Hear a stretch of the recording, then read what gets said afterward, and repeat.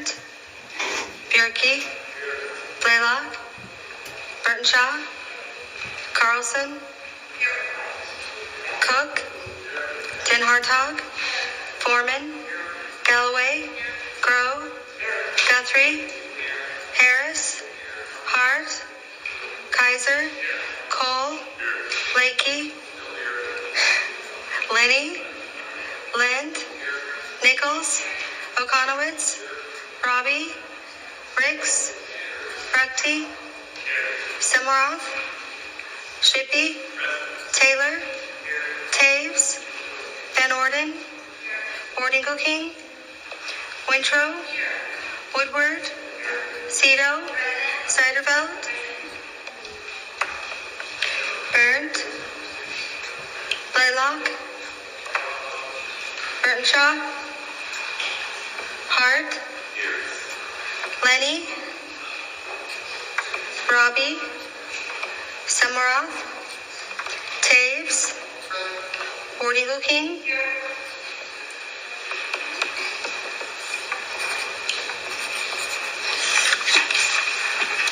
Roll call shows 29 present, 6 absent or excused, with Senator Robbie being formally excused. A quorum being present, the Senate is in order and ready to do business. The Senate will now advance the second order of business, prayer and pledge of allegiance. Our prayer today will be offered by our chaplain, Doug Armstrong, after which the pledge of allegiance will be led by our page, Lucy Barton. We ask our friends in the gallery to please rise and join us in prayer.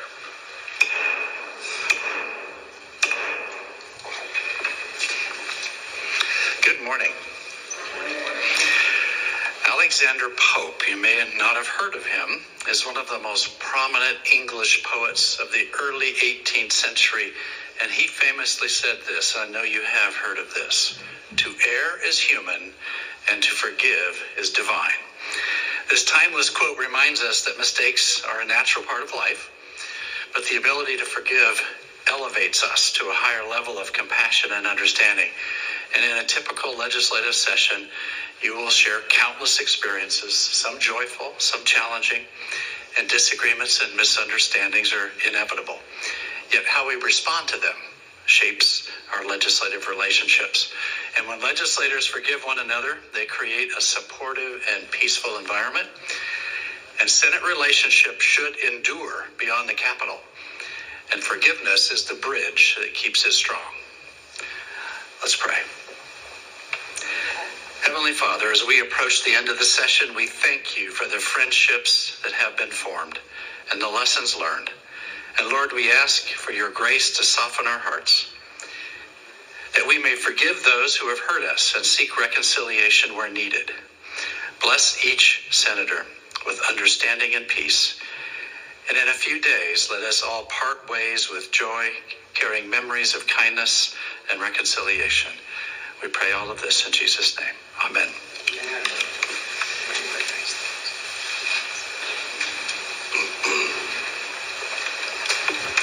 I pledge allegiance to the flag of the United States of America and to the republic for which it stands, one nation under God, indivisible, with liberty and justice for all.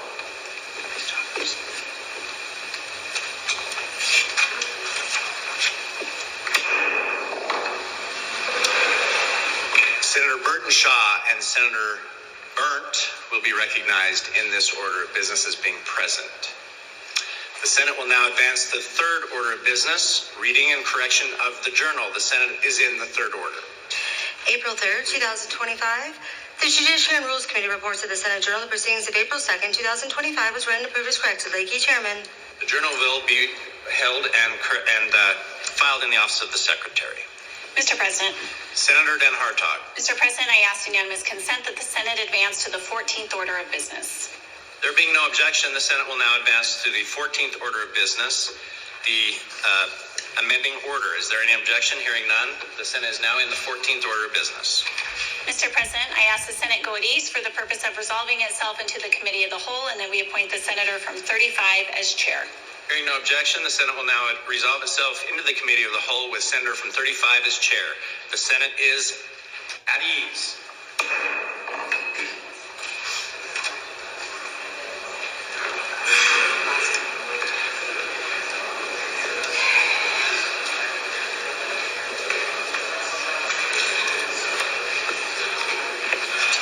Senators, while we're at ease, the chaplain has told me he only has about one prayer left in him.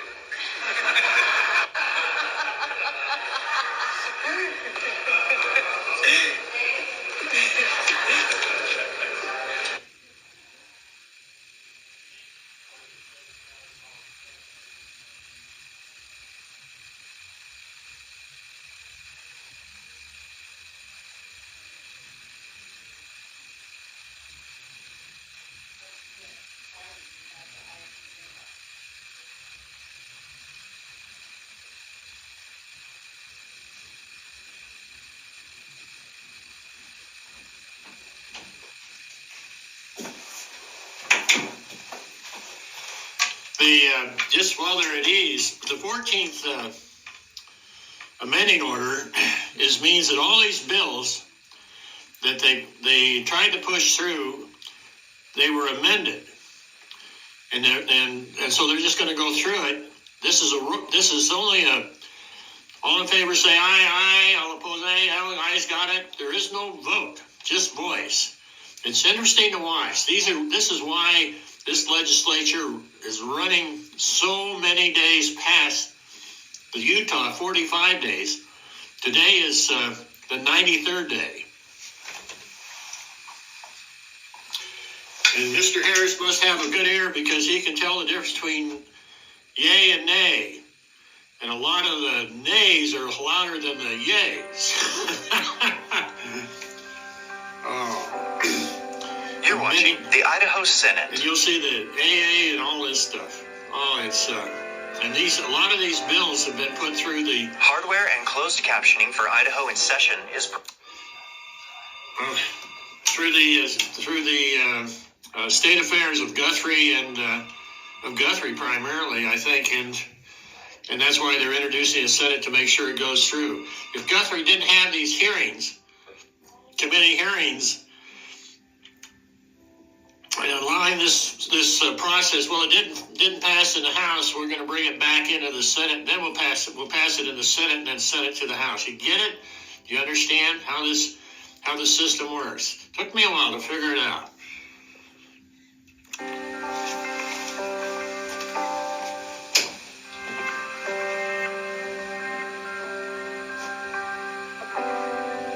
You're watching the Idaho Senate.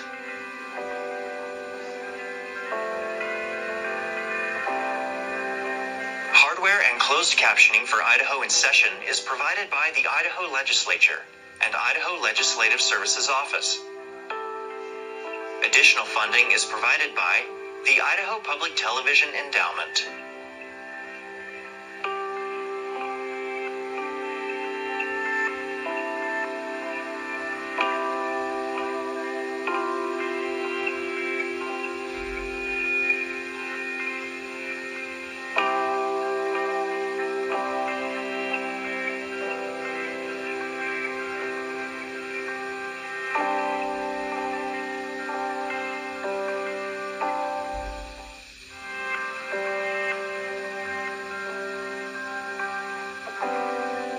You're watching the Idaho Senate.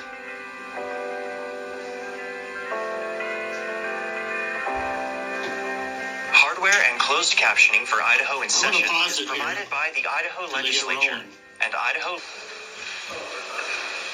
Here we go. Committee of the whole Senate will come to order. The Secretary will read a list of the bills before the committee. Senate Bill 1063 with no amendments, House Bill 129 with no amendments, House Bill 315 as amended with no amendments, House Bill 378 with no amendments, and House Bill 356 with one amendment. The committee will now have under consideration amendment to House Bill 356. If there are no objections, the amendment to Section 2 will be considered read. Moved by Senator Kaiser, seconded by Senator Adams, that the amendment to Section 2 be adopted. Senator Kaiser, you're recognized to open debate. An amendment to Section 2. Thank you, Mr. Chair. So we added water rights language to the bill that was inadvertently omitted. This piece of legislation was modeled after legislation in Arkansas, where there's a difference in Idaho that allows you to buy water rights separately. So we wanted to include that to add that protection. We deleted portions of controversy that had retroactive contracts that would be null and void. So that entire content in that section was removed. Though there is precedent in Idaho, this would be cleaner and prevent any of that being tied up in courts. Additionally, we removed the list of foreign adversaries and just included the code along with the effective date being January 1st of this year. So if in Washington, D.C., they decide arbitrarily to add any additional countries to that list, it wouldn't affect negatively. And here in Idaho, we would have an opportunity to determine if we want to update that list or not. And so those are the changes in its entirety. But that debate is open. Debate being open, is there debate in opposition? Hearing none, Senator Kaiser, you're recognized to close debate. Amendment to Section 2. Thank you. Debate is closed. Thank you, Senator. Debate being closed. The question is, shall amendment to Section 2 be adopted? All those in favor say aye. Any opposed say no. Ayes have it, and the amendment will be adopted. Senator Taves. Mr. Chairman, I move that when the committee rise, it report that it has had under consideration House Bill 356 and return same as amended without recommendation. Mr. Chair, I second the motion. It's been moved and seconded. All those in favor say aye. Any opposed say no. Ayes have it. Motion carries. Senator Taves. Mr. Chairman, I move that the committee rise and report. Mr. Chair, I second the motion. You've all heard that motion. All those in favor say aye. Aye. Any opposed say no. Ayes have it, and that motion carries. Thank you, Senators. With that, that's it. The whole committee of the committee of the whole Senate will be dissolved.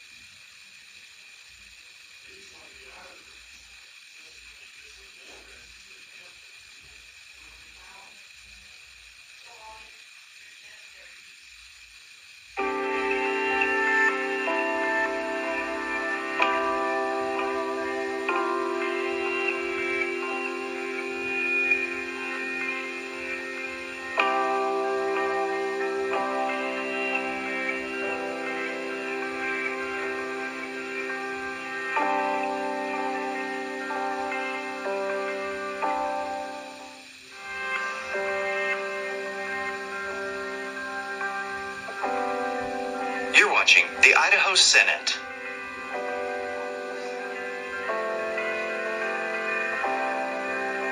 Hardware and closed captioning for Idaho in Session is provided by the Idaho Legislature and Idaho Legislative Services Office.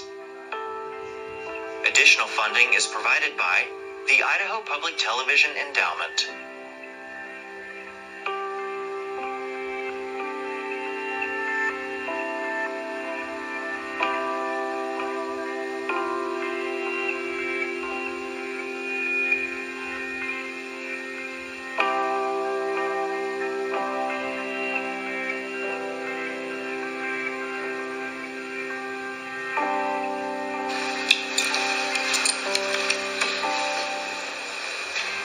Senate will come to order. Prior to going at ease, the Senate was in the 14th order of business. The Senate is in the 14th order of business. Senator Blaylock will be recognized as being present in this order of business. Senator Harris. Mr. President, we, Committee of the whole Senate, beg leave to report. We have had under consideration House Bill 356 and return same as amended without recommendation. We further report we've had under consideration Senate Bill 1063, House Bill 129, House Bill 315 as amended, and House Bill 378. Report progress and beg leave, sit again. Mr. President, I move the adoption of the committee report. Mr. President, I second the motion. You've heard the motion. All those in favor say aye. All those opposed say nay. The motion passes, and House Bill 356 will be filed for first reading as amended, and the amendments thereto will be referred to the Judiciary and Rules Committee for printing. The following measures will hold their place on the 14th order. Senate Bill 1063, House Bill 129, House Bill 315 as amended, and House Bill 378. Mr. President. Senator Den Hartog. Mr. President, I ask unanimous consent that the Senate return to the sixth order of business. There being no objection, the Senate will now return to the sixth order of business. Reports of standing committees. The Senate is in the sixth order. April 3rd, 2025. The Judiciary and Rules Committee reports that the Senate amendments to House Bill 356 have been correctly printed. Leahy, Chairman.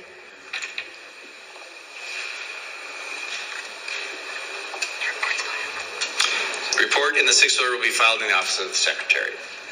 April 2nd, 2025. The Judiciary and Rules Committee reports that Enrolled Senate Bill 1185 was delivered to the Office of the Governor at 3 p.m.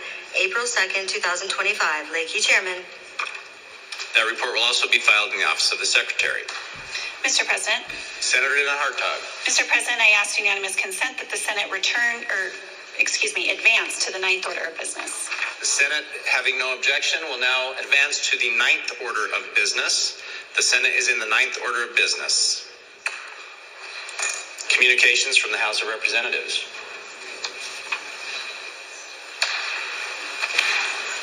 April 2nd, 2025. Mr. President, I transmit herewith House Bills 470, 476, 477, 479, 471, 472, 480, and House Bill 481, which will pass the House. McGinnis, Chief Clerk. House Bills 470, 476, 477, 479, 471, 472, 480, and 481, having been received from the House, will be referred to the 11th order of business for introduction.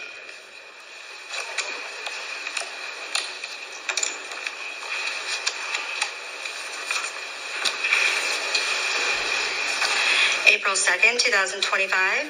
Mr. President, I return herewith Senate Bills 1194, 1117, 1157, 1171 as amended, 1201, 1203, 1204, 1206, 1207, 1208, 1209, and Senate Bill 1187, which will pass the House. McGinnis, Chief Clerk. Senator Lenny will be recognized as present in this order of business. Senate Bills 1194, 1117, 1157, 1171 as amended, 1201, 1203, 1204, 1206, 1207, 1208, 1209, and 1187 will be referred to the Judiciary and Rules Committee for enrolling. April 2nd, 2025. Mr. President, I transmit herewith enrolled House Bill 398, 438, 457, 468, and House Bill 469 for the signature of the President. McGinnis, Chief Clerk. House Bills 398, 439, 457, 468, and 469, having been enrolled and signed by the Speaker, will now be signed by the President and returned to the House of Representatives.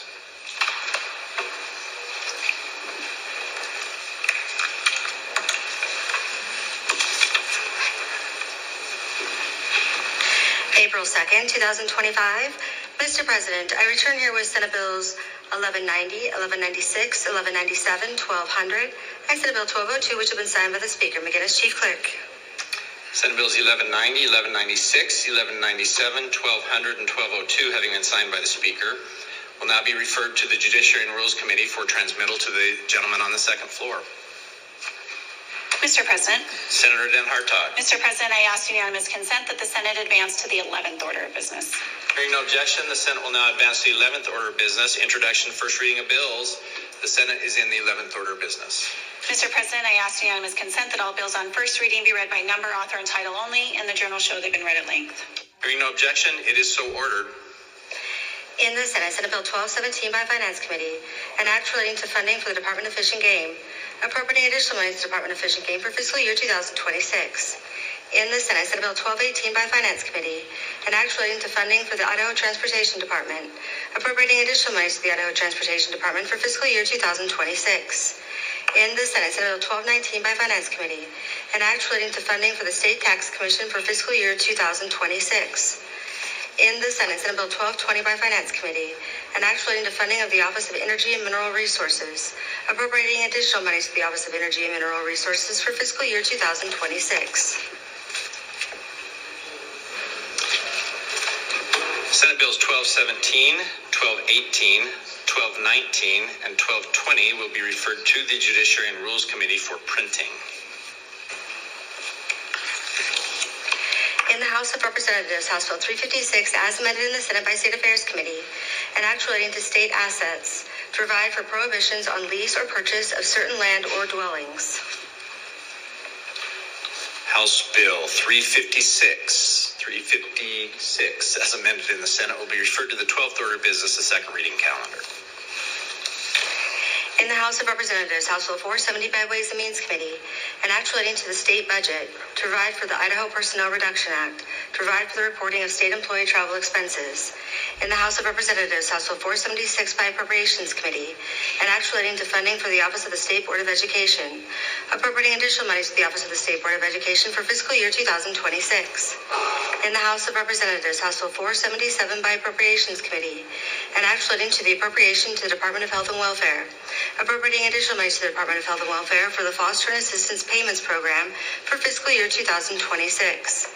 In the House of Representatives, House Bill 479 by Revenue and Taxation Committee, an act relating to taxation, to revise provisions regarding the deduction of military retirement pay from taxable income, to revise provisions regarding the tax on corporate income, to revise a provision regarding the period of limitation upon assessment and collection of certain taxes. In the House of Representatives, House Bill 471 by Ways and Means Committee, an act relating to single county-wide highway districts, to revise provisions regarding the election of a single county-wide highway district commissioner. In the House of Representatives, House Bill 472 by State Affairs Committee, an act relating to the Idaho Medical Freedom Act, to revise provisions regarding prohibited medical mandates. In the House of Representatives, House Bill 480 by Appropriations Committee, an act relating to funding for the Department of Health and Welfare, appropriating additional monies to the Department of Health and Welfare for the divisions of substance abuse treatment and prevention, mental health services, and psychiatric hospitalization for fiscal year 2026. In the House of Representatives, House Bill 481 by Appropriations Committee, an act relating to the appropriation to the Public Schools Educational Support Programs Division of Facilities, reducing the appropriation to the Public Schools Educational Support Programs Division of Facilities for fiscal year 2026.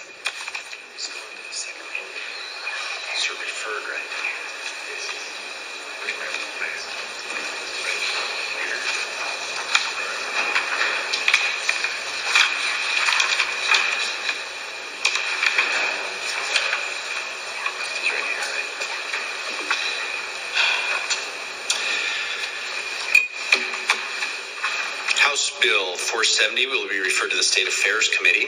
House Bill 476, 477 will be referred to the Finance Committee. House Bill 479 will be referred to the Local Government and Taxation Committee. House Bill 471, 472 will be referred to the Senate State Affairs Committee, and House Bill 480 and 481 will be referred to the Senate Finance Committee. There is no further business in the 11th order, Mr. President.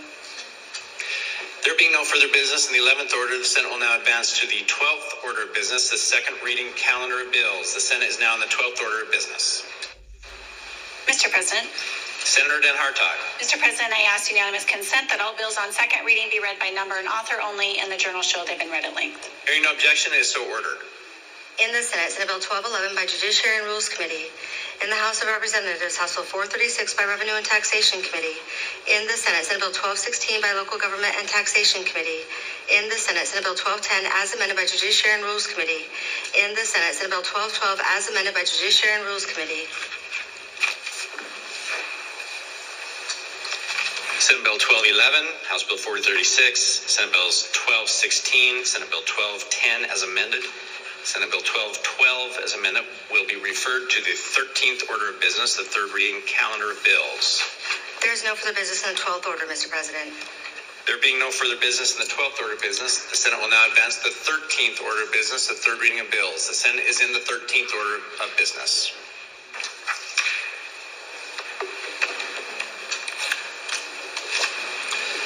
The Senate now has before it for final consideration Senate Bill number 248. The Secretary will read the bill. In the House of Representatives, House Bill 248 by Appropriations Committee, an act relating to appropriations to natural resources, appropriating money. Mr. President? Senator Zeiderveld. Mr. President, I ask unanimous consent that further reading of House Bill 248 be dispensed with, and the journal show it has been read the third time at length, section by section, and placed before the Senate for final consideration. You've heard the request. Is there an objection? Hearing none, Senator Zeiderveld, you're recognized to open debate on House Bill 248. Thank you, Mr. President. Senators, what we have is our natural resource maintenance budget before us.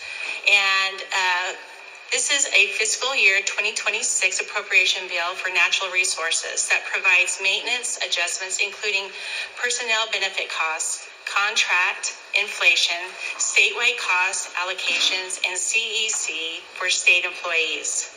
The departments included in this bill are the Department of Environmental Quality, Department of Fish and Game, the Endowment Fund Investment Board, Departments of Lands, Department of Parks and Recreation, and the Department of Water Resources.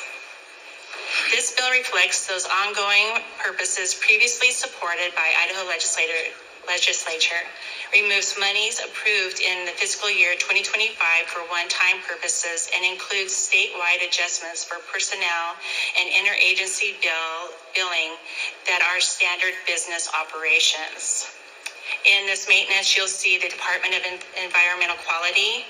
This includes 385 full-time positions, $170,942,100 for program maintenance, which is a 1.1 increase from the original appropriation.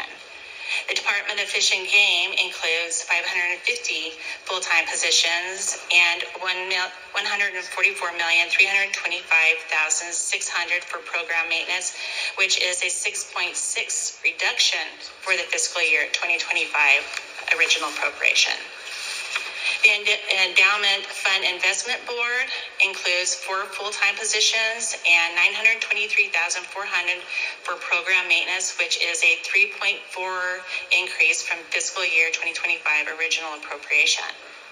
The Department of Lands includes 332.60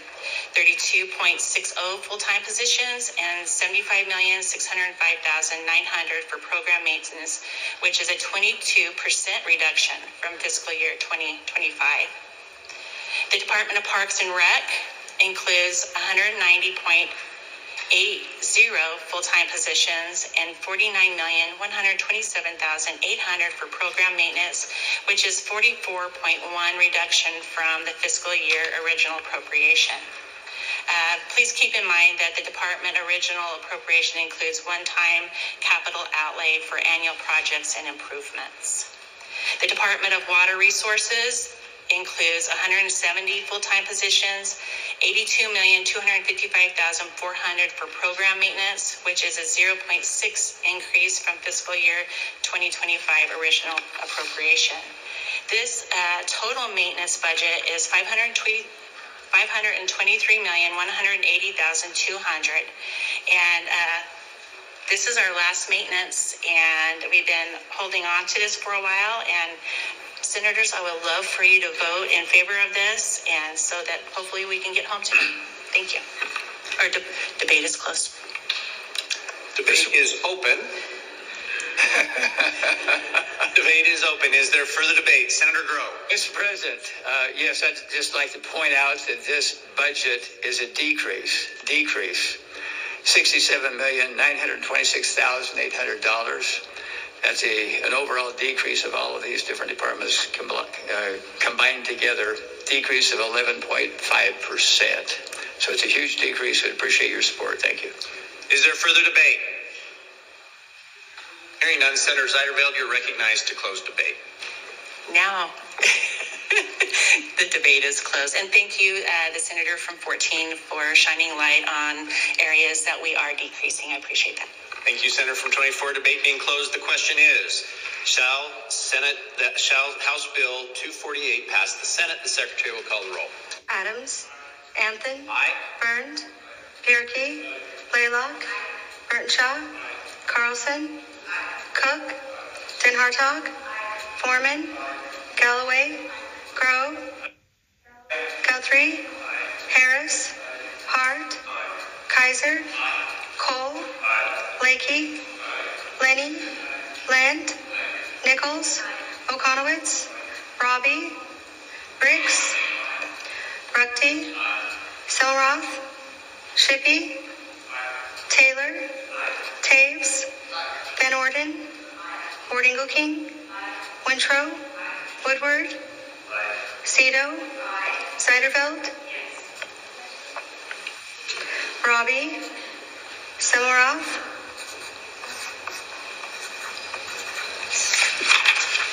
Roll call shows 33 ayes, 0 nay, 2 absent or excused. A majority having voted in the affirmative. House Bill number 248 has passed the Senate. Is there a correction to title? Hearing none, the title is approved. And House Bill number 248 will be returned to the House of Representatives. Mr. President. Senator Den Hartog. Mr. President, I ask unanimous consent that House Bill 337 hold its place on the calendar. Hearing no objection, House Bill number 337 will hold its place on the calendar. Mr. President, I ask unanimous consent that House Bill 435, as amended in the Senate, be returned to the Local Government and Taxation Committee. Hearing no objection, House Bill number 435, as amended in the Senate, will return to the Local Government and Taxation Committee. Mr. President, for a Senate privilege. Senator has the floor for Senate privilege. Thank you, Mr. President. Senators, on your calendar, the bills that were in second reading got read into third reading this morning. We are going to pick up 2 of the Senate bills, and I'll be asking for a rule suspension. We're going to be picking up Senate Bill 1211 and Senate Bill 1216. Mr. President, is Senate Bill 1211 in this order of business?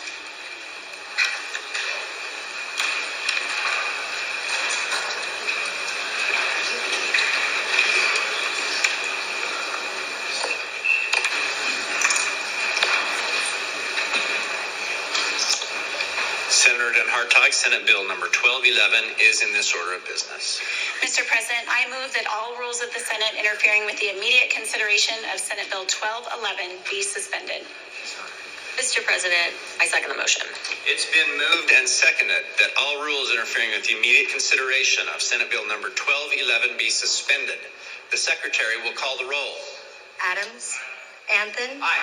Burns, Bjerke, Blaylock, Burtenshaw, Carlson, Cook, Den Hartog, Foreman, Galloway, Grove, Guthrie, Harris, Hart, Kaiser, Cole, Lakey, Lenny, Land, Nichols, Okonowitz, Robbie, Briggs, Ruchte, Semmelroth, Shippey, Taylor, Taves, Van Orden, King, Wintrow, Woodward, Cito, Seiderveld,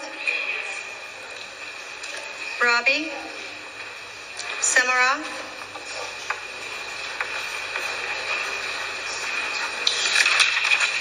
Roll call shows 33 ayes, 0 nay, 2 absent or excused.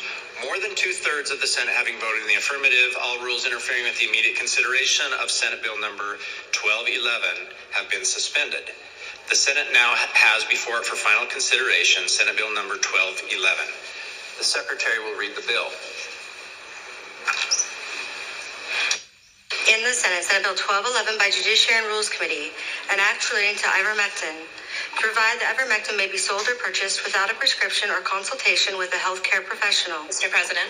Senator Nichols. Thank you, Mr. President. I ask for unanimous consent that further reading of Senate Bill 1211 be dispensed with, and the journal show that it has been read the third time at length, section by section, placed before the Senate for final consideration.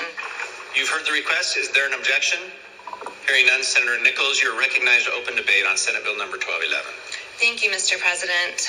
Senate Bill 1211 is a straightforward and responsible measure to allow over-the-counter access to ivermectin, a safe, effective, and time-tested medication that has earned its place as one of the most impactful drugs in medical history. So I want to start with some facts first. Ivermectin was first discovered in late 1970s and approved for human use in the U.S. in 1987. It has been administered over 3.7 billion times globally with an exceptional safety record. In 2015, the developers of ivermectin received the Nobel Prize in Physiology or Medicine for their breakthrough in treating parasitic diseases. Ivermectin is included on the list of essential medicines and available over the counter in many other countries. It's also worth noting that 13 U.S. states are currently pursuing similar legislation to Senate Bill 1211, with Arkansas and Tennessee already leading the way. In Arkansas, Governor Sarah Huckabee Sanders signed this into law, affirming a belief we share that healthcare freedom matters. This bill mirrors Arkansas's approach and takes a clear, measured stance. It permits only ivermectin that is manufactured and labeled for humans to be sold without a prescription.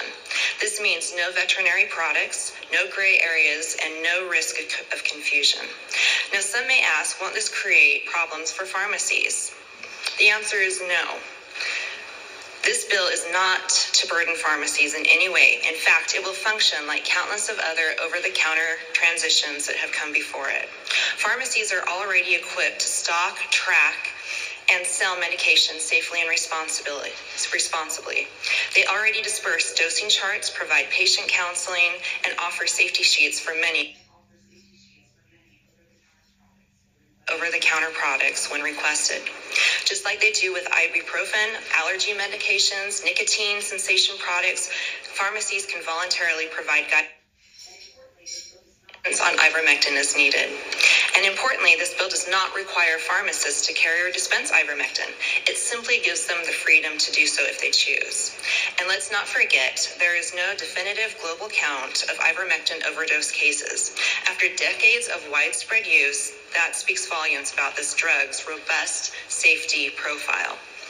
Meanwhile, people across Idaho are already obtaining ivermectin in many ways. Whether online, across state lines, or through unofficial channels, this bill ensures that when they do, they can get it safely and legally right here in Idaho from a trusted local pharmacy with access to professional advice if they so choose. Senate Bill 1211 does not mandate the use of ivermectin. It does not force anyone's hand. It simply says if you want to use the safe, effective medication, you can. We're not mandating use, we're not prescribing treatment, and we are not mandating that it be sold. What we're doing with this bill is simple. We're removing a barrier, we're trusting Idahoans, and we're affirming that adults are capable of making informed decisions about their health. If we trust the people of Idaho to purchase ibuprofen, nicotine patches, allergy medications, and even emergency contraception over the counter, then why would we block access to a drug with a decades-long safety record and life-saving benefits? And yes, new research continues to emerge on this anti-inflammatory, antiviral, and antibacterial properties of this medication. We are not done learning about all that it can do, but Idahoans shouldn't have to wait for federal bureaucracy to catch up before they can make informed choices. Mr. President, I'd like to read briefly from the National Library of Medicine, the National Center for Biotechnology Info, if I can have unanimous consent on that request. Senator, having cited the source and hearing no objection, the senator may read. Thank you, Mr. President. So March 12th of 2024, the National Library of Medicine, which is a government organization, and they do a lot of studies on just about every medicine that we have available. This is what they said. Ivermectin has become a versatile pharmaceutical over the past 50 years. Ivermectin is a derivative of avermectin, originally used to treat parasitic infections. Emerging literature has suggested that its role goes beyond this and may help treat inflammatory conditions, viral infections, and cancers. They go on to say ivermectin is now recognized as a multifaceted therapeutic with diverse potentials beyond its established antiparasitic role. And so, and there's just a bunch of information that goes along with that. A lot of it breaks it down into all sorts of different categories of what they think that this type of medication can help. In fact, if you look in your packet that you have, there is a clip from Walmart that ivermectin is now available to use to treat head lice. And it was once pharmaceutically obtained with a prescription, but now it is not. So they're starting to move that direction because they're understanding that this is a great drug, great medication. It can be used for so many different things, and that it is safe. And so they are starting to allow it more and more to be utilized as an over-the-counter. Let's see, I wanted to also point out, so ivermectin's story is one of innovation, safety, and hope, and it's time Idaho caught up with the reality that this medication is not only safe, but deserving of greater access. Now, that's not to say with anything that there can be some side effects, but what they have found is that this really does not put anybody at risk, that it has very good benefits, great potential, and like I said, people in Idaho are obtaining this in different ways. I know a few years ago, the country of origin for a lot of this that people were ordering from was India. So I think, and I would feel more comfortable being able to just go to my pharmacy, talk to my pharmacist, be able to obtain this if I needed to, and go home and start that process. I wanted to also point out in your packet that there is information about what Arkansas just recently did, and there is also several boxes of what the standard ivermectin looks like sold here in the U.S. And you'll notice on it that it says for dosage, see accompanying circular. Well, that's in your packet too. So each of these boxes, when they sell them, have inserts in the package, and it has all sorts of different information, including dosages and how it's processed, what it's made up of, what you can use it for, what you shouldn't use it for, side effects, just like any other drug that we get over the counter or behind the counter. So it's really easy for pharmacists to be able to give the information out and consult with people that come to talk to them about obtaining this. And again, we're not mandating anything, we're simply making this available over the counter. And with that, Mr. President, I will go ahead and open for debate. Thank you. Debate is open. Is there further debate? President, Senator wants to debate against the bill. You have the floor. Thank you, Mr. President. I'd encourage you to vote no on this. I want you to think about the debate that we just heard. There's no medical doctors who are telling us this is a good idea. Pharmacists are not telling us that this is a good idea. In fact, they're saying the opposite.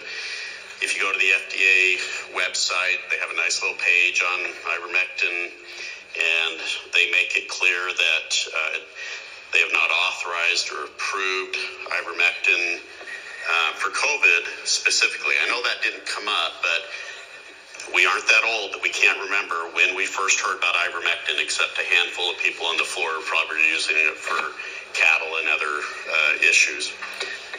But most of us heard about ivermectin when COVID arrived on the scene, and the President Trump, got on national television and talked about its uses and its benefits, and suddenly people were using it, and there were a lot of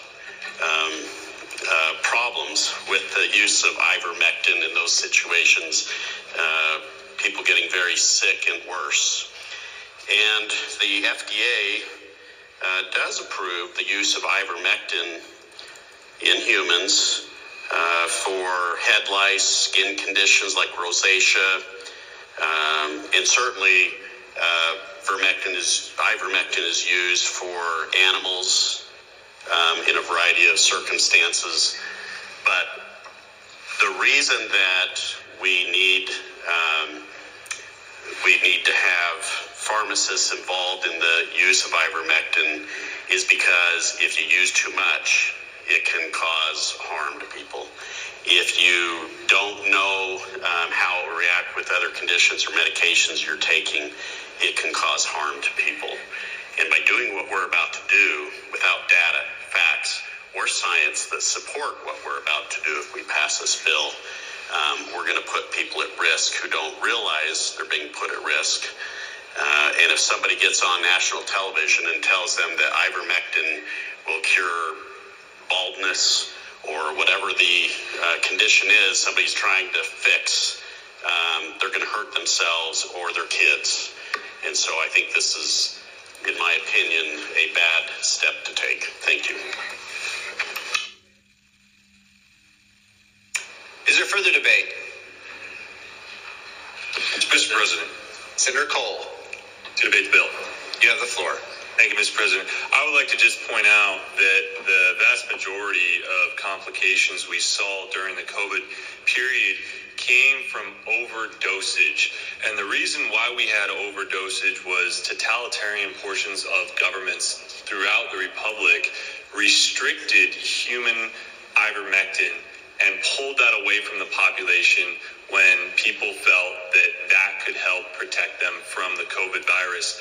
So the best thing we can do, Mr. President, to actually support our citizens and make sure people are safe is to legalize over-the-counter human-dosed ivermectin so people aren't going to other sources, going through black market channels and international distribution systems. The best thing we can do is legalize it so that people are taking human-dosed prescriptions. Thank you, sir. Is there further debate? Mr. President. Mr. President. Senator Lent.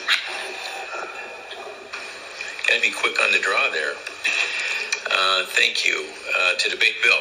Senator, you have the floor. You know, I appreciate the senator from 25 there. He brought up the point that I was really thinking about, and that is, from what I read on the internet, understanding how to dose and the dosage requirements associated with this are important. And I was wondering if the sponsor of the bill would stand for a question. Senator Nichols, would you stand for a question? Senator yields. Senator yields. Senator Lent, you are recognized to ask a question. Thank you, Mr. President. Mr. President, I was wondering if the sponsor could communicate, other than what we've heard, head lice and dealing with parasites, why are people buying this? What's it being used for? Senator Nichols, you are recognized to answer the question. Thank you, Mr. President and Senator. So people use this for all sorts of things. It's used for malaria, and I'm not a doctor, I'm not a pharmacist, but from the information that I gathered from the National Center, they are using it for, again, parasites, for scabies, lymphatic issues, inflammatory issues, different types of skin conditions. Of course, it was talked about for COVID, autoimmune diseases, antiviruses, and they're also looking at it now for cancer treatments, malaria, trying to go through their list here of all the different things that they've used it for. They're also using it now. They're finding it has beneficial components for autoimmune issues. And so that can be anything from like arthritis. So they're using it now for a lot of different things. Right now, they are looking at more types of issues that they're finding positive things that are coming out on some of these other things, other issues that they don't know, so like the cancer. But right now, mainly anti-inflammatory, antibacterial, viral. The head lice was really interesting because fortunately I never had to do that with my kids. We were really fortunate with that. But the old way was always having to put special shampoo on their head and then comb out the head lice. With the product with the ivermectin in it now, they can put it on and let it set and rinse it out within 10 minutes, and it takes care of everything. There's no combing anything out. It's really, really easy that way, and it's because of the ivermectin that's in it that is able to facilitate that. So there's lots of things that it's being used for, but there's more things that are coming into play that they're finding out that it helps with. Is there further debate? Follow up? Senator Lent. Thank you. To continue. I would just add this, that I'm concerned that this is ripe for people using it as an opportunity to scam people and create reasons that they need to buy and purchase and use this. That concerns me greatly. Thank you. Is there further debate? Mr. President. Senator Van Orden. Thank you, Mr. President. Would the good lady from 10 stand for a question? Senator Nichols, would you yield to a further question from the senator from 30? Yes, the senator will yield. Senator Nichols yields. Senator Van Orden, you may proceed. Thank you, Mr. President. In just previous debates, it talked about COVID, using it for COVID for prevention.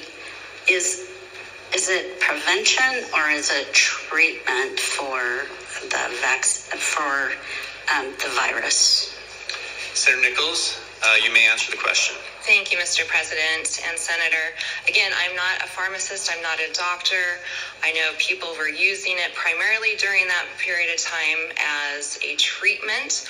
But as we have progressed, it is also being used.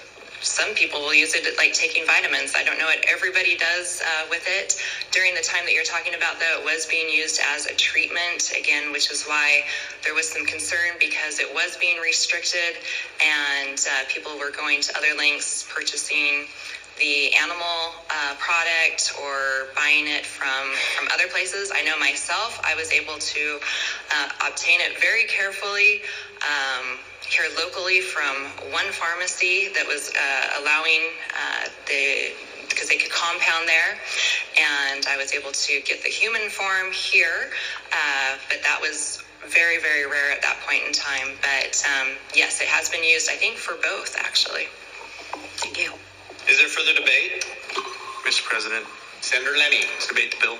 Senator, you have the floor. Thank you, Mr. President. We, the senator from 29 said we don't have any doctors here talking about this. Well, yeah, there's no doctors on the Senate floor, but there's plenty of doctors all over the world and in Idaho who recommend ivermectin. And we've all seen, just back up a few years, we've all seen ivermectin be used for the treatment of COVID. Our Idaho's own Dr. Ryan Cole recommends this.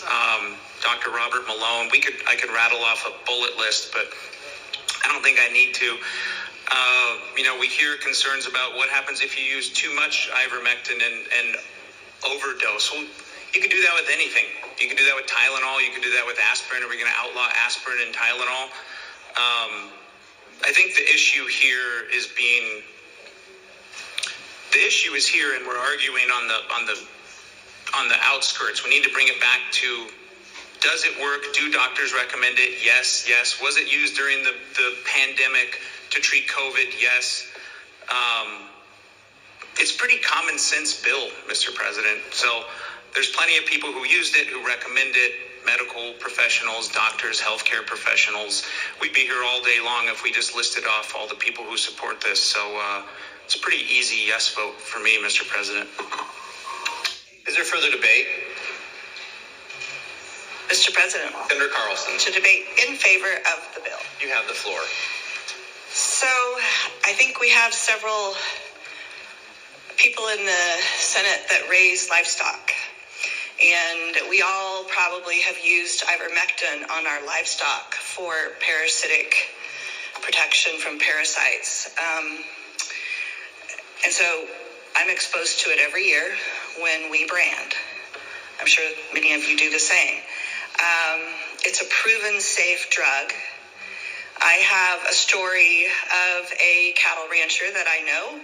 His partner got cancer, and he chose to treat her with the ivermectin that he uses for his cattle. He and her treated themselves, and she no longer has cancer. Now, that's just hearsay information that I'm giving you.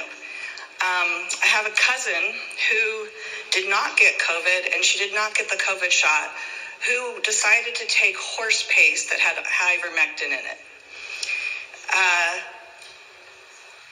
There's multiple information out there about people using ivermectin during COVID. Some of them still got COVID, but they did not get it as bad. Doctors have prescribed it. I have a doctor that was afraid to prescribe it to me, but gave me the dosage information during COVID. I have an uncle who was a missionary for years, and he has been treated with it for malaria purposes. This drug has been around for a long time. It's a cheap drug. we should have access to it, and the best way for us to utilize it is for someone to be able to market it, package it, and put it in safe packaging in a drugstore so that people are actually taking it appropriately with the appropriate dose. With that, I will urge your aye vote on this. Thank you. Is there further debate? Mr. President. Senator Zeiderveld. Thank you, Mr. President, to debate in favor of the bill. You have the floor. Thank you, Mr. President. So I was just looking at the side effects of the ivermectin and aspirin. And I want to share some of the side effects from ivermectin. It says itchy skin, dizziness, nausea and vomiting, diarrhea, constipation, swelling and pain, severe skin reactions. It says it could cause liver damage, weight gain, bottom line, which I don't know what that is. And there's just a few others. But here's aspirin. Aspirin causes bleeding. It causes ulcers. It causes drowsiness. It causes nausea, heartburn. It causes dizziness, bruising, ringing ears, kidney disease.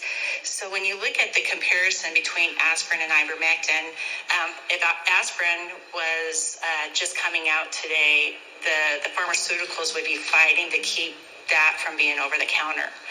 And the thing is with ivermectin, what we're hearing about with a lot of the cancers is a lot of the cancers are now they're finding is parasite driven. There's parasites, and they're finding that actually ivermectin is a huge help in those who have cancer.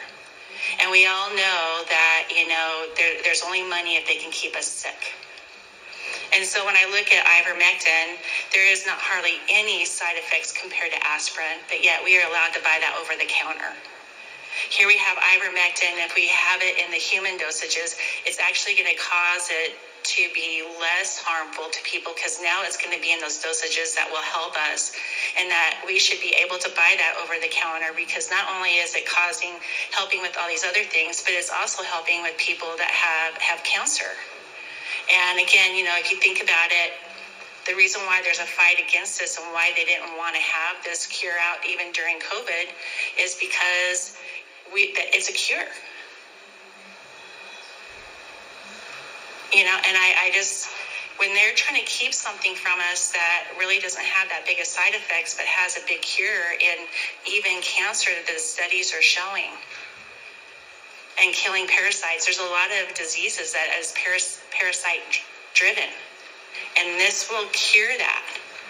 And because it'll cure and help with that, then there's going to be less money that's going to go to a lot of these big pharmacies, to hospitals, So we need to allow this to be taken over the counter. I myself, during COVID, we took ivermectin.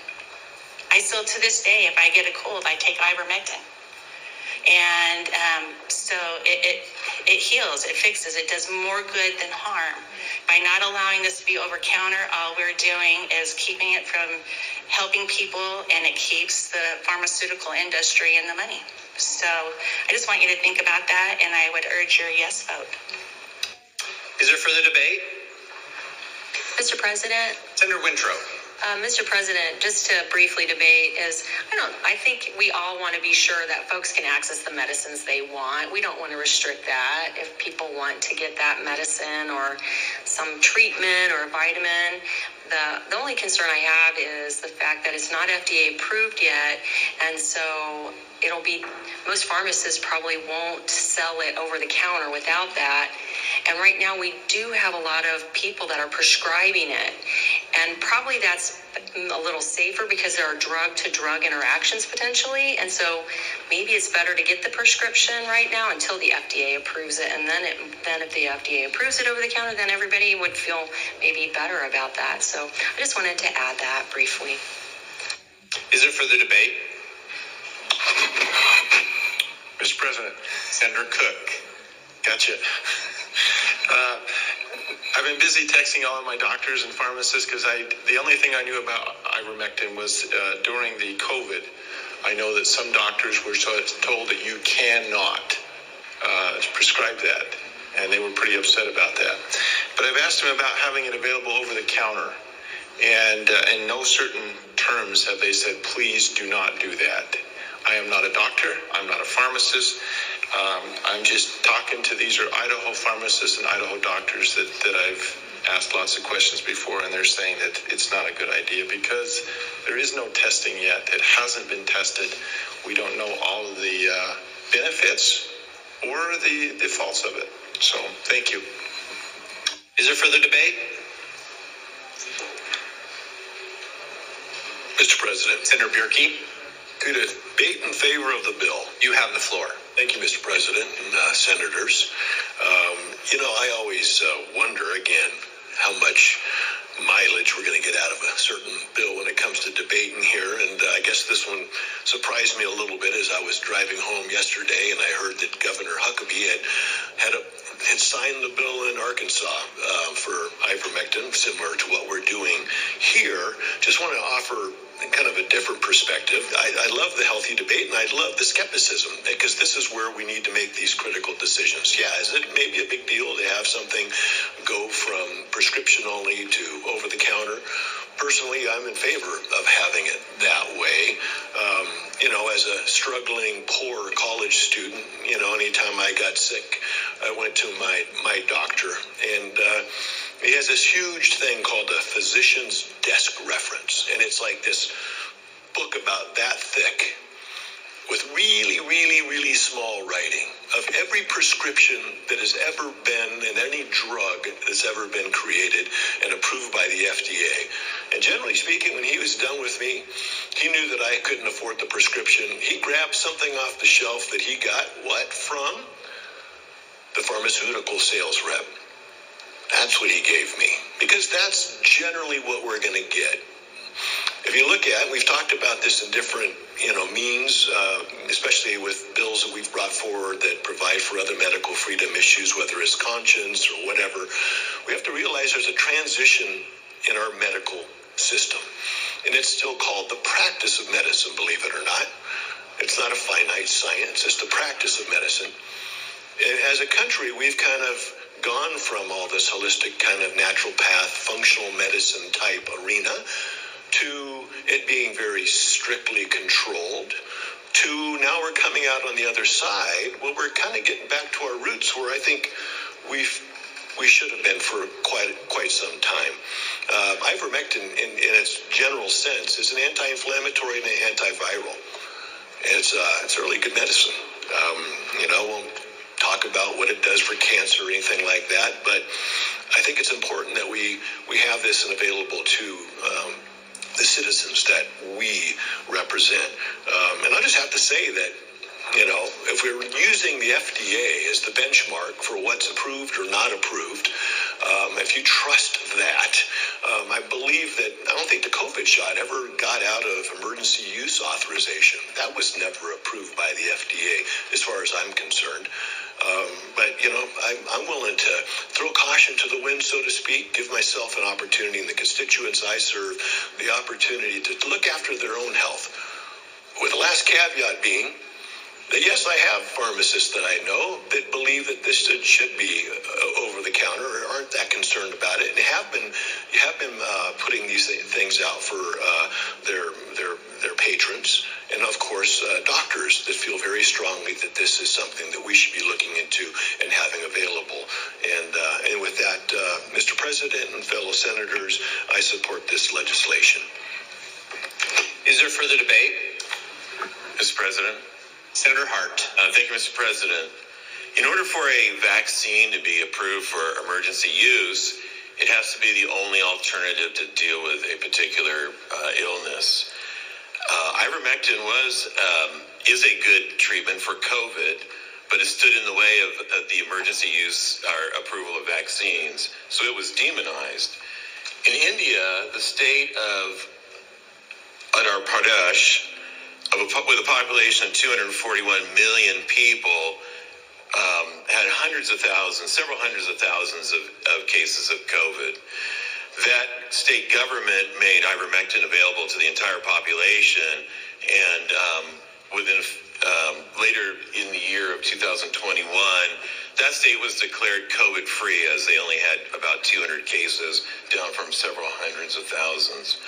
I have ivermectin at home. It was prescribed to me by a doctor. There are plenty of doctors around the United States who approve the use of ivermectin. I think we are late getting this done. I think this should have been done years ago. I support the bill, and I'd encourage your yes vote on it. Is there further debate? Mr. President. Senator Shippey. Thank you, Mr. President. To debate the bill. You have the floor. So, Senators, I will start by saying I've never taken ivermectin, but I do support this legislation. And Mr. President, if I may, I have something I would like to read. This was originally given as a testimony from a medical doctor in the Homeland Security Committee in Congress. And I just wanted to read a little portion of some of the studies that they had done and the results of that. Hearing no objection, Senator Shippey, and having cited the source, you may read. Okay, so one of the first studies that it references here, it says that they had done a total of 6 studies, but one of the studies here had included over 2,400 patients, and all showing near perfect prevention of transmission of the virus in people with unprotected exposure of COVID-19. Patients compared to the high measure rates of transmission in those who did not receive ivermectin treatment. So this was prevention studies. So they found that it overwhelmingly worked really good as a prevention measure there. And then early treatment was one of the second study that they had over 3,000 participants in this one, and all studies showed either a considerable statistically significant reduction in the number of patients who deteriorated into hospital or ICU, and they also were reported faster recovery from all symptoms when they were treated with ivermectin. And then also the third one was the hospital treatment that after being in the hospital, over 3,000 patients were tested in this study as well, and they all showed statistically a significant reduction in mortality among those who were treated with ivermectin. So I just wanted to bring that to our attention here, supportive of this legislation. Thank you, Mr. President. Debate is open. Is there further debate? Senator Lent, for what purpose do you rise? To debate the bill a second time. Is there any senator who wishes to debate for the first time? Hearing none, Senator Lent, you're recognized to debate for the second time. Thank you. It's interesting. In my day, we used to have encyclopedias on the shelves, and now we have computers that we pack around and we look things up very quickly. So if I may quote from a quick reference in ChatGPT. Hearing no objection, Senator, you've referenced the source. You may read. Most medical experts and major health organizations, including the FDA and the CDC, do not approve of using non-prescription ivermectin to treat conditions like COVID-19 and other viral illnesses. While some individual doctors have promoted off-label use of ivermectin, the majority of the medical community does not support its use without a prescription and proper medical supervision. Thank you. Debate is open. Is there further debate? Hearing none, Senator Nichols, you're recognized to close debate. Thank you, Mr. President. Thank you for those that debated. I appreciate it. Just in closing, Senate Bill 1211 is not about pushing a treatment. It's about removing a barrier, trusting Idahoans, trusting our pharmacies, and upholding the principles of personal choice and limited government. It has a long, proven safety record, and so let's give people in Idaho the freedom to access it, just like we do with countless of other medications. So I ask for your yes vote, and with that, debate is closed. Debate is closed. The question before the Senate is, shall Senate Bill number 1211 pass the Senate? The Secretary will call the roll. Adams. Anthony. Aye. Berndt. Bjerke. Blaylock. Burnshaw. Carlson. Cook. Den Hartog. Foreman. Galloway. Grow. Guthrie. Hart. Kaiser. Cole. Lakey. Lenny. Lent. Nichols. Okonowitz. Robbie. Ricks. Rugty. Shippey. Taylor. Taves. Van Orden. King. Wintro. Woodward. Zito. Seiderveld. Burnt. Burtonshaw.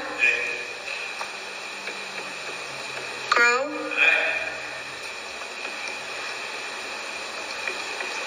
Robbie.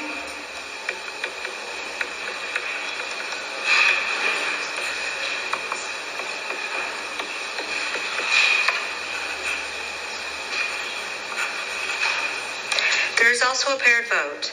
Senator Harris votes aye. Senator Semmelroth votes nay. Roll call shows 25 aye, 9 nay, 1 absent and excused. A majority having voted in the affirmative, House Bill number 1211 passes the Senate. Is there a correction to title? Hearing none, the title is approved, and Senate Bill number 1211 will be transmitted to the House of Representatives. Mr. President. Senator Den Hartog. Mr. President, is Senate Bill 1216 in this order of business?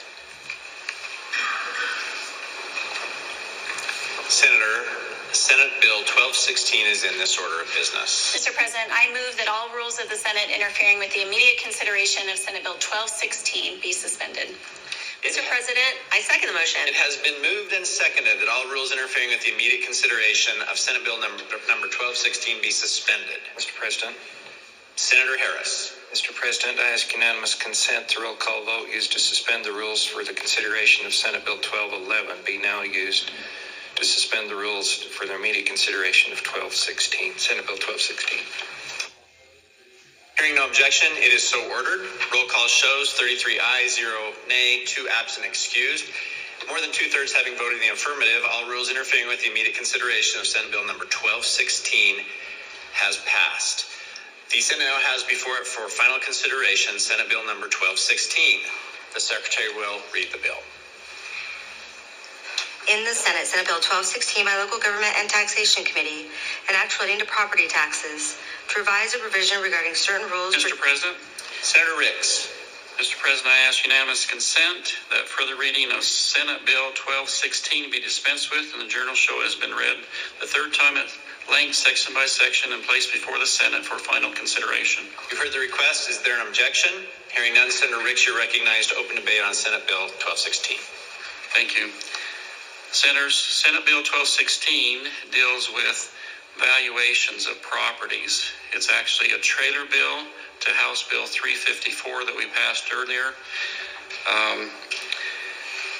This is an update in order to provide a little bit more tightening on valuations. Currently, right now, county assessors typically use a standard if it's for valuation and have a little bit of variance there. You can go 10% below and 10% above the actual value. And the language that is provided in Senate Bill 1216 allows that to be tightened just a little bit, provided that there is statistical certainty on the data that you can tighten it up to 5% of that valuation. This tends to be this is an international standard that's adopted and used by assessors essentially worldwide on property valuation. This was also developed in conjunction with the counties. And anyway, with that, debate is open. Debate is open. Is there further debate? Hearing none, Senator Ricks, you're recognized to close debate. Thank you. Debate is closed. Debate being closed, the question before the Senate is, shall Senate Bill number 1216 pass the Senate? Mr. President. Senator Harris. Mr. President, I ask unanimous consent to roll call vote used to suspend the rules for the immediate consideration of Senate Bill 1211 be now used for the passage of Senate Bill 1216. Hearing no objection, it is so ordered. Roll call shows 33 ayes, 0 nay, 2 absent and excused. A majority having voted in the affirmative, Senate Bill number 1216 has passed the Senate. Is there a correction to title? Hearing none, the title is approved, and Senate Bill number 1216 will be transmitted to the House of Representatives. Mr. President, I ask the Senate go at ease. Senate will be at ease. Mr. President, for an announcement.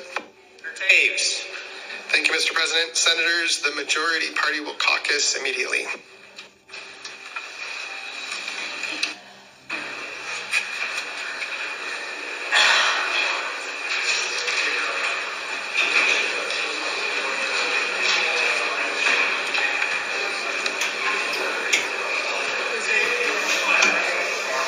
Looks like they're going to powwow. We'll pause it. And so I do really appreciate his work ethic and what he's been able to do here in Idaho. I look forward to seeing the vision that he's set to continue on, and look forward in supporting that. And I will also be watching to see what he does for America, and I think we'll be in good hands still. Thank you, Mr. President. Is there further debate? Mr. President, Senator Ward Ingle-King. to debate in favor of the memorial. Have the floor.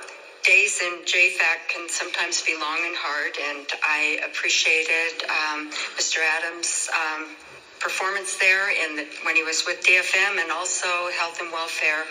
Foster children are in a better place, and our state is in a good place thanks to a lot of his hard work, and so I wish him well and his family, and hope he comes back soon. So doesn't stay there forever, just for a while. Thank you. Is there further debate? Mr. President. Senator Den Hartog. Mr. President, I see Mr. Adams and his wife, Jennifer, and their beautiful daughter. I remember when they came in for one of your first confirmation hearings. I think your daughter was in a little stroller, so it's been a couple of years. But I think some of the most impactful legislation that you worked on, you did with your spouse, and that was on the surrogacy laws. And I think while Mr. Adams leaves a legacy in many ways, I think the families of Idaho and the children of Idaho are going to be the ones who benefit. And I appreciate that. We're not sure if you ever sleep. We definitely know that Mr. Adams' mind never turns off, that there are ideas and solutions being formed to the problems that are faced. And not only are we losing a tremendous public servant, the best example of what a public servant should be in the state of Idaho, we're also going to be losing his wife, who is a tremendous public servant. And we are looking forward to what she will do as well. Thank you, Mr. President. Is there further debate? Mr. President. Senator Leahy. Thank you, Mr. President. I'll just briefly add my appreciation and support for the motion, but appreciation for Mr. Adams. We've all had opportunity to work with him in different ways. And for me, it's been working with him on our combined efforts to reduce government regulation. He's been tireless in that. Also, our efforts to reform occupational licensure, to make it easier for people to practice their chosen occupation in Idaho. And he's been tireless in that regard as well. We come up with some ideas, and he comes up with other ones. But he's always been a champion for that. And I remember when I heard he was going to take over the Department of Health and Welfare, I thought, that's a job that you couldn't pay me enough to do. It's like steering the Titanic. And he actually managed to steer the Titanic. So that's a testament to his ability and vision. Appreciate him very much, and we'll miss him. Is there further debate?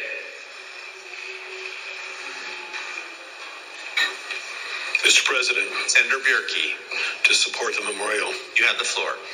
Yeah, my appreciation for Director Adams is of a more personal nature, in the sense that he had the willingness to meet with me at his request, not mine, before I even got here. It was the interim period before my first session, and I appreciate the fact that that was one of my first breakfasts in the political realm where I didn't get indigestion. I didn't know what to be thinking about and what the future would hold, but I just know that I recognized him as someone special. But it was really pleasurable breakfast where I felt like pretty comfortable. And it wasn't until later on that I realized that, I was kind of having a breakfast with a pretty heavy hitter. This guy's pretty important. And I look at things, I know it's an interesting dance we do here when you think about the folks that are the elected officials and the people that are directors and running these agencies. But I look at him as a leader. And one of the most important aspects of a leader for me is someone you're willing to follow. And there's so many things that he's done, especially since he's been in health and welfare, that have been really easy for me to get behind. And I will miss that opportunity as we lose him. But we're all going to benefit. And he puts a really good step forward for Idaho if he moves beyond here. And I think that's worthy of some adoration, congratulations, and some praise for somebody who I see that works very hard for the state of Idaho. Is there further debate? Mr. President. Senator Shippey. Thank you, Mr. President. To debate in favor of the memorial, You have the floor. So last year, I was appointed to this position by the gentleman on the second floor, and as a new senator, I started dealing with issues, especially with health and welfare. All of a sudden, I was able to get in touch with Director Adams, and it was just such a breath of fresh air. He was always responsive, always helpful on everything, and whether it's issues with constituents and preparing ideas for this upcoming legislation, and then just all of the efforts and work that he's done to reform the department, especially in the area of foster care. I'm just very, very appreciative of Director Adams and very much support this memorial. Thank you, Mr. President. Thank you. Is there further debate? Hearing none, Senator Van Orden, you're recognized to close debate. Thank you, Mr. President. We have the improvements we've made in foster care in Idaho are a model for the nation. And we're proud that the Trump administration has recognized that and has asked an Idahoan, Mr. Alex Adams, to bring common sense reforms to D.C. So with that, Senator Lenny read my closing, but I'm going to read it again. We commend and honor Alex J. Adams for his exemplary service to the state of Idaho. Congratulate him on his nomination to President Donald J. Trump's administration and urge the United States Senate to swiftly approve his nomination. And with that, debate is closed. Debate being closed. The question before the Senate is, shall the joint memorial be adopted? All those in favor say aye. All those opposed say nay. The ayes have it, and the joint memorial number 8 has been adopted. Are there corrections to title? Hearing none, the title is approved, and the joint memorial will be returned to the House of Representatives. Mr. President, I ask the Senate go at ease. The Senate will be at ease. Good senators, up in the gallery with us today is Director Alex Adams, his wife Jen, and their daughter Emerson. If we could give them a thank you and appreciation at this time.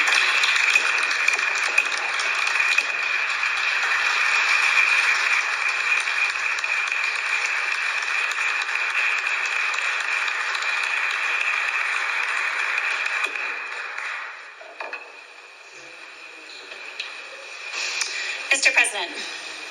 Senator Den Hartog. Mr. President, I ask unanimous consent that the Senate advance to the 13th order of business.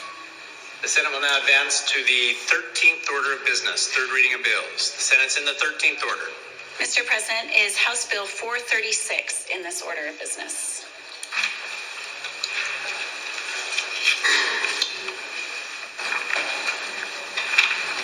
Senator Den Hartog, House Bill number 436 is in this order of business. I move that all rules of the Senate interfering with the immediate consideration of House Bill 436 be suspended. Mr. President, second the motion. It's been moved and seconded that all rules interfering with the immediate consideration of House Bill number 436 be suspended. The Secretary will... Mr. President. Senator Harris. Mr. President, Never mind. The secretary will call the roll. Adams. Anthony. Aye. Burns. Bjerke. Blaylock. Burnshaw. Carlson. Cook. Den Hartog. Foreman. Galloway. Grow. Guthrie. Harris. Hart. Kaiser. Cole. Lakey. Lenny. Lent. Nichols. Okonowitz. Robbie. Ricks. Ruckty. Simoroff. Shippey. Taylor. Taves. Van Orden. King. Wintrow. Woodward. Zito. Seiderveld. Robbie. Van Orden. Wintrow.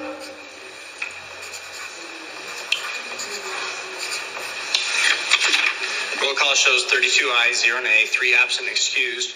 More than 2/3 of the body having voted in the affirmative, all rules interfering with the immediate consideration of House Bill number 436 have been suspended. The Senate now has before it for final consideration House Bill number 436. The Secretary will read the bill. In the House of Representatives, House Bill 436 by Revenue and Taxation Committee, an act relating to urban renewal, to revise a provision regarding the dissolution of an urban renewal agency, to make technical corrections, to revise a provision regarding the... Mr. President? Senator Ricks. Mr. President, I ask unanimous consent that further reading of House Bill 436 be dispensed with, and the journal show it has been read the third time at length, section by section, and placed before the Senate for final consideration. Heard the request. Is there an objection? Hearing none, Senator Ricks, you're recognized to open debate on House Bill number 436. Thank you, Mr. President. Senators, this legislation has three main components. It deals with urban renewal. Urban renewal is one of those things that is put into our Idaho Code back in 1965. It's a process that's used a lot by cities and some counties for economic development. This is not a bill to throw that out the window. This bill adds some enhancements to that, but it also does add a process which does not exist in current law right now to dissolve one if the case or the need arises. One of the interesting little sayings that former President Reagan had is, the closest thing to eternity is a government program. Well, this part of this bill provides an option to roll that back if there's a need. But the three different things, you have a process to dissolve an urban renewal district. This also goes in and provides, number two, fire and ambulance districts an option to opt in. And number three, it'll provide a new option to extend for a one-owner property of a manufacturing project the ability to extend an urban renewal district. So just briefly, how urban renewal districts work is you take a snapshot of the value of the properties as they current are, and then that stays on the tax rolls and helps pay for the local city and county services, fire and ambulance as part of that. And then as the new development occurs, this urban renewal district, they have to mark out some geographical boundaries. And so the difference in the new value of the buildings and the improvements stays.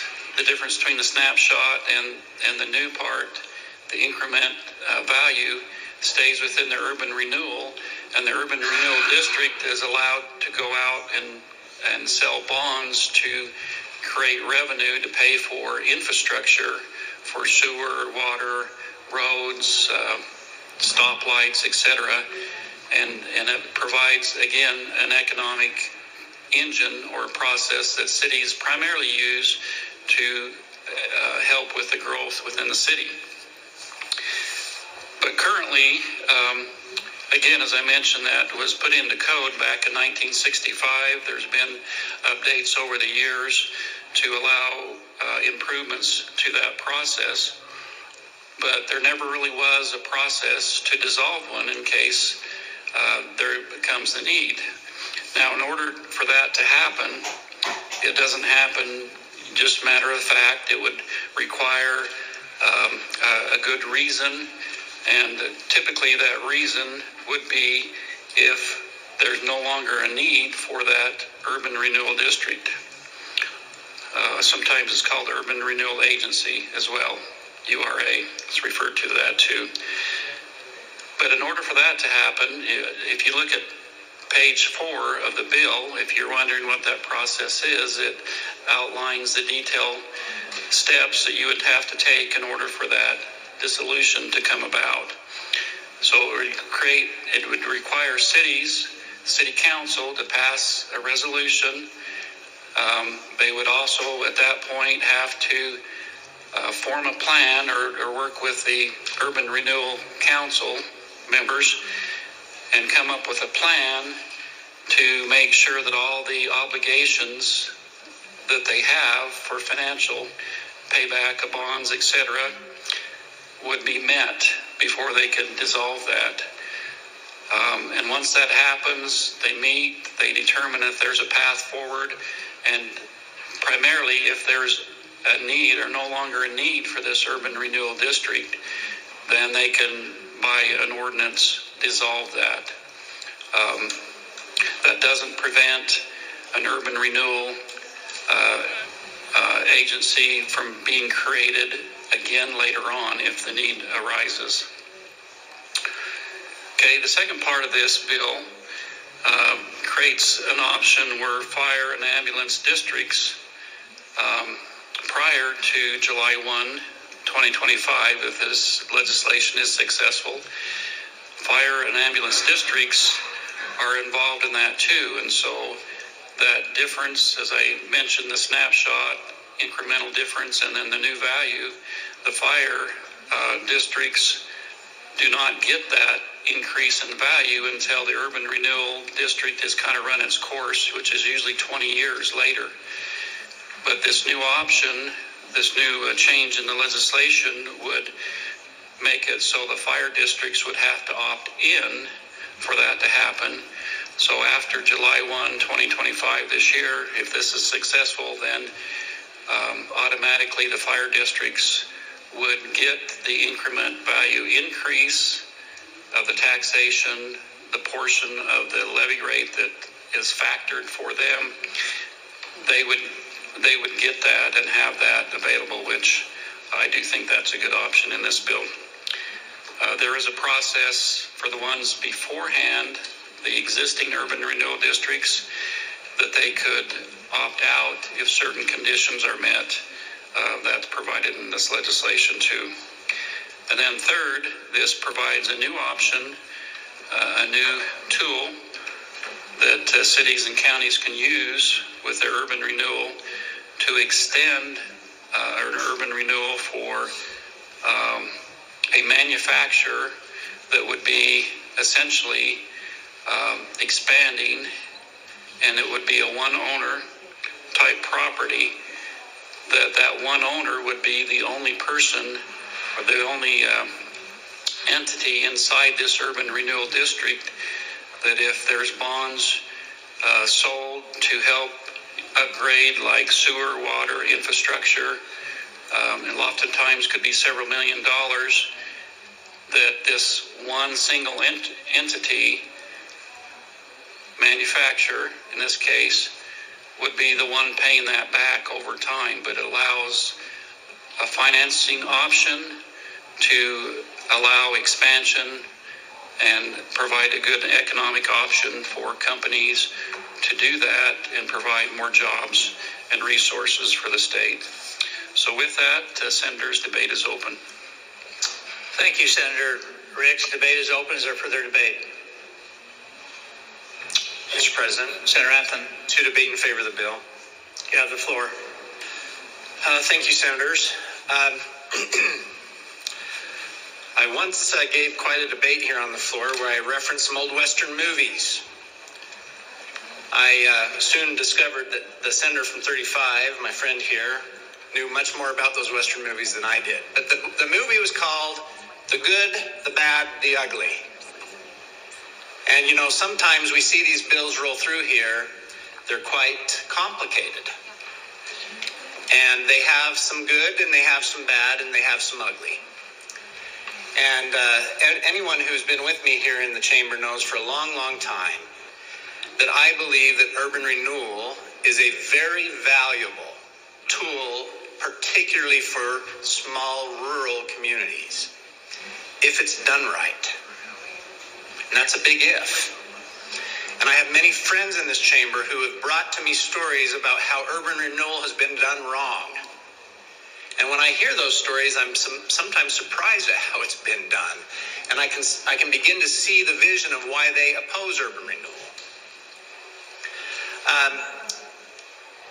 When you have a small town that is trying to stay prosperous, and you heard me talk the other day about how you try to keep your kids in town and how you try to keep your families close in a small town. One of the things you try to do, especially in a rural agricultural community, is find places to process food. So if you're growing your dairy industry, you're growing your sugar, you're growing your potatoes, you try to bring in a potato processor, for example.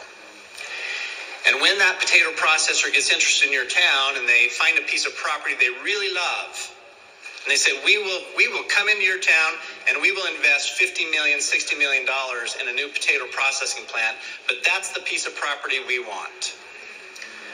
One of the next challenges you have is, once they identify the property they want, is the infrastructure. Because the next thing they will tell you is, we're going to need X number of gallons of water and we're going to need X number of sewer capacity. And when you're a town of 5,000, and then you realize it's going to take $10 million to provide the sewer and the water for them, it's very bleak, because I guarantee you that town of 5,000 people is not sitting on $10 million extra dollars.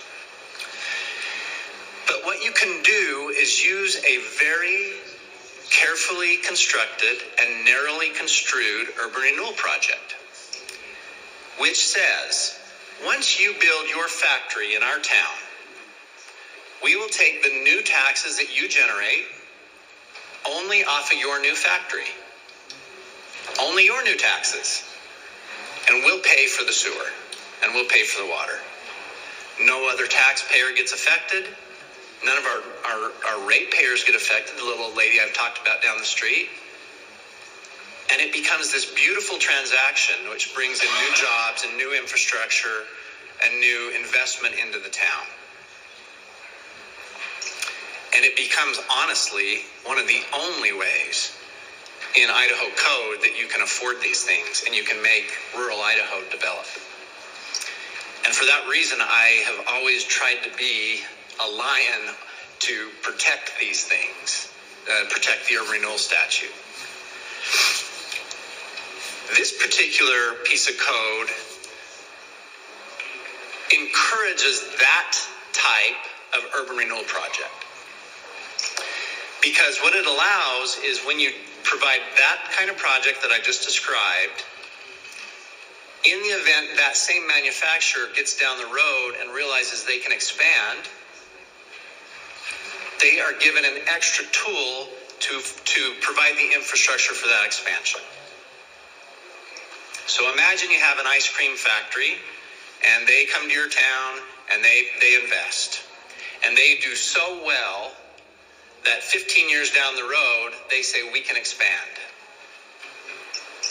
And now they come back into City Hall and they say, we can expand, but we need $10 million new dollars worth of sewer and water. And again, City Hall is not sitting on $10 million. Well, this would allow them to basically refinance with the new value they create in the new expansion to pay for the new sewer. That's the good. There's some beautiful stuff in this bill. that would help rural Idaho, and for that matter, anywhere in Idaho, but I think about rural Idaho. That is a great, great thing that we're about to do if we can pass this bill. My friends who understand urban renewal very, very well have concerns about some of the dissolution provisions here. I've heard them. I am committed to help them if we run into those problems. But as we often do, we have to weigh the pluses and minuses of legislation. And so I've weighed those out in my mind, and I understand them, and I hear those folks, and I am resigned to and resolved to be in favor of this piece of legislation. I have constituencies who like this bill, and I have constituencies who hate this bill. That's one of the difficulties of being in this chamber, is you have a complicated piece of legislation, and you have folks at home who love it and folks at home who hate it. And your vote is not complicated. It's yes or no, aye or nay. And so that's all the choice I get here today. And I'm going to vote aye because of the factors I've told you. I have fire districts at home who love this. And I understand that, and I understand why. But I will also tell you that the fire district portion of this bill provides some flexibility. So if an urban renewal district needs the fire district portions on a project that exists to pay off debt, the urban renewal district will be protected to continue to take the tax increments to pay off bonded debt or otherwise debt that was part of a project that already exists. But going forward, fire districts will have to be negotiated with. The urban renewal districts are going to have to go to the fire districts. And the fire districts have some legitimate concerns. When an urban renewal revenue allocation area goes up and swipes up hundreds of acres without their consent and takes their tax increments for the next 20 years, when they rely heavily on that tax. I understand those concerns, and I think this will at least bring everybody to the table. And I believe that if you're doing those projects in that way, there can be compromise reached in those negotiations where the project can still go forward and you can satisfy the concerns of those fire districts. And maybe I'm too big of an optimist, but I think you can. I think there can be some positive momentum from that.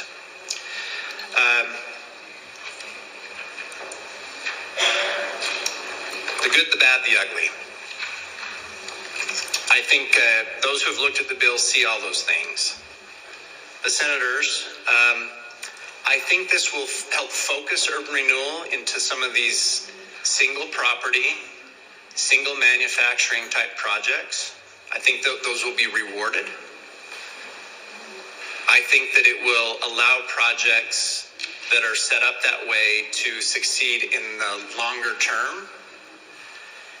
And I think that for my district, the good outweighs the bad or the ugly. And for that reason, Mr. President, I'm going to support this bill. Thank you, Mr. President. Is there further debate? Mr. President, just for Senator declaration, out of an abundance of caution, Mr. President, I just would note under Rule 39H that my firm does represent some urban renewal agencies. Thank you, Senator. Your declaration will be noted in the Journal. Mr. President, Senator Anthony. I also need to declare under Rule 39H that my employer does a lot of work with urban renewal agencies.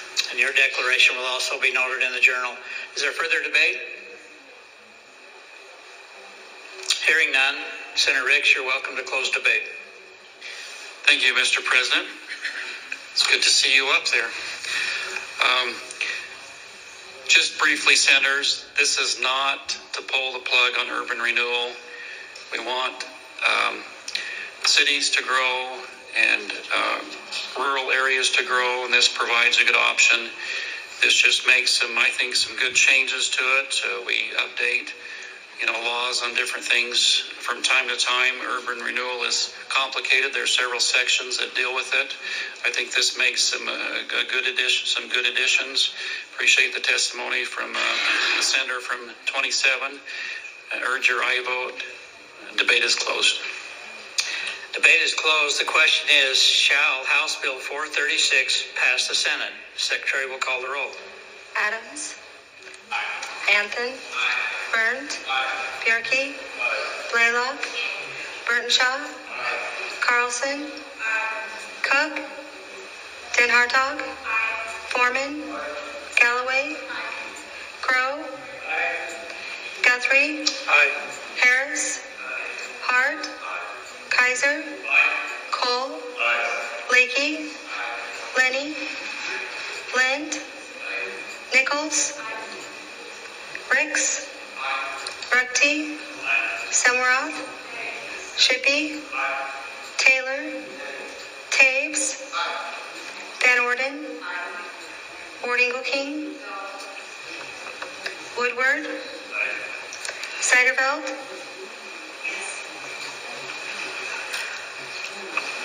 Cook.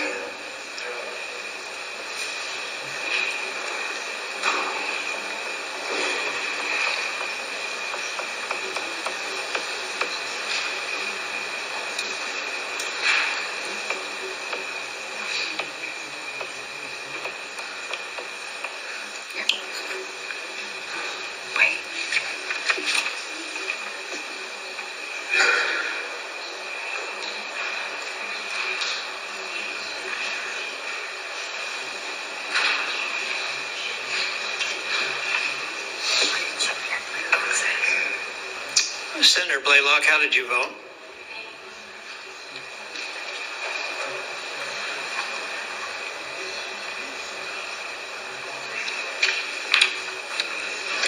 There are also paired votes. Senator Zito votes aye. Senator Robbie votes nay. Senator Okonowitz votes aye. Senator Wintrow votes nay.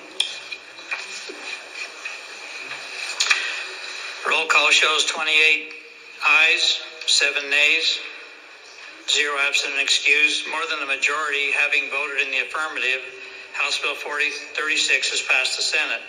Is there a correction to title? Hearing none, title is approved, and House Bill 436 will be transmitted or returned to the House. Mr. President. Senator Den Hartog. Mr. President, I ask the Senate go at ease.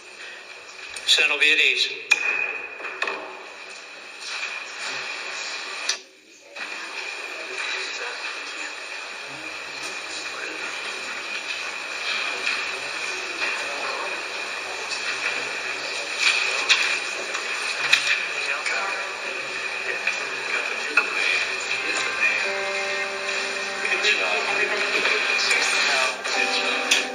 You're watching the Idaho Senate.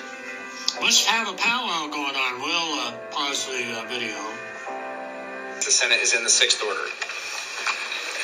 April 3rd, 2025, the Judiciary and Rules Committee reports that Senate Bills 1217, 1218, 1219, and Senate Bill 1220 have been correctly printed. Lakey, Chairman.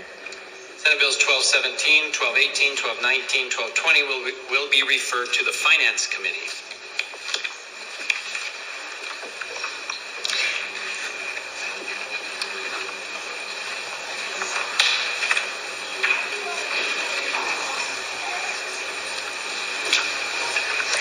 April 3rd, 2025, the Judiciary and Rules Committee reports that Senate Bills 1194, 1117, 1157, 1171 as amended, 1201, 1203, 1204, 1206, 1207, 1208, 1209, and Senate Bill 1187 have been correctly enrolled. Lakey, Chairman.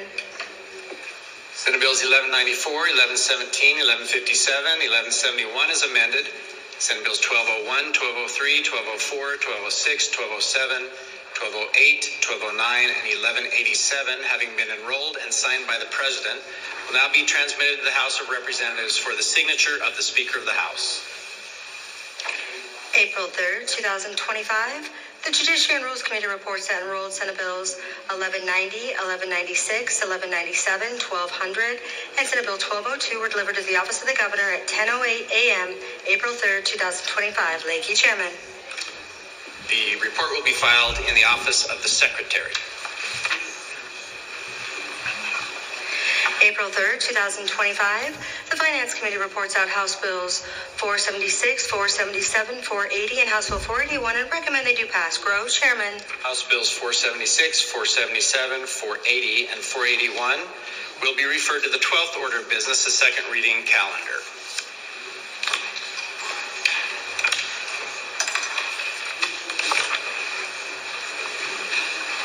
April 3rd, 2025, the Local Government and Taxation Committee reports out House Bill 479 and recommend that it do pass. Riggs, Chairman. House Bill 479 will also be referred to the 12th order of business, the second reading calendar. Mr. President.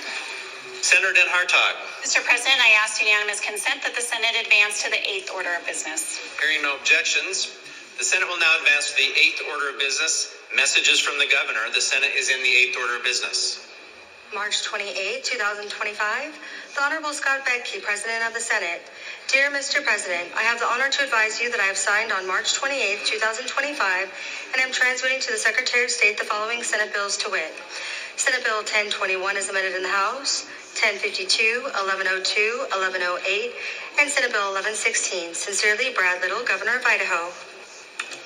Senate Bills 1021 is amended in the House, Senate Bill 1052, 1102, 1108, and 1116, having been signed by the governor, the correspondence will be filed in the office of the secretary. March 29, 2025, the Honorable Scott Bedke, President of the Senate. Dear Mr. President, I hereby advise you that I have returned without my approval, disapproved, and vetoed the following Senate bill to wit. Senate Bill 1023 as amended as Mr. amended. President. Senator Den Hartog. Mr. President, I ask unanimous consent that further reading of the letter be dispensed with, as all senators have it on their desk. Is there an objection? It is so ordered. Further reading has been dispensed with. The question now being for the Senate. Shall Senate 1023, as amended, pass, the governor's veto notwithstanding? The question for the Senate then, senators, is yes, will mean an override. No will sustain the governor's veto. The secretary will call the roll. Adams. Yes. Anthony. Aye. Burned. Bjerke. Blaylock. Burtonshaw. Carlson. Cook. Den Hartog. Foreman. Galloway. Grove. Guthrie. Harris. Hart. Kaiser. Aye. Cole. Aye. Lakey. Lenny. Aye. Lind. Nichols. Okonowitz. Robbie. Ricks. Rupte. Semorov. Shippey. Taylor. Taves. Van Orden. Ward Engelking. Wintrow. Woodward. Zito. Seiderveld. Yes.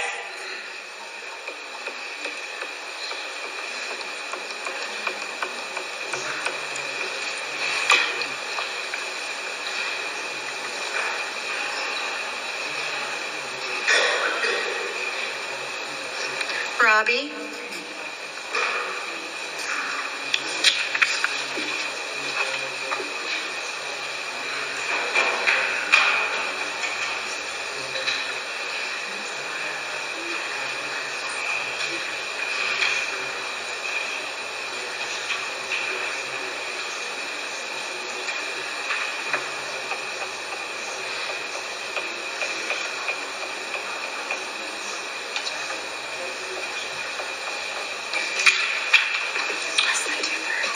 Roll call shows 20 aye, 14 nay, 1 absent excused.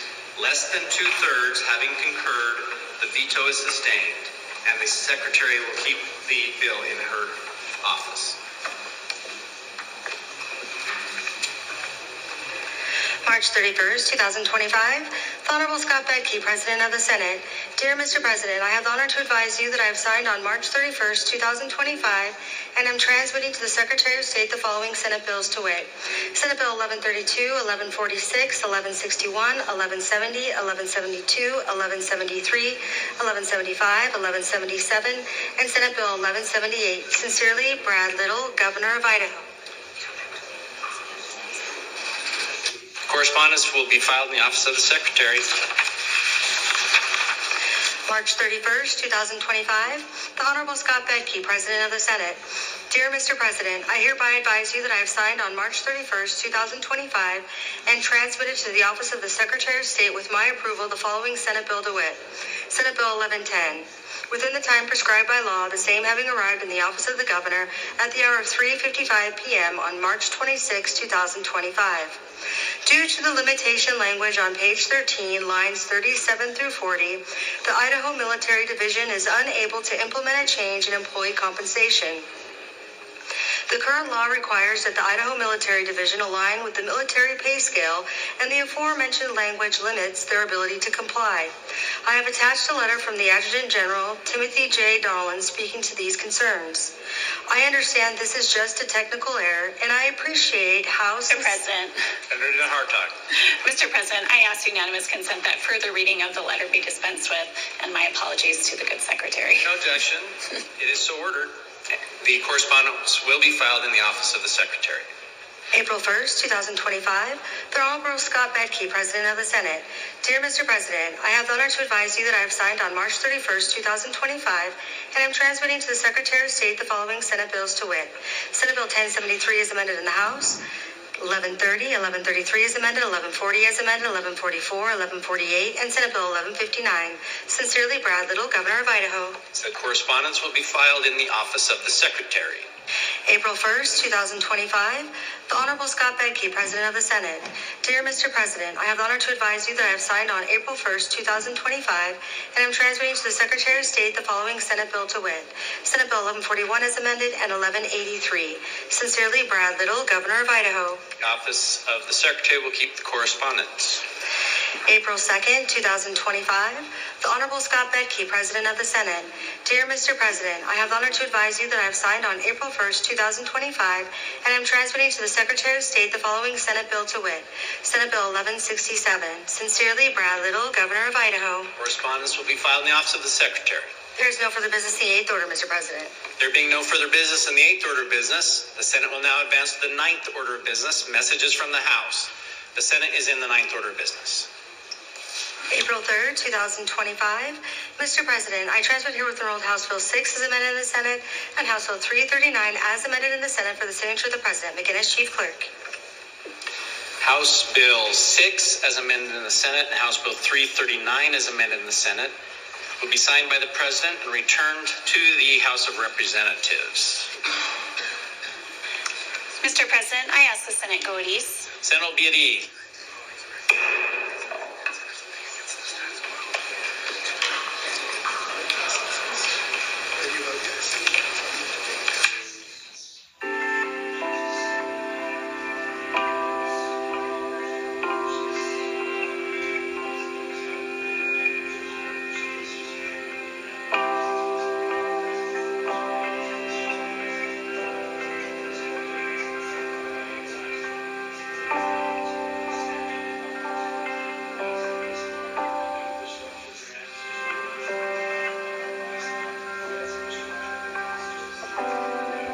You're watching the Idaho Senate.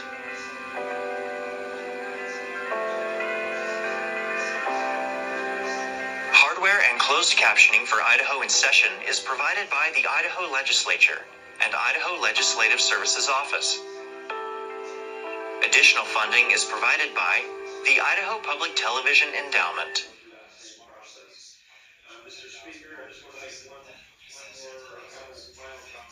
Senate recess until the hour of 2:15 p.m. All those in favor say aye. All opposed say nay. The ayes have it. We will be at recess.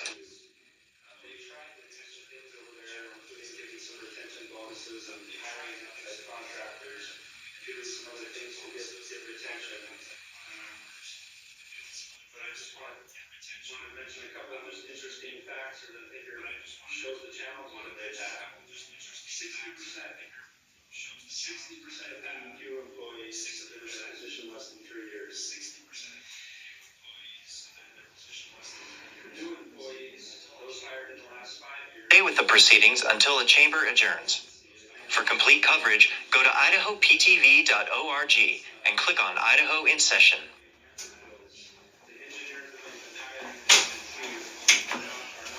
Well, looks like they're going to be back after lunch, I think. We now join our statewide coverage of Idaho in Session. We will stay with the proceedings until the chamber adjourns. For complete coverage, go to idahoptv.org and click on Idaho in. We now return to our regularly scheduled programming. For complete legislative coverage, watch or stream Idaho Reports or Idaho in Session at Idaho PTV. We're going recess. We're in the ninth order of business. Before we move forward with business, the secretary will call the roll to establish quorum. Adams. Here. Anthony. Here. Burned. Here. Bierke. Here. Blaylock. Here. Burnshaw. Carlson. Cook. Den Hartog. Foreman. Galloway. Grove. Guthrie. Harris. Hart. Kaiser. Cole. Lakey. Lenny. Lind. Nichols. Okonowitz. Robbie. Ricks. Ruckty. Summeroff. Shippey. Taylor.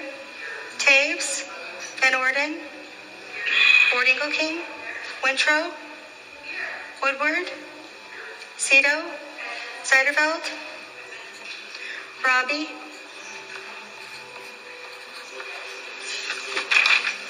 Roll call shows 34 present, 1 absent and excused, a quorum being present. The Senate is prepared and ready to do business here in the ninth order of business. Mr. President. Senator Den Hartog. Mr. President, I ask unanimous consent that the Senate return to the sixth order of business. Hearing no objections, the Senate will now return to the sixth order of business, reports of standing committees. The Senate is in the sixth order of business. April 3rd, 2025, the Finance Committee reports out Senate Bills 1217, 1218, 1219, and Senate Bill 1220 and recommend they do pass. Grow, Chairman. Senate Bills 1217, 1218, 1219, and 1220 will be referred to the 12th order of business, the second reading calendar. Mr. President. Senator Den Hartog. Mr. President, I ask unanimous consent that the Senate advance to the eighth order of business. Hearing no objection, the Senate will now advance the eighth order of business, messages from the governor. The Senate's in the eighth order of business. April 3rd, 2025, the Honorable Scott Bedke, President of the Senate. Dear Mr. President, I have the honor to advise you that I have signed on April 2nd, 2025, and am transmitting to the Secretary of State the following Senate bills to wit. Senate Bill 1149 is amended, 1153, 1164 is amended, and Senate Bill 1185. Sincerely, Brad Little, Governor of Idaho. Correspondence will be filed in the office of the Secretary. Mr. President. Senator Den Hartog. Mr. President, I ask unanimous consent that the Senate advance to the 13th order. Hearing no objection, the Senate will advance to the 13th order of business, third reading of bills. The Senate's in the 13th order of business. Mr. President, is Senate Bill 1210 as amended in this order of business? Senator, Senate Bill 1210 as amended is in this order of business. Mr. President, I ask unanimous consent that Senate Bill 1210 as amended be brought to the top of the calendar for immediate consideration. Without objection, Senate Bill number 1210 as amended will be brought to the top of the calendar for consideration. This will require a suspension of rules. Mr. President, I move that all rules of the Senate interfering with the immediate consideration of Senate Bill 1210 as amended be suspended. Mr. President, I second the motion. You've heard the motion and the second, that all rules interfering with the immediate consideration of Senate Bill 1210 as amended be suspended. The Secretary will call the roll. Adams. Anthony. Aye. Burned. Bierke. Blaylock. Burnshaw. Carlson. Cook. Den Hartog. Foreman. Galloway. Grove. Guthrie. Harris. Hart. Kaiser. Cole. Lakey. Lenny. Lind. Nichols. Okonowitz. Robbie. Ricks. Rutte, Semoroff, Shippey, Taylor, Taves, Van Orden, King, Wintrow, Woodward, Cito, Seiderveld, Robbie,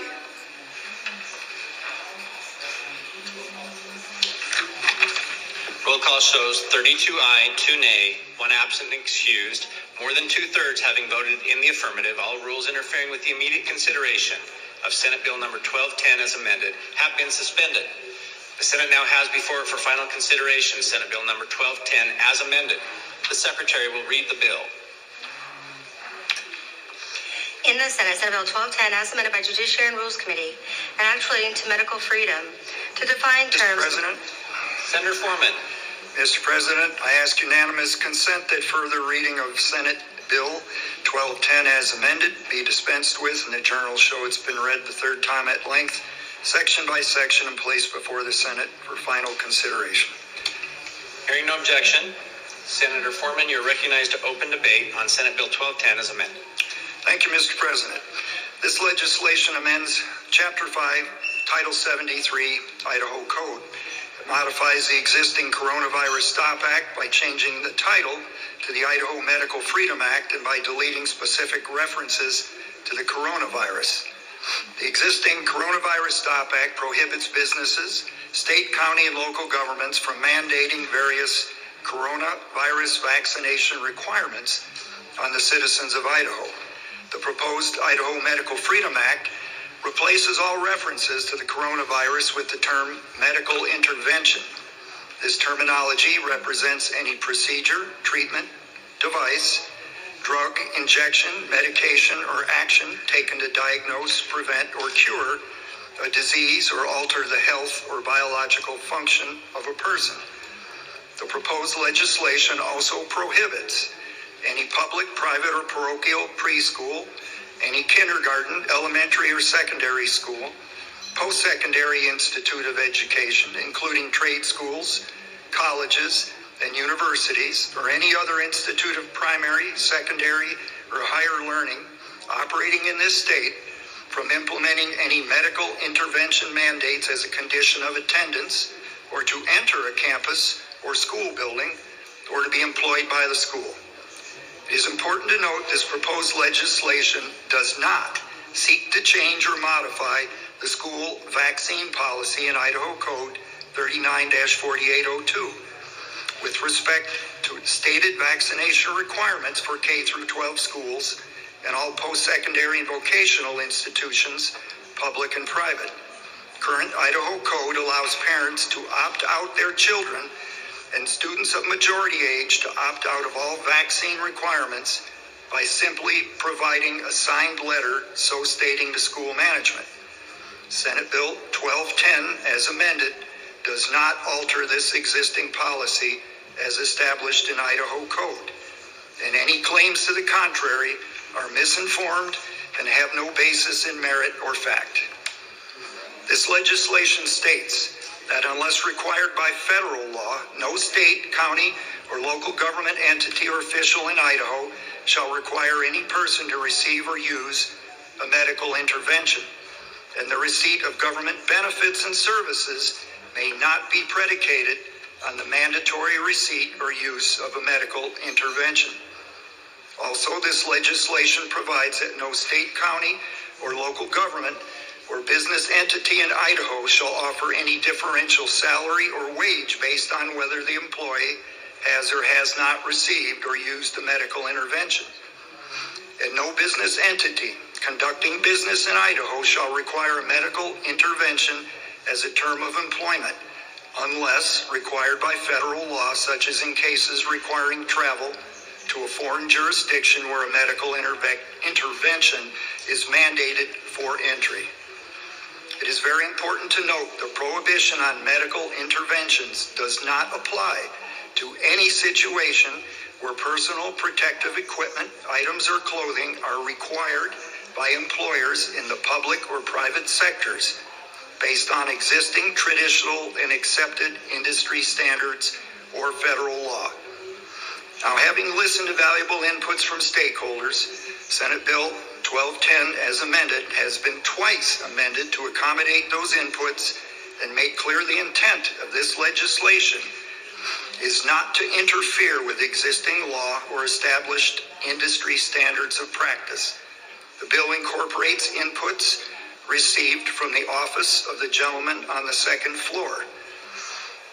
Now, I'd like to point out that the negotiations with the gentleman on the second floor and his staff were very open, straightforward, and productive.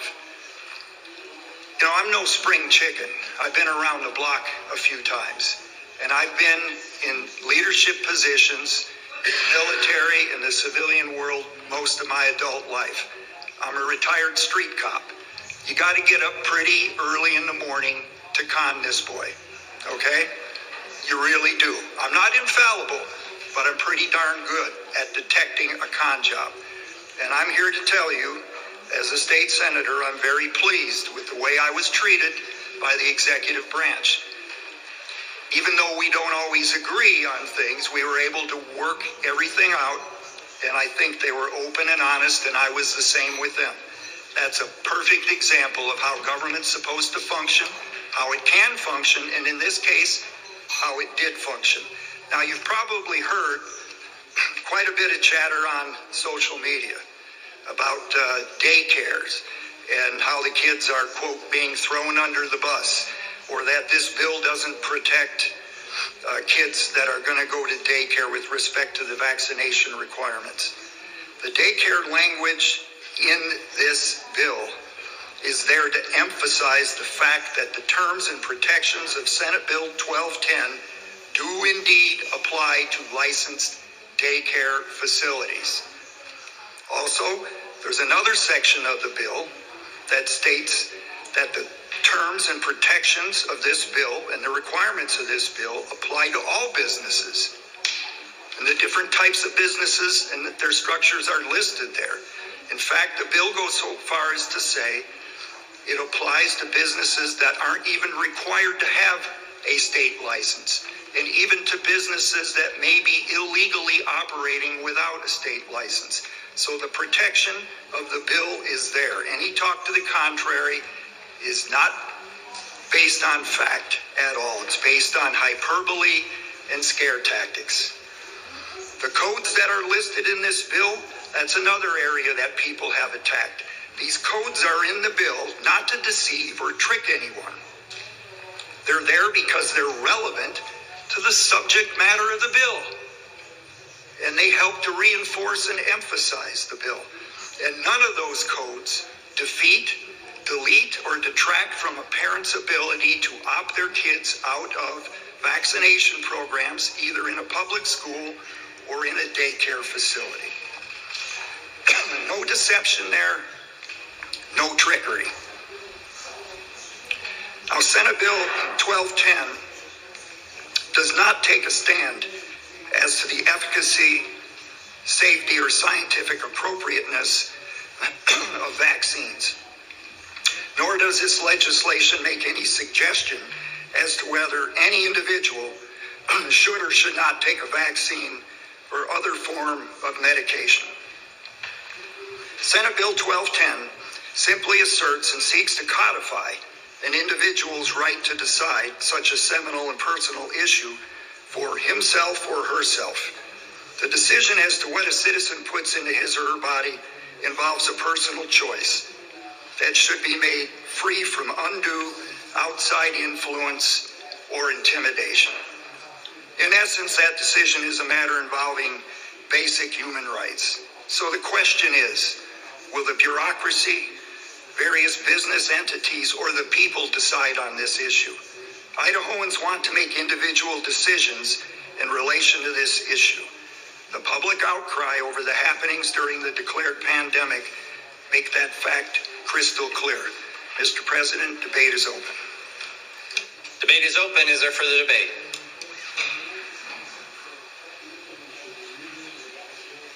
Mr. President. Senator Guthrie. Thank you, Mr. President. Senators, debate against the bill, I guess for me, the bill loses my support as soon as it talks about business entities. And I would remind the body that business entities, they are the people. It's the people that own the businesses and create the economy in the state of Idaho. Once we start inserting ourselves into the private sector, I just can't support something like that. I notice on page 3, it talks about not being able to pay somebody more because whether or not they take the vaccine, but yet earlier in the bill, it talks about if you have to go out of the country, then the company can require you to take whatever is needed to get entry into that country. And that in itself is discriminatory, but it's also, if I'm a boss and I've got 2 people and one will travel out of the country and one won't, and that travel out of the country should solicit a bigger paycheck for that person, then I violated the terms of not being able to pay somebody differently. The other thing that strikes me is if you have a private business, we're talking about the private sector again, and somebody comes in and causes you a problem with the rest of your employees in terms of an outbreak of whatever, pick your poison. Maybe to be fair, as a business owner, I should have a cause of action against that person that caused a problem with the rest of my employees. If we're going to have causes of action, maybe that should be a 2-way street. Again, I know a lot of work's been done on this, but boy, once you start getting into the private sector, that's where I draw the line, and I'm not going to be able to support it. Is there further debate? Mr. President, to debate against the bill.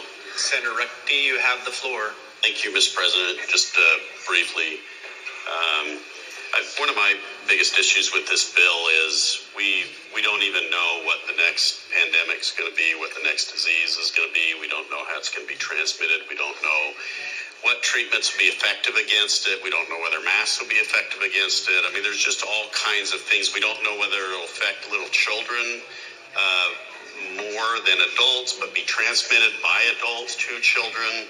We don't know what its incubation period is. There's so many things that we don't know. And so it feels, in my opinion, wrong-headed, I guess would be the word, but the wrong approach to make decisions about what we can and can't do when we don't even know what we're dealing with. And then I'd just share one thing. I'm going to be kind of delicate about how I share it, but during the most recent pandemic, we had an employee who had cancer and was getting treatments for cancer. And we have a small firm. I mean, there's 7 or 8 of us. And my law partner and I, we were trying to keep business going. You know, everybody remembers this. Things were shutting down. We were worried about our business. We felt confident it would be okay, but we weren't sure. Our employees were worried about employment. And then we had this key employee for us who had cancer, was getting treatment. And we wanted to make sure that we had an environment in the office where people could still come into the office and work, because that's what we needed. But we wanted to make sure she was protected.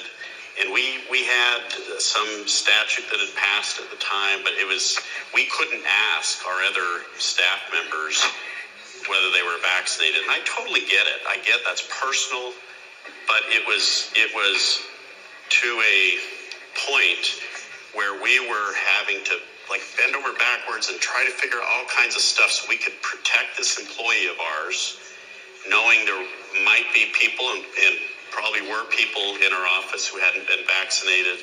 Again, respect it. I get it. But I just think when we have these academic debates about these situations, we put a particular scenario in our heads about what's going on and how wrong it is for this big business to do what they're doing. And we forget the fact that it's just people like you and me who are just trying to take care of our employees and our clients. That's what we're trying to do. I don't know what they do with these big corporations, but I know these same statutes that we pass, and in particular this bill here, affect businesses like mine and people like me and people like my employees. And so I get frustrated about that because I just feel like we're not listening. So I'll be voting against this bill. Thank you. Is there further debate? Mr. President, to debate the bill. Senator Taves, you have the floor. Thank you, Mr. President. Senators, I appreciate the work that the sponsor's done on this bill. And to me, it's a pretty simple decision.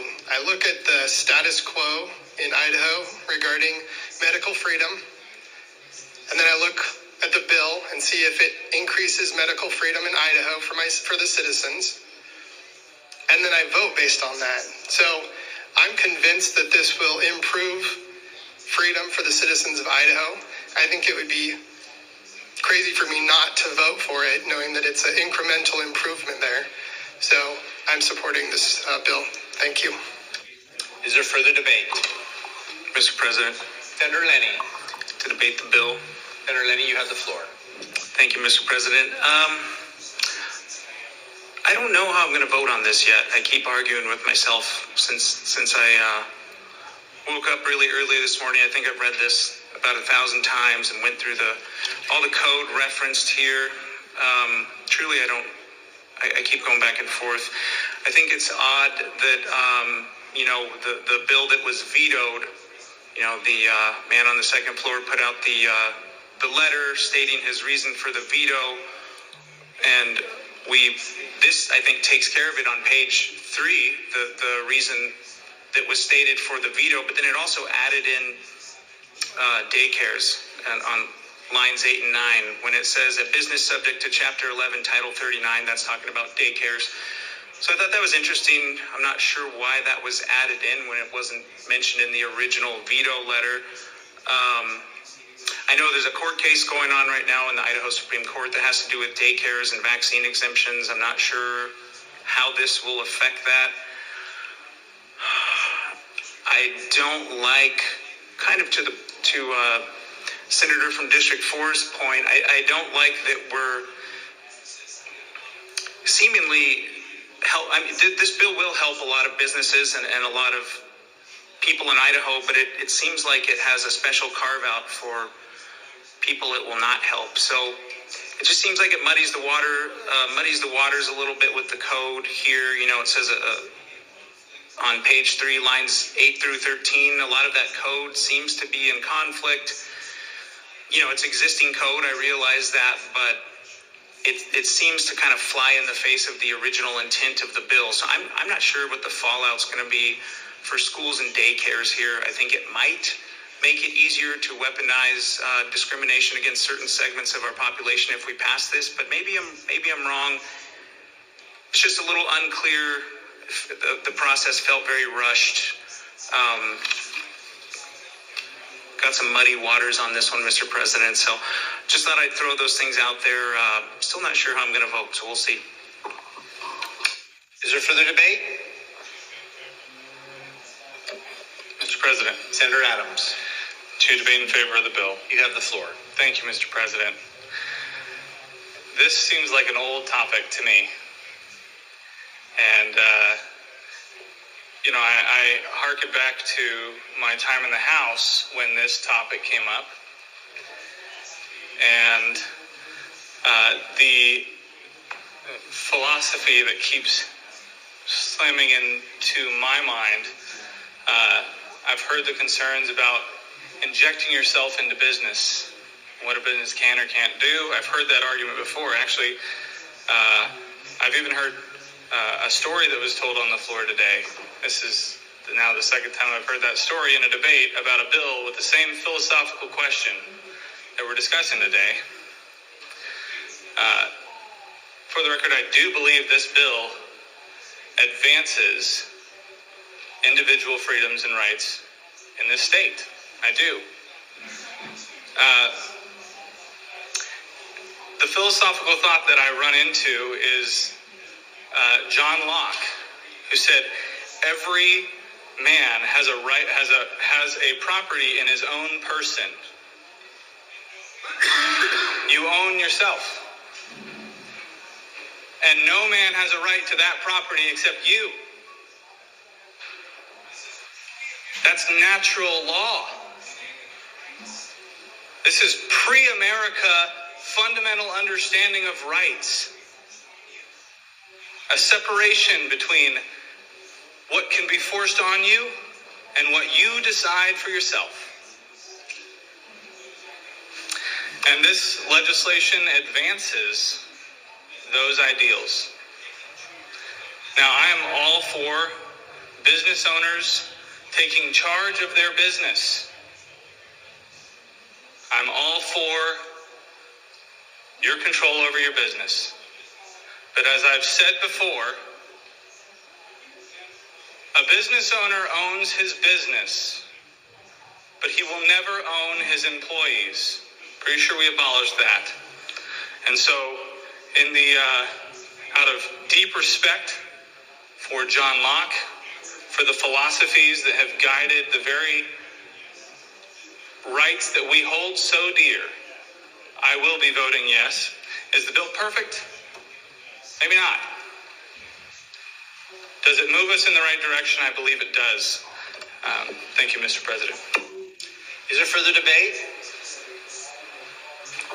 Mr. President. Senator Lakey. Thank you, Mr. President. Senators, also want to thank the senator from 6 for his work on this and getting us a path forward. Medical freedom and medical decisions are private. They're very personal, and that's a right that shouldn't be discriminated against. This bill isn't about whether you're sick or not. It's about whether or not you've received a particular medical procedure. That's a precursor to things. That's a personal medical decision. The language regarding, I'll just bring up one point, the language regarding schools and daycares, that initial language says they can't mandate. Idaho is recognized as having the lowest child vaccination in the United States. Only 80% of the children are vaccinated. 18, subsection 1, that includes the immunization requirements for daycares, and it lays those out.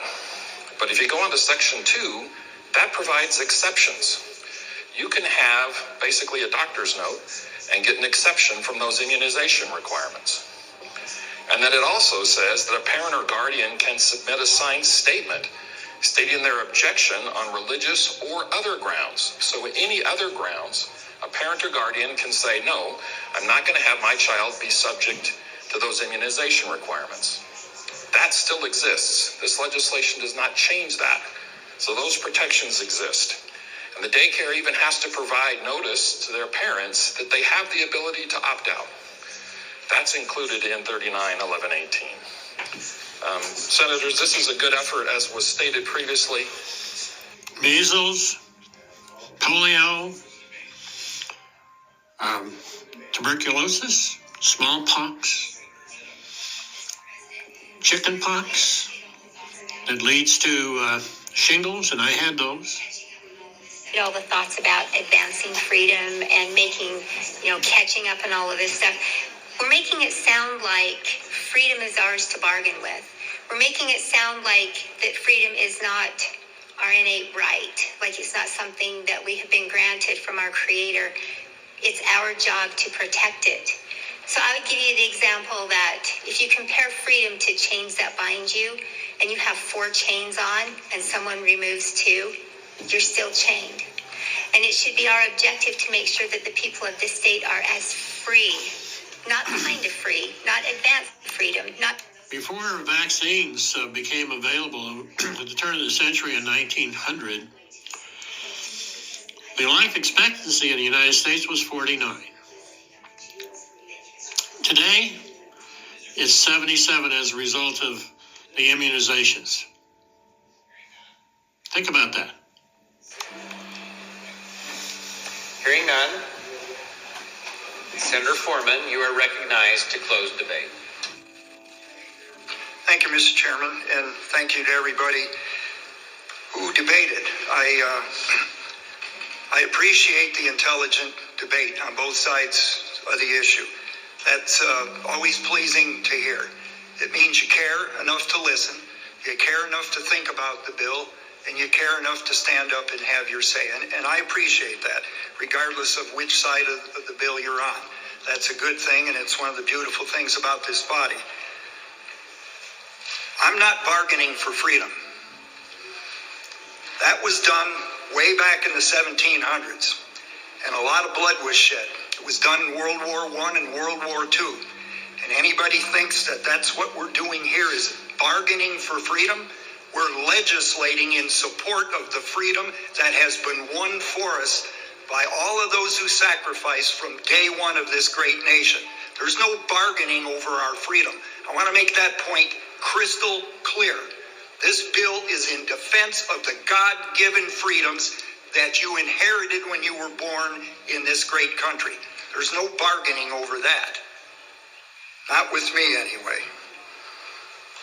The number one job of government is to protect the God-given rights and freedoms that we all have. And sometimes, even though I'm a minimalist when it comes to government intervention, and I'm all for local control, but sometimes the state has to step in and regulate to preserve and protect and defend, not bargain for, preserve, protect, and defend your God-given rights. Now, we're post-COVID.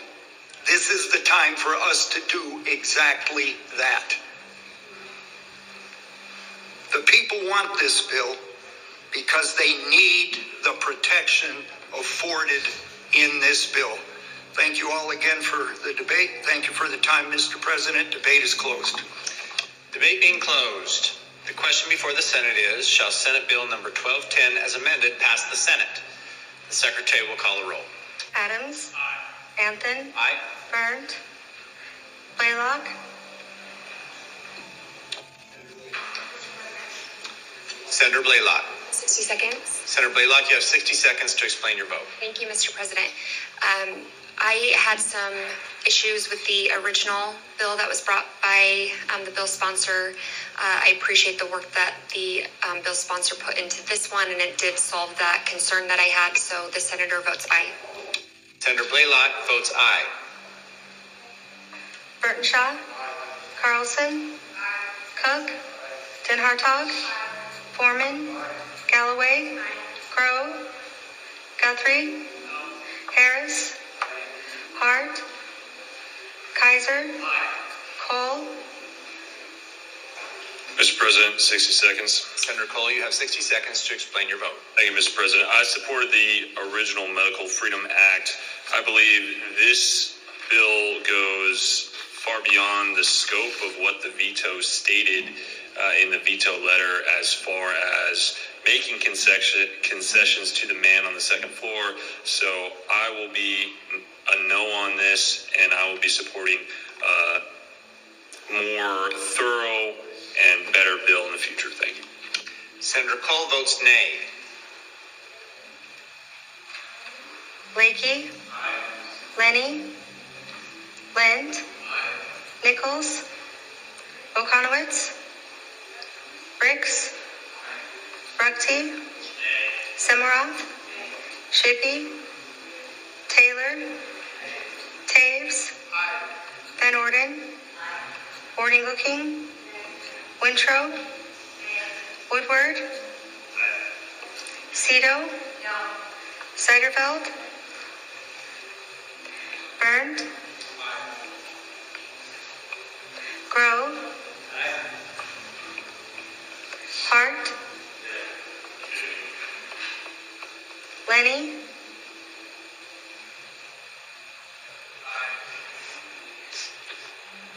Nichols.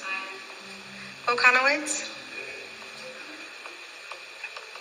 Shippey. Seiderfeld. Mr. President. Senator Seiderfeld. Thank you, Mr. President. I just want to say that I have also known about this hard work that has gone behind this medical freedom, and I know the gal very closely that has been working with our senator on this bill, and this bill is a compromise from the original on 1023. And what's coming and that could come across the rotunda is going to be a much better bill. And I'm going to reserve my yes for that. And on this vote, I'll be voting no.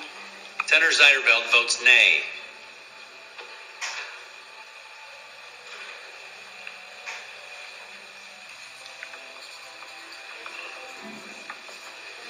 There's also a paired vote.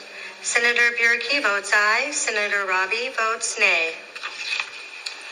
Roll call shows 22 aye, 13 nay, no absent or excused. A majority having voted in the affirmative, Senate Bill 1210 as amended has passed the Senate. Is there a correction to title?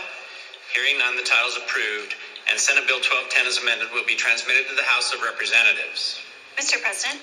Senator Den Hartog. Mr. President, for a Senate privilege.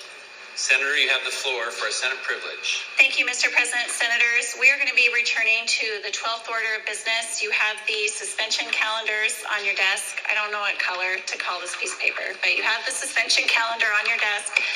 The plan is to go through the calendar in the order that they are on there. So with that, Mr. President, I ask unanimous consent that the Senate return to the 12th order of business. Without objection, the Senate will return to the 12th order of business, the second reading of bills. The Senate is in the 12th order of business. Mr. President, I ask unanimous consent that the Senate proceed with the 12th order of business on the suspension calendar with the legislation in the order in which it appears. Hearing no objections, it is so ordered. Mr. President, I move that all rules of the Senate interfering with the immediate consideration of Senate Bill 1217 be suspended. Mr. President, I second the motion. It has been moved and seconded that all rules interfering with the immediate consideration of Senate Bill 1217 be suspended. The Secretary will call the roll. Adams. Aye. Anthem. Aye. Byrd. Burkey. Blaylock. Burtonshaw. Carlson. Cook. Den Hartog. Foreman. Galloway. Grow. Guthrie. Harris. Hart. Kaiser. Cole. Lakey. Lenny. Lent. Nichols. Okonowitz. Robbie. Ricks. Rutsey. Simorov. Shippey. Taylor. Taves. Van Orden. Bordingo King. Wintrow. Woodward. Cito. Zeiderveld. Foreman. Robbie. Taves.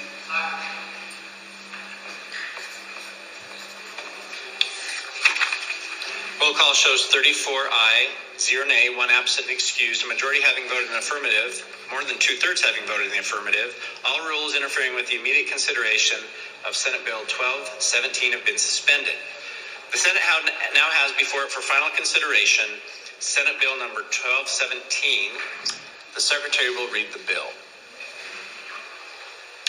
In the Senate, Senate Bill 1217 by Finance Committee, an act relating to funding for the Department of Fish and Game, appropriating additional monies to the Department of Fish and Game. President. Senator Hart. Mr. President, I ask unanimous consent that further reading of Senate Bill 1217 be dispensed with and that the journal show it has been read section by section at length and placed before the Senate for final consideration. You've heard the request. Is there an objection? Hearing none, Senator Hart, you're recognized to open debate on Senate Bill 1217. Thank you, Mr. President.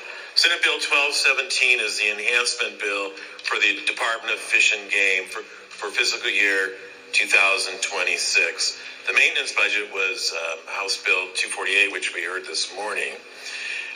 This bill will include funding for licensed sales systems, contract increase, final year of the Albany Falls project, which is mitigating some downstream erosion, funding for recreational access leases, phase 2 of the agency's website overhaul, support for seasonal employees who will work to restore habitat as part of a mitigation stewardship, hatchery fish trailers, Region 7 office renovations in the Salmon office, support for operational increases at regional offices, funding a lease at the McCall Regional Office, improvements for regional offices in Coeur d'Alene and Jerome, hatchery improvements, software licenses, rehabilitation funds pursuant to the settlement with Idaho Power Company, support for remote connectivity and replacement items, IT software. Earlier this week, I was asked about the replacement items and whether or not the $7,357,500 sum was accurate, and Senators, it is an accurate number. This enhancement bill includes no additional FTPs. There are no general funds in this bill. It's dedicated funds and federal funds only. The difference between this bill and the bill we heard earlier in the session was line 13 on the statement of purpose was eliminated. And Mr. President, I'd ask to yield the remaining of my time to the senator from District 1 who could better explain what line item 13 is. Senator from 1, do you yield? Yes, Mr. President. You have the remainder of the time for opening debate. Thank you, Mr. President. Well, we know we've seen this enhancement budget one time before, so we went back to the drawing board, or in this case, the table and pencil. And we took a hard look at this budget. It is, as the senator from 2 noted, consists of all of dedicated funds and federal funds. So when you buy a deer tag, then your money is going into a pot of money that goes over to Fish and Game. And there are many other examples of the dedicated funds, and then of course those federal funds, your taxpayer dollars coming back from Washington, D.C. But as we went through this budget to look for an area to cut based on the feedback we received on the floor before, this is the line item that we chose. This is federal funding that, so really this is a matching cash to appropriation, and we came to the conclusion that right now that they can do without this $679,900 of appropriation, and so we're come back here asking for your support with this revised budget. With that, Mr. President, debate is open. Debate is open. Is there further debate? Hearing none, Senator Hart, you're recognized to close debate. Mr. President, debate is closed.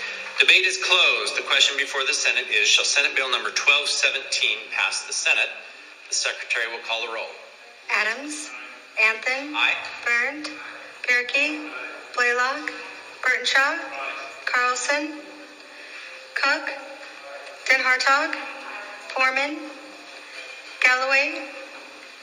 Grow. Guthrie. Harris. Hart. Kaiser. Cole. Blakey. Lenny. Lind. Nichols. Okonowitz. Ricks. Rutte. Semoroff. Shippey.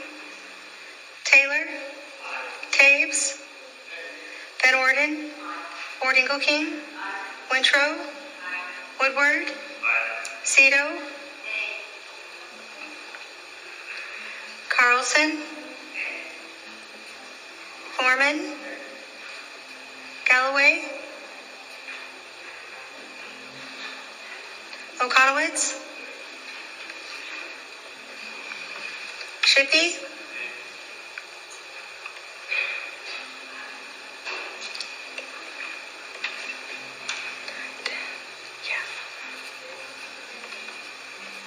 There's also a paired vote.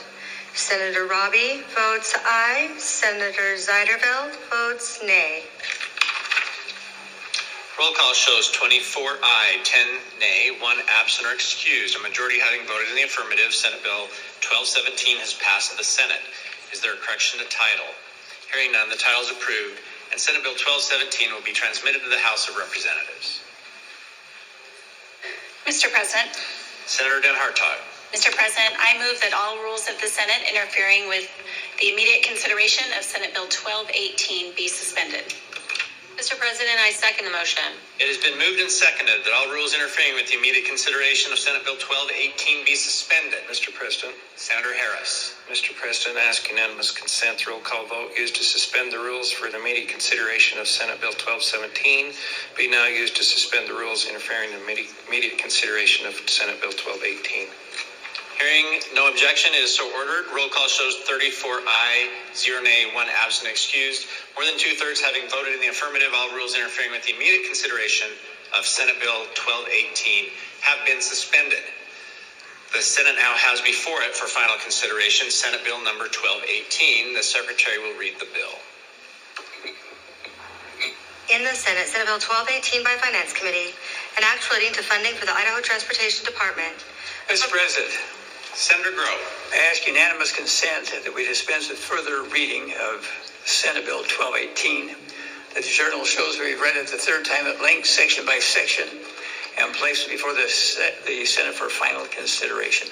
You've heard the request. Is there an objection? Hearing none, Senator Grove, you're recognized to open debate on Senate Bill 1218. Thank you, Mr. President. So this is a redo of what we had the other day, and the major challenge, as you may recall, was some language that we had in this bill, and that's why it went down to an ignominious death. So now I'm back to see if we can resurrect this little bugger and get it passed so we can get out of here. We have taken that language out. The offending language is gone.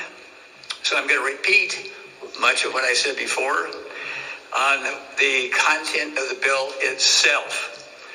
So this is for the fiscal year supplemental for 2025 and the fiscal year 2026 enhancement budget for the Idaho Transportation Department. For fiscal 25, it provides $65,500,000, which is all one time. And you know the significance of one time. It will not be in the base, will not be automatically considered next year. This includes funding for federal funds to pass through to local jurisdictions and money for construction projects. So much of the money that we do here in the Senate and in the House, we pass money at the state level, and it ends up going to the local folks for your local roads, my local roads. Every single district here is involved in this money. Funding for IT, there's 4 budgeted groups, of which $118,323,100 is ongoing. Funding for ITD comes from user fees such as gas tax, registration, distribution from sales tax, a distribution from cigarette tax, one-time transfers from the general fund, and federal funds. As mentioned, there are 4 divisions, and I will give a high-level summary of what was funded in each division. Please keep in mind that there are net zero transfers also. There's a technical correction buried in here. So first, the Transportation Services Division includes the Administration Program, the Capital Facilities Program, and the Aeronautics Program. This bill includes funding for targeted CEC for financial staff. Next is funding for deferred maintenance projects. ITD owns over 700 buildings throughout the state. So there's a lot of deferred maintenance that has to be taken care of. This funding would go towards projects such as HVAC and roof repair. Next is $9.6 million for renovations at the State Street headquarters, in addition to the $32.5 million provided last year. This $9.6 million originally was going to go for a Shoshone building that had been requested. We've rejected that a couple of years in a row and decided this year we'd take that money and put it towards the State Street property renovation. There's $10 million in this bill for a governor's initiative for grants and equipment for the Aeronautics Division. This is appropriation to spend cash that is already in the dedicated fund. Next, we have the Highway Operations Division, which includes funding for targeted CEC for their highway operations crew. These are people that put salt on the roads and plow the snow. There's also funding for new equipment, for software, and for available federal grants. Last, the Contract Construction and Right-of-Way Acquisition Division includes appropriation for construction projects. The first is for an ongoing increase of federal funds to ITD. The second is for appropriation for funds that were previously awarded by the federal government or revenue already received in their dedicated funds. The next two items are safety and capacity projects and road and bridge maintenance funded through a $270 million transfer from the general fund to dedicated funds. You may remember a couple of years ago there was a study done about bridges and the dilapidated state that some were in and some of these highways, and they had a figure towards $1 billion. Well, this is a start. The last few years we've done $300 million extra each year. This year is another $275 million transfer from the general fund to dedicated funds. Of that $275 million, 60% stays with the state, goes to ITD. That's about $165 million. The balance, 40%, $110 million, is going to go to your district, my district, for local roads, local units of government. For some of these enhancements that affect multiple divisions, you see funding for replacement items and IT hardware. The cost of replacement items is mostly for heavy equipment, things like snow plows, loaders, excavators, etc. And just because I know you're so excited to hear this, I'm going to share what some of that is. Transportation services include shop equipment, IT equipment, laptops, the typical kind of things we see, desktops, docking stations, routers, switches, servers, and modems. In motor vehicles, we have a scale deck, miscellaneous laboratory equipment, and IT equipment, computers, scanners, switches, printers, highway operations, almost all replacement costs, $55,613,000. Includes 197 pieces of heavy equipment. Heavy equipment includes a crash truck, 2 utility trucks, 2 aerial trucks, a digger derrick truck, scale post driver truck, 2 snow plows, 41 dump trucks. These are not small cost items. A tractor truck, 11 backhoes, 58 loaders, 9 motor graders, which are like $500,000 a piece. 2 hot patchers, a tar kettle, 2 crack fillers, a forklift, 2 lawn tractors, 2 rotary mowers, 39 sanders, 15 excavators, 1 mechanical street sweeper. I know you're excited to hear all this. 2 self-propelled brooms, and 1 semi-tanker. Of this request, 86 pieces of heavy equipment are eligible for the buyback program. What is the buyback program? So as we're replacing older equipment, this has been well cared for by the state, and the contractors know it. And so these pieces, we have 86 pieces at over $21 million are eligible for the buyback program. So they will go out and be sold, and contractors will gobble those up, buy those, and use them in their own businesses. So that is the crux of what we're dealing with here. The bill includes appropriation for additional $236,920,000. When added with the maintenance budget, gives us a total of just over $1 billion for Idaho Transportation Department for fiscal year 2026. And with that, let's see, one other item I may want to share with you. Yeah, so that is the total budget. So I'm open to any questions. There's a lot of detail in here. Happy to give you more detail if you'd like. With that, debate is open, Mr. President. Debate is open. Is there further debate? Mr. President. Senator Deb Hartog. Thank you, Mr. President. Senators, pleased to support this budget. I know there's been a lot of work and a lot of conversation and discussion and negotiations that have gone into this. Our transportation department does a great job of putting the dollars that we provide to them to good use, as do our local transportation. We have highway districts, cities, and counties that use the funds that are flowing through some of the programs through our transportation department, and they, again, do a great job. And I know there's been some concern about the expenditure of general fund dollars on roads, but I think what's really important for this body to know, yes, there's been a tremendous investment over the last several years of general fund dollars into transportation. And those dollars have gone to every corner of this state. And those dollars have enabled us to keep property taxes low and to keep our user fees low. And I think that is, I've been on some of the the fights on this floor where we've talked about raising gas tax, raising registration fees, and if I have to choose an option, I'm going to choose investing general fund dollars into our roads and bridges, and I would encourage your support of this good budget. Is there further debate? Mr. President, Senator Lenny, to debate the bill. you have the floor. Thank you, Mr. President. I'm looking at the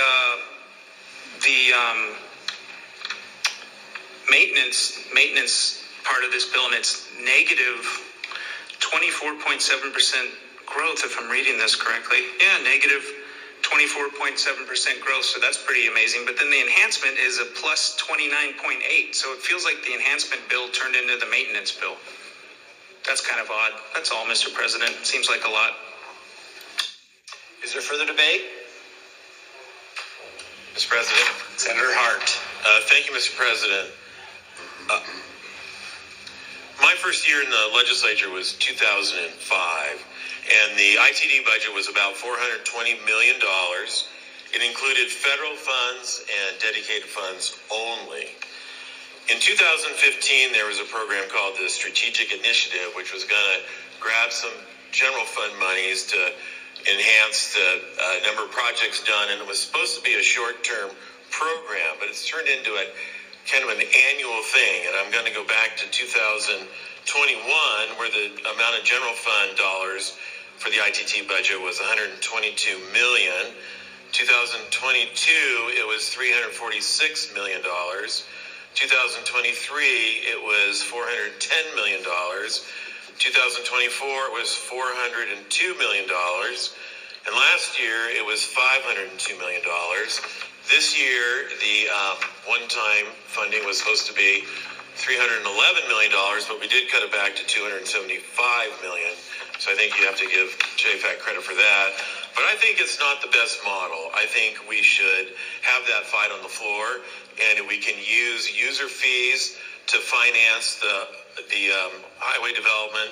We should be doing that. And so I think we need to take a look at that. And for that reason, I am going to vote no on this bill. Thank you, Mr. President. Is there further debate?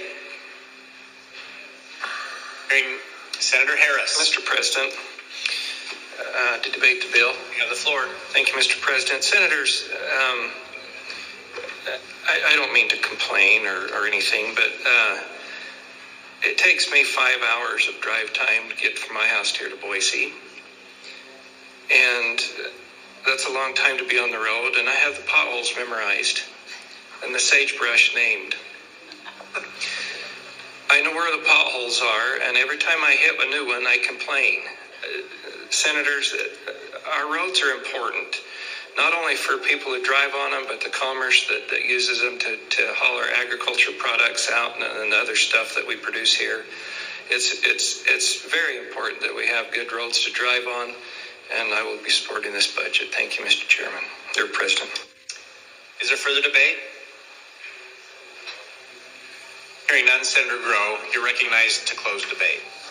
Thank you, Mr. President. Thank you for the comments from each of those that shared their thoughts on this. I just reiterate, this bill does not include the language directing the use of funds for a specific type of project, or better stated, for a particular local highway district.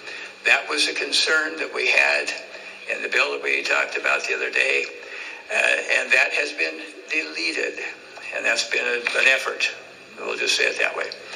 I appreciate the senator from up north mentioning this is a decrease of $36 million on the strategic initiative effort that the gentleman on the second floor has been pushing the last few years. And that was a compromise. There's some that wanted the full 311. There's some want 250. And that's the way JFAC works, is we try to get together on some kind of happy medium. So we ended up at the $275 million. That's still a whole bunch of money that's going to go for roads. And as I said, 40% of that's going to go for our local roads, 60% will go for our state highways. The last point again, this is a 24.7 decrease from the fiscal 25 original appropriation. So we're trying to deal with the maintenance budget and decreasing those where we can. We've decreased that by 24.7%. However, there's always new requests, and ITD is one that always will be bringing new requests, because one of the major complaints we hear from our constituents, along with property taxes on their homes, is the fact that they hate the traffic on the roads, or they hate the quality of the roads, or we need more roads. So we're doing our best to try to help the public. These are our constituents. They want us to address these issues. I would ask your support on this budget. Debate is closed. Debate being closed, the question before the Senate is, shall Senate Bill 1218 pass the Senate? The Secretary will call the roll. Adams. Anthony. Aye. Burnt. Bjerke. Blaylock. Burnshaw. Carlson. Cook. Den Hartog. Grow. Guthrie. Harris. Hart. Kaiser. Cole. Lakey. Lenny. Lent. Nichols. Okonowitz. Ricks. Recti. Simoroff. Shippey. Taylor. Taves. Van Orden. Ordingle-King. Wintrow. Woodward. Seiderveld. Adams. Burnt.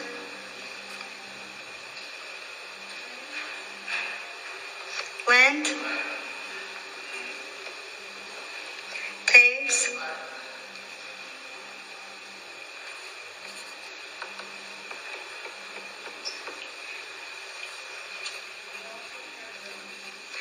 There are also paired votes. Senator Galloway votes aye. Senator Foreman votes nay. Senator Robbie votes aye. Senator Zito votes nay. Roll call shows 25 aye, 8 nay, 2 absent or excused. A majority having voted in the affirmative, Senate Bill 1218 has passed the Senate. Is there a correction to title? Hearing none, the title is approved, and Senate Bill 1218 will be transmitted to the House of Representatives. Mr. President. Senator Den Hartog. Mr. President, I move that all rules of the Senate interfering with the immediate consideration of Senate Bill 1219 be suspended. Mr. President, I second the motion. It has been moved and seconded that all rules interfering with the immediate consideration of Senate Bill 1219 be suspended. Mr. President. Senator Harris. Mr. President, I ask unanimous consent, the roll call vote used to suspend the rules for the consideration of Senate Bill 1217 be now used to suspend the rules interfering in the immediate consideration of Senate Bill 1219. Is there an objection? Hearing none, it is so ordered. Roll call shows 34 ayes, 0 nays, 1 absent or excused. More than 2/3 having voted in the affirmative, all rules interfering with the immediate consideration of Senate Bill 1219 have been suspended. The Senate now has before it for final consideration Senate Bill number 1219. The Secretary will read the bill. In the Senate, Senate Bill 1219 by Finance Committee, an act relating to funding for the State Tax Commission for fiscal year 2026. Mr. President. Senator Grove. Mr. President, I request unanimous consent that we dispense with further reading of Senate Bill 1219, and that the journal shows have been read the third time at length, section by section, and placed before the Senate for final consideration. You've heard the request. Is there an objection? Hearing none, Senator Grove, you're recognized to open debate on Senate Bill 1219.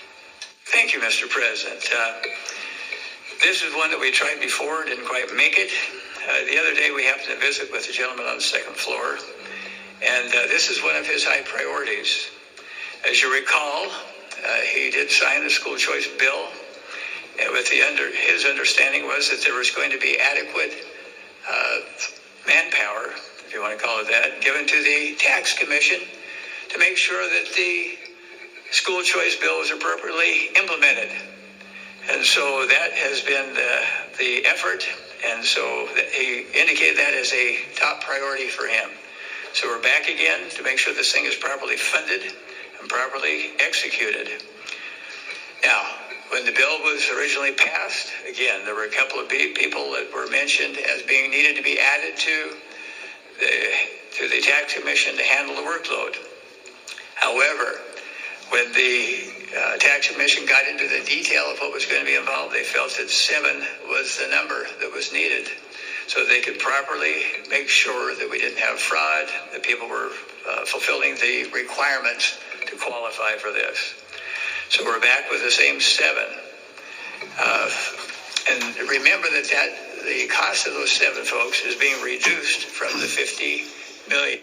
No, I think what he's referring to, and I might, because he doesn't say the bills, school choice bill is where the $5,000 went to homeschoolers, private schools, church schools, to the parents to cover expenses so they could go to Disneyland and cover the expenses. Actually, it was a tax credit. So if you had 6 kids that you were homeschooling, that's $30,000 you write off your income tax, state income tax. The 320,000 children that are in the public school system, their parents don't get that $5,000. 33,000 people called the governor's office saying, don't sign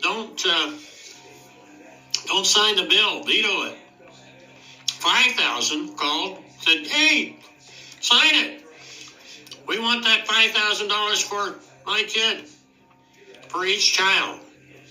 I got 6 kids, that's $30,000. The governor signed it. And I think this is what Senator Groh, who was appointed, when, I have a neat little system. The state senator resigns and they appoint guys like this to fill out the term 6 months before the election. It's a shoo-in. That's how he got in. Looking at the fiscal note, starting from the maintenance provided in Senate Bill 1110. This bill includes 4 enhancements and additional sections of language related to reappropriation. The 4 enhancements include 1, funding for certified mail processing contract, 2, funding for the parental choice tax credit pursuant to House Bill 93, 3, funding for vehicle replacement items, and 4, funding for IT replacement items. The total increase in this bill is a 5.1% increase. There's additional language in the bill to address new full-time positions and funding mechanisms for the new tax credit program. 2 FTP are limited service. The bill instructs them to remove the FTP after 2 years. All enhancements represent a 3.3% increase on top of the maintenance appropriation. Only 1.1% of the total increase is ongoing, $565,900. That's one time. The ongoing is the 565. The rest is just one time. Overall, the budget, I mentioned how big it is. Okay, what are these little enhancements? We got 16,000 to contract. By the way, it's estimated it's $50 million, but they had it in Arizona. They had it during one of the committee debates. It was way over $50 million. Now, who do you think is going to make up the $50 million in those lost revenue and taxes? The 20,000 homeschoolers. Their revenue is their income taxes are going to go down, state income taxes. Guess who's going to go up to make up that difference? Hint: it's the person that's looking back at you every morning in the mirror. And this enhancement includes funding for 1 light-duty truck and 9 small vehicles. IT replacement items. $684,700 one time from the general fund. $72,400 one time dedicated funds or the multi-state tax compact fund. What is that? That's when we audit. A lot of these major corporations are in many states, and so there's a coordinated effort that happens between the various states to make sure that they coordinate the audit efforts, and so we're part of that. So we have to fund that. An account for the administration services for transportation. The enhancement includes funding for IT replacement items by the Office of Information Technology. And again, we have that office that's over the whole complex, all of the departments and agencies. and they have the bulk of the funding, but they also look at individual needs for each department, such as a laptop on a person's desk. So the enhancement funding for IT includes 171 laptops, 392 computer monitors, network switches and network servers, and additional ITS security and resiliency infrastructure components.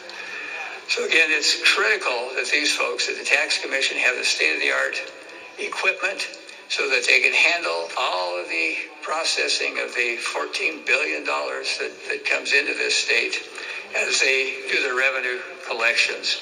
And as they work with the taxpayers to make sure that they treat the taxpayers appropriately, but in accordance with the law, so that the appropriate amount of funds are collected.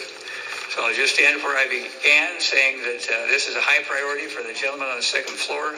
He's again asked that we come back on the 7 people that the Tax Commission has requested, so they're not forced, the Tax Commission is not forced to draw personnel from other areas and decrease their ability to properly handle all of their responsibilities. So with that, I encourage your support. With that, Mr. President, debate is open. Debate is open. Is there further debate? Mr. President. Senator Carlson. To debate in favor of the bill. You have the floor. Senators, and Mr. President, several members of this body voted for a House Bill 93. And if we may not like this budget, but this is part of House Bill 93. So if we don't approve this budget, we are saying that we don't agree with the vote that we had previously. So with that, I just encourage your vote. This would actually allow the implementation, and it does not take away it does not add more money. We've already agreed to the $50 million. Thank you. Further debate. Mr. President. Senator Cole. To debate the bill. You have the floor. Thank you, Mr. President. I did support the original policy for school choice, and this was not in the original policy. I remember very clearly what the original fiscal note said, and it didn't include 7 FTPs additional to the tax commission. So I take a little bit of umbrage to say that if I don't support a massively bloated budget for the administration of what might be a good policy, that I don't support the original policy. That's not correct. The truth is, I don't work for the man on the second floor, and I don't work for the tax commission. So when they come to us with additional requests, after the policy was passed and after we signed off on the original fiscal note, that shouldn't change our positions. I would note, Mr. President, that this budget was defeated a few days ago. It has now been reduced $100 out of over $1 million, almost $2 million. We've reduced it $100 and brought it back to this chamber. That's frustrating. That doesn't sound like any real progress was made. I don't feel that when this was brought back to us, our concerns about the massive bloat that is obvious in this budget was taken serious at all. So I'll be a no on this, Mr. President. Is there further debate? Mr. President. Senator Lenny. To debate the bill. You have the floor. Thank you. This, to echo the thoughts of the senator sitting right next to me,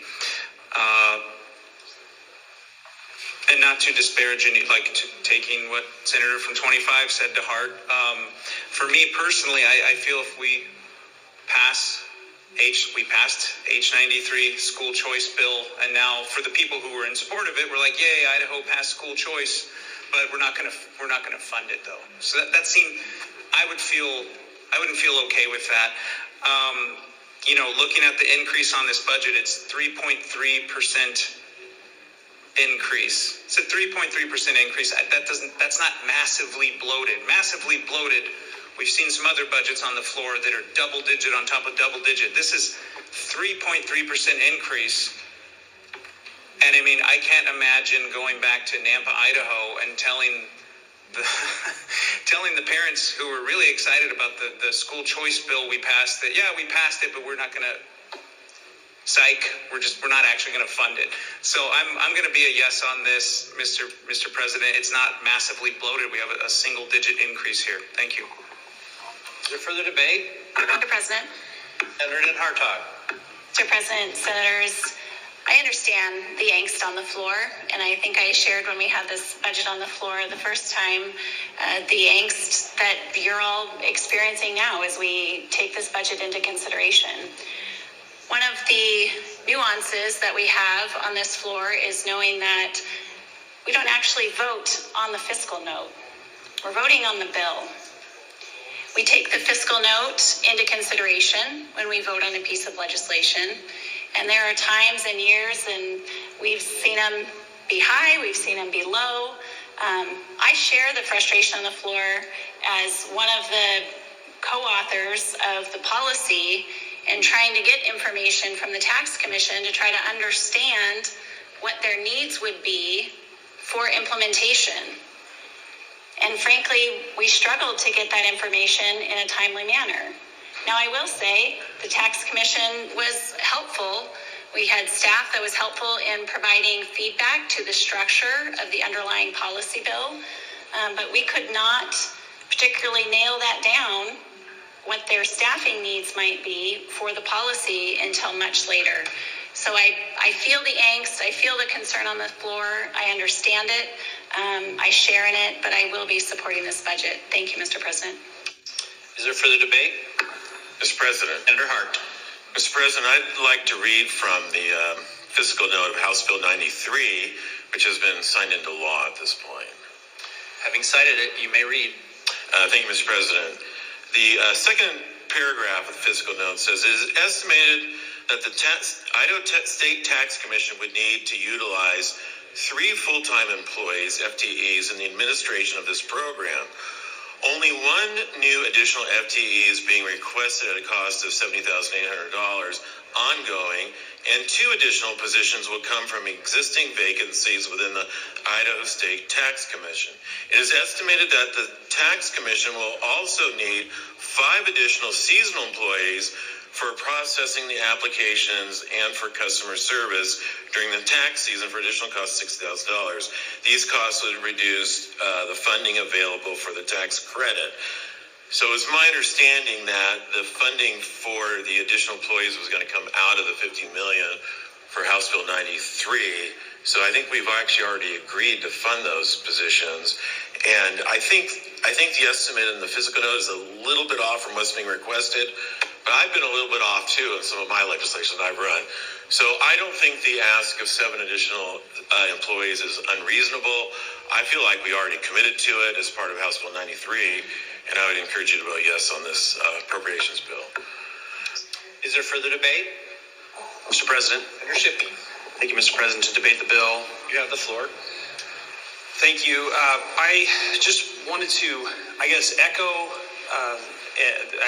echo some of the comments that have been made already, but I want to point out that this is the concern that when you pass policy such as school choice is that it doesn't remain as it was when you initially passed it. The concern that was being echoed all over the state was that if you pass the $50 million school choice bill, that eventually will grow into hundreds of millions of dollars. Those were some of the original concerns.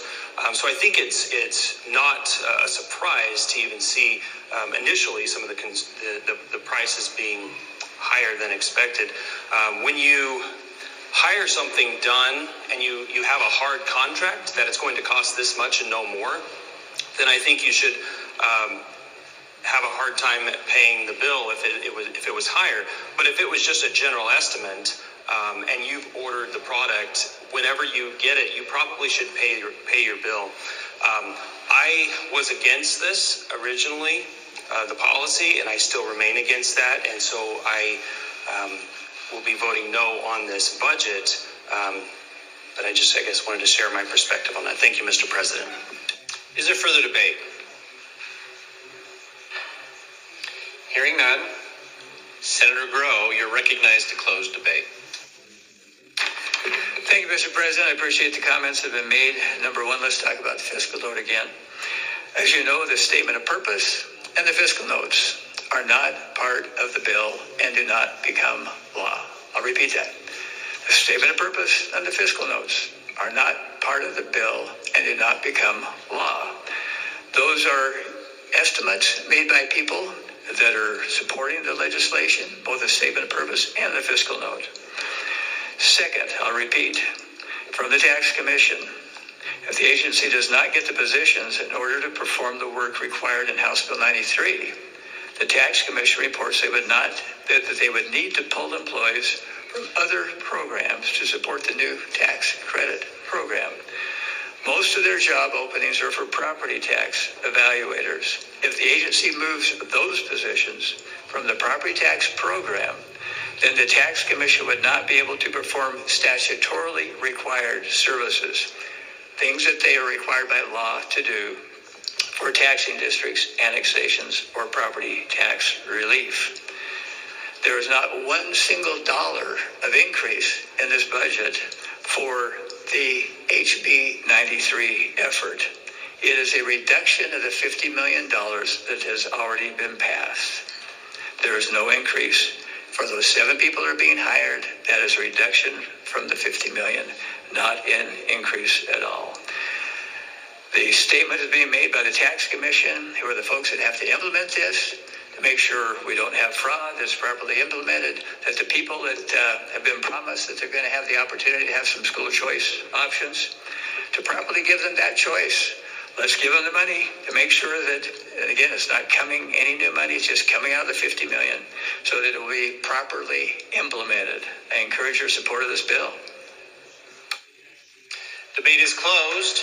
The question before the Senate is, shall Senate Bill number 1219 pass the Senate? The Secretary will call the roll. Adams. Anthony. Aye. Byrne. Bierke. Blaylock. Burtenshaw. Carlson. Cook. Did Hartog. Grow. Guthrie. Mr. President. Senator Guthrie. Thank you, Mr. President. 60 seconds. You have 60 seconds. You know, Senators, it's one thing to have an estimate, but the estimate should be somewhat in the ballpark. This is $600,000 different than what the fiscal note on 93 was. And I can be consistent because I did vote against 93 as I vote against this today. And I'm also assuming that the gentleman on the second floor was very cognizant of what the fiscal note was when he signed the bill. So again, I'll be voting no. Senator Guthrie votes nay. Harris. Hart. Kaiser. Cole. Lakey. Lenny. Lent. Nichols. Okonowitz. Robbie. Briggs. Ruckte. Summeroff. Shippey. Taylor. Taves. Van Orden. Ward Engelking. Wintrow. Woodward. Cito. Mr. President. Senator Woodward. Thank you, Mr. President. I do acknowledge that House Bill 93 is passed into law. As a member of the Joint Finance and Appropriations Committee, one, I always want to support these budgets, and two, I know how long it takes to route a new one through, just if folks are contemplating. Mr. President, I vote aye. Senator Woodward votes aye. Cito. Seiderveld. President. Senator Seiderveld. Thank you, Mr. President. I will be of no on this, and I was a yes on the policy bill on this. I do feel like we do need to look at the fiscal note, because being on the appropriation committee, I see every policy that actually grows our government. And now we're adding on another bunch of them that we should have really maybe considered the cost before bringing the policy forward, maybe taking a little extra time to make sure that we were completely knowing what was going to be the cost of this. Idaho is the largest sole employer in the state, and then we just keep on adding more, and that comes through policy bills. So I do believe that we should look at the fiscal note, and so with that, I'll be a no vote. Senator Zeiderveld votes nay. Adams? Berndt? Blaylock? Mr. President, Senator Blaylock, 60 seconds. you have 60 seconds to explain your vote. Thank you. So I originally voted yes on House Bill 93. I support school choice. At that time, when I looked at the fiscal note, that bill provides a $5,000 grant, and I remember doing the math and seeing that would be 26 students that money would not be going to, the amount that would be going to the tax commission to run this program. When I do the math on this one, 134 students is what we're up to, because we're taking it out of that $50 million from that bill. I just am surprised how far off we are, and I will be a no. Senator Blaylock votes nay. Burnshaw?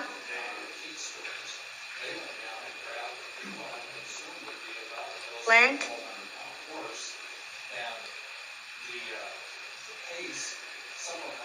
60 seconds. Senator Lent, you have 60 seconds to explain your vote. Thank you, Mr. President. I think it's pretty clear I've not been a fan of that policy that we're referring to, but I do support the appropriations process and those who have put it together. So with that, in support of the appropriations process, Senator votes aye. Senator Lent votes aye. Okonowitz? Senator Okonowitz, how do you vote? Robbie? Semmelroth? Shippey? Senator Shippey, how do you vote? Senator Shippey votes nay. Taylor? Mr. President, 60 seconds. Senator Taylor, you have 60 seconds to explain your vote. I'll take 5 seconds. I voted against the policy, so I'll be against this. Thank you. Senator Taylor votes nay. Van Orden? Ward Engelking? Mr. President, 60 seconds. Senator Ward Engelking, you have 60 seconds to explain your vote. Thank you, Mr. President. I will reluctantly vote aye, as my role in JFAC is to fund what is in statute. However, it is disheartening for me to see that this program, which has not even been enacted yet, is already costing more than expected. But I will vote aye. Senator Ward Engelking votes aye.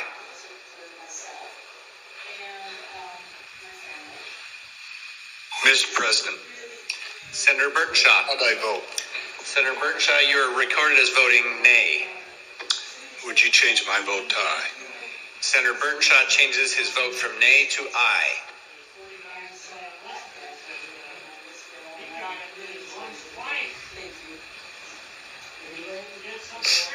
There is also a paired vote. Senator Galloway votes aye. Senator Foreman votes nay. Roll call shows 21 aye, 13 nay, 1 absent or excused, a majority having voted in the affirmative. Senate Bill 1219 has passed the Senate. Is there a correction to title? Hearing none, the title is approved, and Senate Bill 1219 will be transmitted to the House of Representatives. Mr. President. Senator Den Hartog. Mr. President, I move that all rules of the Senate interfering with the immediate consideration of Senate Bill 1220 be suspended. Mr. President, I second the motion. It has been moved and seconded that all rules interfering with the immediate consideration of Senate Bill 1220 be suspended. Mr. President. Senator Harris. Mr. President, I ask unanimous consent the roll call vote used to suspend the rules for the consideration of Senate Bill 1217 be now used to suspend the rules interfering in the immediate consideration of Senate Bill 1220. Is there an objection? Hearing none, it is so ordered. Roll call shows 34 ayes, 0 nay, 1 absent or excused. More than 2/3 having voted in the affirmative, all rules interfering with the immediate consideration of Senate Bill 1220 have been suspended. The Senate now has before it for final consideration Senate Bill number 1220. The Secretary will read the bill. In the Senate, Senate Bill 1220 by Finance Committee, an act relating to funding of the Office of Energy and Mineral Resources. Senator Woodward. Mr. President, I ask unanimous consent that further reading of Senate Bill 1220 be dispensed with, and the journal show has been read the third time in length, section by section, and placed before the Senate for final consideration. You've heard the request. Is there an objection? Hearing none, Senator Woodward, you're recognized to open debate on Senate Bill 1220. Thank you, Mr. President. This is the enhancement budget for the Office of Energy and Mineral Resources. It is a $0 request, simply acknowledging that there are multiple pots of money to work from in the agency that are dedicated funds, and moving the appropriation authority to the correct pot that is available to align with the work being accomplished. With that, Mr. President, debate is open. Debate is open. Is there further debate? Mr. President. Senator Whitrow. Just briefly for the record, I'll probably vote for the budget, even though I don't want to. And I think it needs to be noted that once again, we turned down almost $25 million in federal funds that would have gone to home energy rebates that would have helped low-income folks, anyone modernize and make their homes more energy efficient to decrease their bills. And that's what we need in this economy right now. Unfortunately, the money will go back out into the bucket for all other states. So our money's probably going to go to California instead of Idaho. Those are our tax dollars going to somebody else. And again, I think that's a travesty. And I think the other thing that we threw away was that speed council, which would handhold people through a permitting process. A Democrat is on her feet saying, we want to support business and make sure that they can do the things they want to do. And now we're not even going to do that. Thank you, Mr. President. Is there further debate? Mr. President. Senator Bierke. To debate the bill. You have the floor. Well, it's been nice to hear on a couple occasions here today that people on the Finance Committee are supporting processes even though they disagree with the budget. And I have to say that the senator from 19 is right on. I've had a lot of my constituents that were particularly happy when we took away the energy rebates. And I won't get into that. But I don't know, just thinking, the world according to Carl, I mean, maybe it's time for a little change in how we do JFAC. Maybe some of the germane committee should handle all the enhancement budgets after JFAC maybe handles the maintenance. And more people would have a little bit of a stake in the process. And I support the process. This is my third year now, and I will continue to do so. And I'll vote for this budget, even though my constituents have reached out to me and said they do not like the idea of us giving that money to other states when they can be using it for energy projects here in the state of Idaho. But I will be voting for this. Is there further debate? Hearing none, Senator Woodward, you're recognized to close debate. Thank you, Mr. President. Debate is closed. Debate being closed, the question before the Senate is, shall Senate Bill number 1220 pass the Senate? The Secretary will call the roll. Adams, Anthony, Burnt, Bierke, Blaylock, Burnshaw, Carlson, Cook, Den Hartog, Foreman, Grow, Guthrie, Harris, Hart, Kaiser, Cole, Blakey, Lenny, Lent, Nichols, Okonowitz, Robbie, Ricks, Ruckty, Summeroff, Shippey, Taylor, Taves, Van Orden, King. Mr. President, 60 seconds. Senator, you have 60 seconds to explain your vote. Thank you, Mr. President. I too will reluctantly vote for this budget, but I'm going to stay hopeful that in the future we'll make sure that we protect Idaho tax dollars, make sure they stay in Idaho, that they benefit businesses here. Our local businesses would have also benefited, and our constituents would benefit. So I'm just going to be hopeful that next year we'll do what's right. Thank you. Senator Ward King votes aye. Winthrop, Woodward, Cito, Anthony, Nay. Guthrie, Kaiser, Lenny,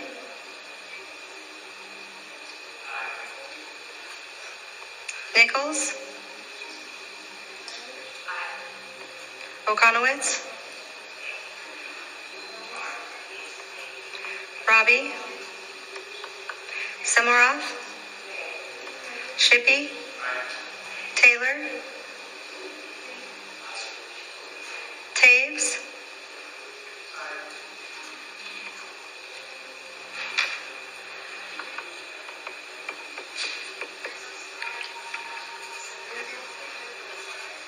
there is also a paired vote. Senator Galloway votes aye. Senator Zeiderville votes nay. Roll call shows 25 aye, 9 nay, 1 absent or excused, a majority having voted in the affirmative. Senate Bill 1220 has passed the Senate. Is there a correction to title?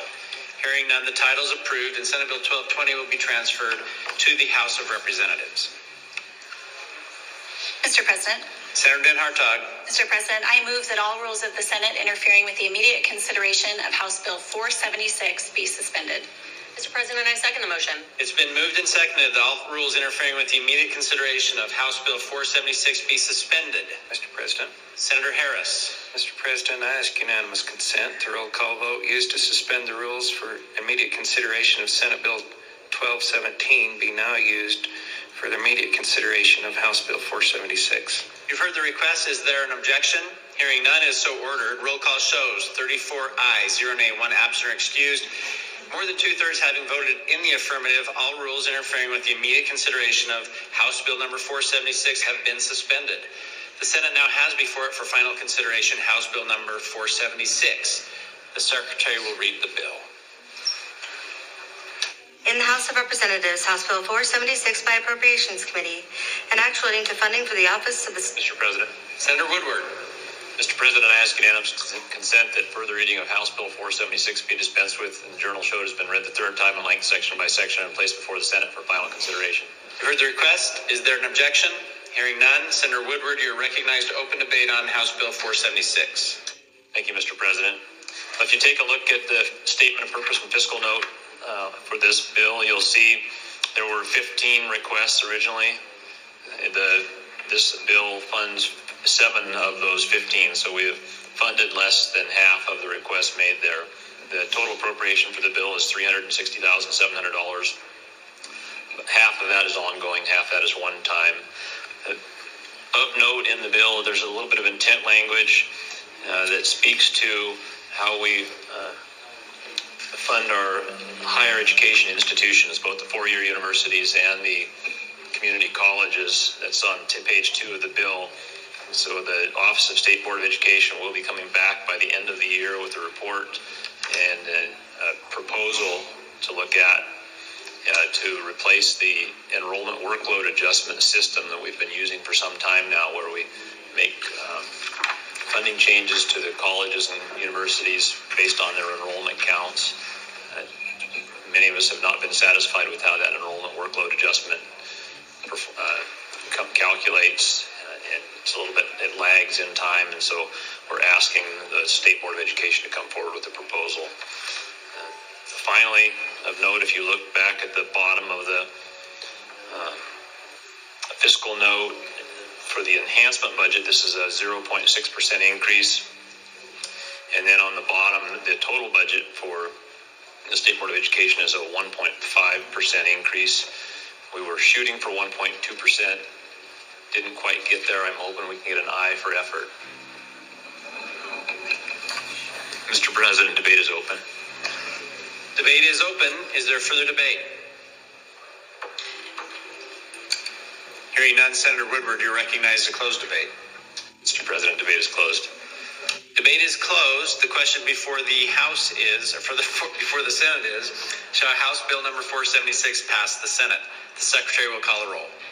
Adams, Anthony, Aye.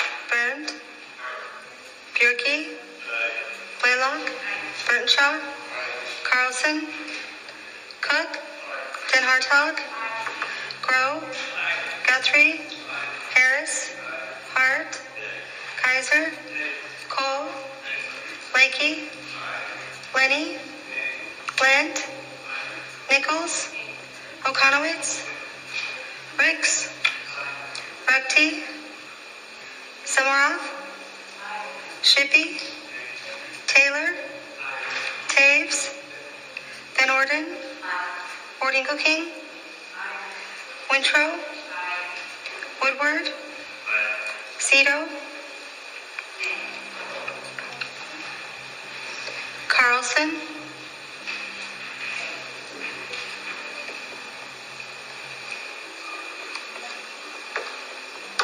Rugty,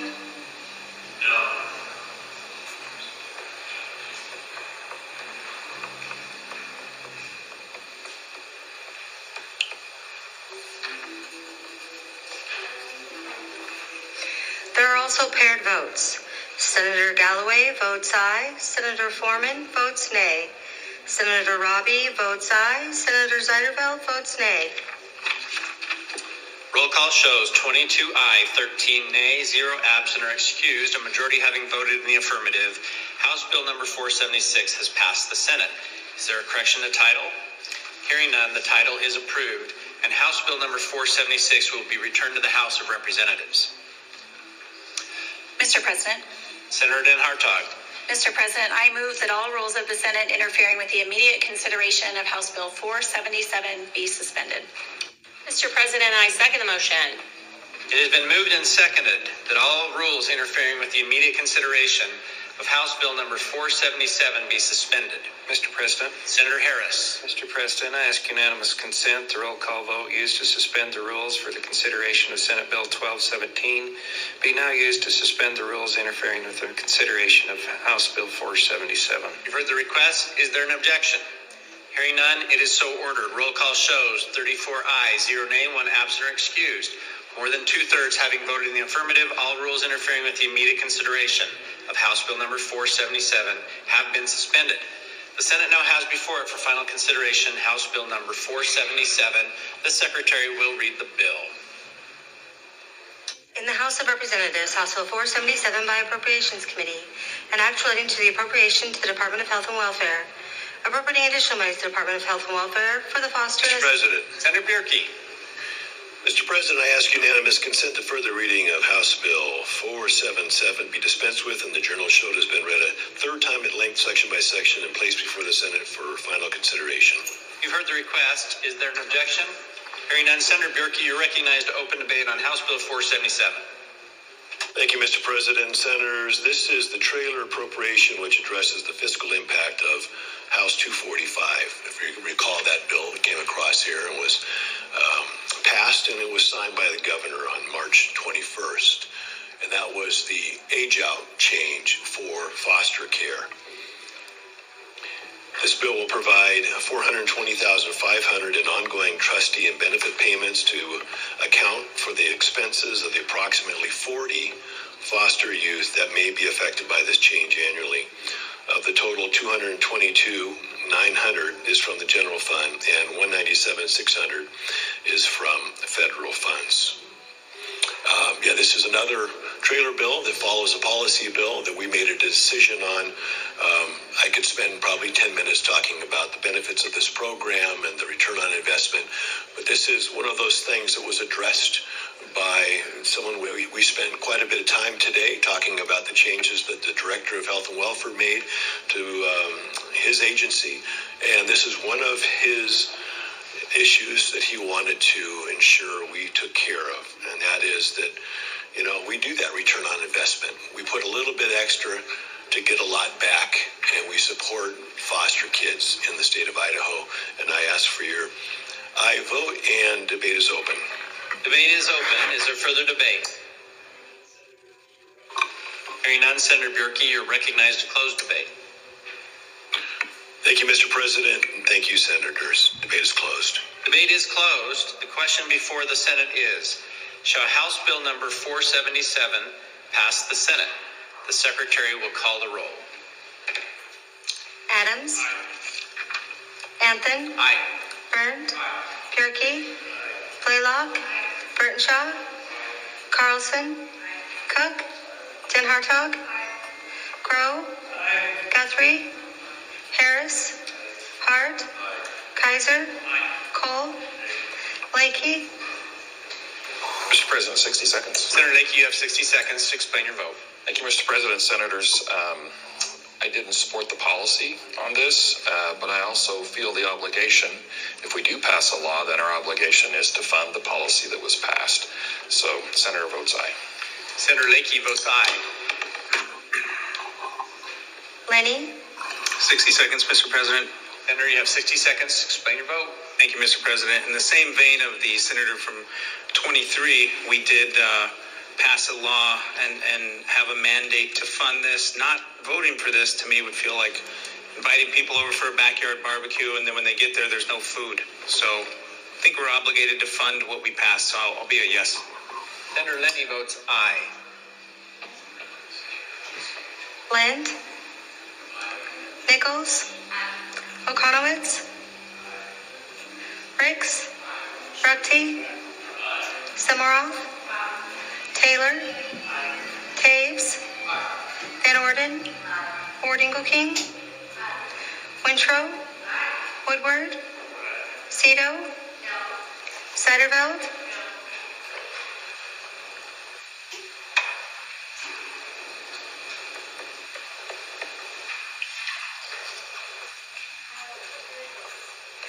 There are also paired votes.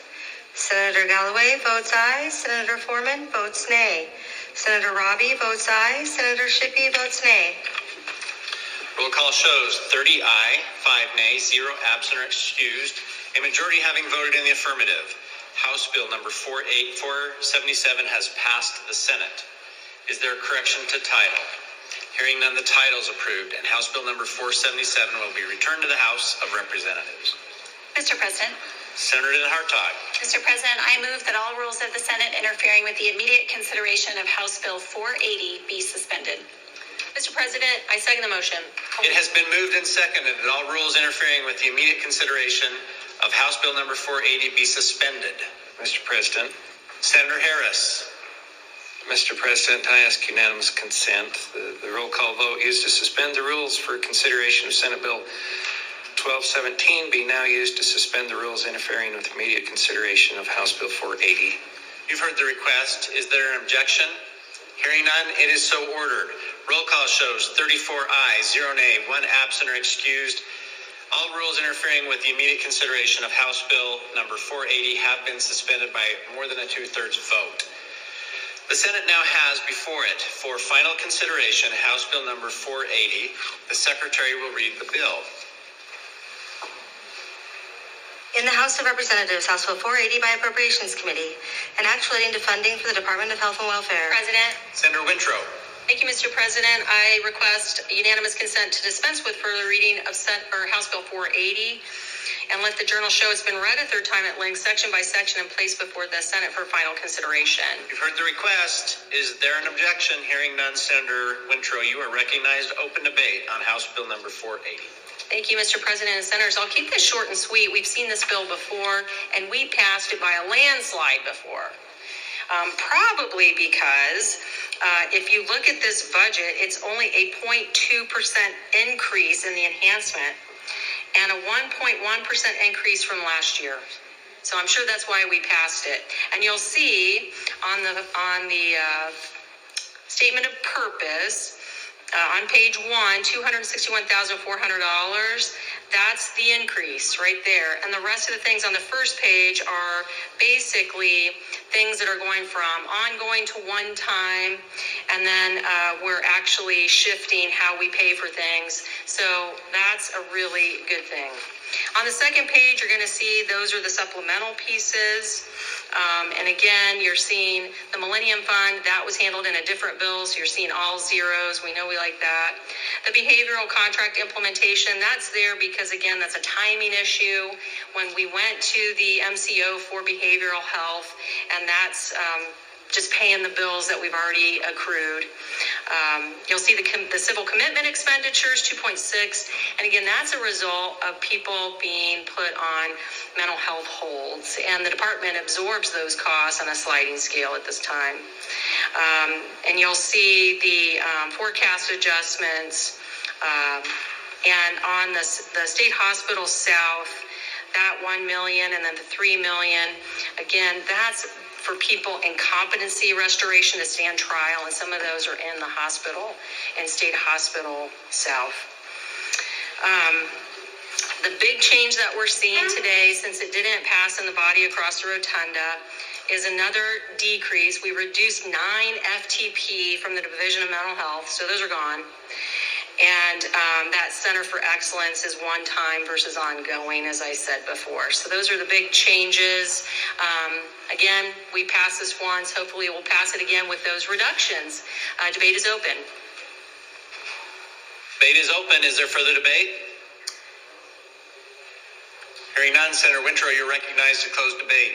Thank you, Mr. President. Short, sweet, and to the point. Debate is closed. Debate is closed. The question before the Senate is, shall House Bill number 480 pass the Senate? The Secretary will call the roll. Adams. Anthem. Aye. Burned. Bierke. Blaylock. Burnshaw. Carlson. Cook. Ten Hartog. Grow. Guthrie. Harris. Hart. Kaiser. Cole. Wakey. Lenny. Lind.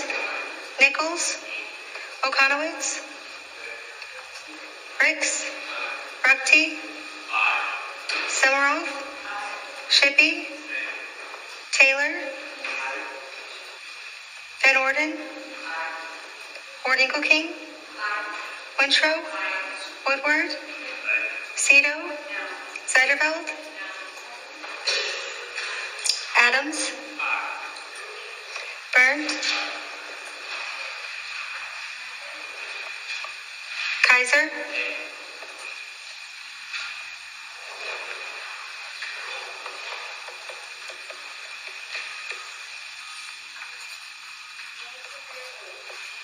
There are also paired votes. Senator Robbie votes aye. Senator Taves votes nay. Senator Galloway votes aye. Senator Foreman votes nay. Roll call shows 25 aye, 10 nay, 0 absent or excused. A majority having voted in the affirmatives, House Bill number 480 has passed the Senate. Is there a correction to title? Hearing none, the title is approved. House Bill number 480 will be returned to the House of Representatives. Mr. President. Senator Den Hartog. Mr. President, I move that all rules of the Senate interfering with the immediate consideration of House Bill 481 be suspended. Mr. President, I second the motion. It has been moved and seconded that all rules interfering with the immediate consideration of House Bill number 481 be suspended. Mr. President. Senator Harris. Mr. President, I ask unanimous consent. The roll call vote used to suspend the rules for the immediate consideration of Senate Bill 1217 be now used to suspend the rules with the immediate consideration of House Bill 4. You've heard the request. Is there an objection? Hearing none, it is so ordered. Roll call shows 34 ayes, 0 nay, 1 absent or excused. More than 2/3 having voted in the affirmative. All rules interfering with the immediate consideration of House Bill number 481 have been suspended. The Senate now has before it for final consideration House Bill number 481. The Secretary will read the bill. In the House of Representatives, House Bill 481 by Appropriations Committee, an act relating to the appropriation to the public schools. Mr. President. Senator Ward King. Mr. President, I ask unanimous consent that further reading of House Bill 481 be dispensed with, and the journals show it has been read the third time at length, section by section, and placed before the Senate for final consideration. Heard the request. Is there an objection? Hearing none, Senator Ward King, you are recognized to open debate on House Bill 481.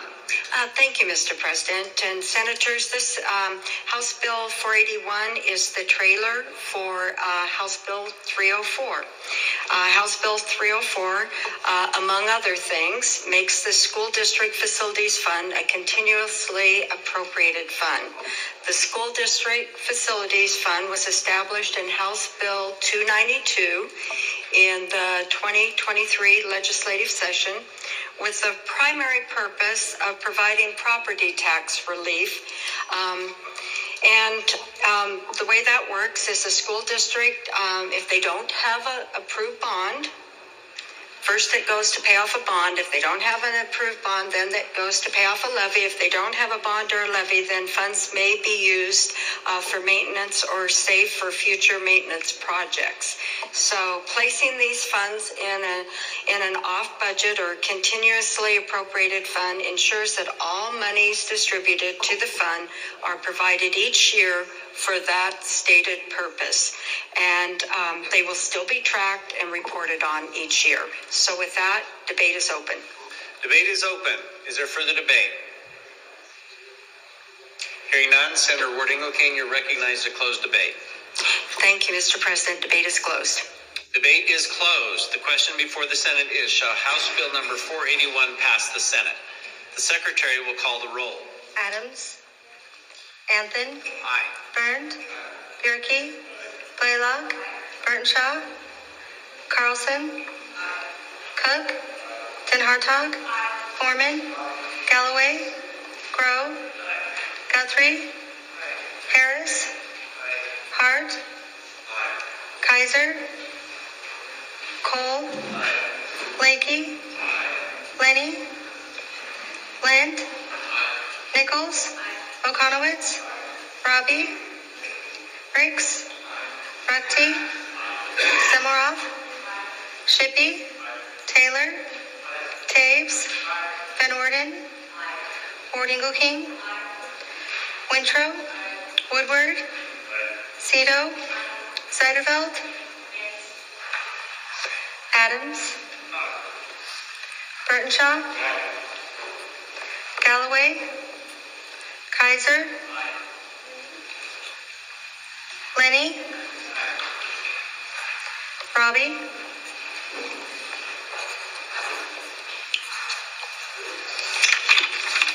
Roll call shows 33 aye, 0 nay, 2 absent or excused, a majority having voted in the affirmative. House Bill number 41 has passed the Senate. Is there a correction to title? Hearing none, the title is approved, and House Bill number 41 will be returned to the House of Representatives. Mr. President. Senator Den Hartog. Mr. President, I move that all rules of the Senate interfering with the immediate consideration of House Bill 356 as amended in the Senate be suspended. Mr. President, I second the motion. Mr. President. One moment, please. I've got the wrong.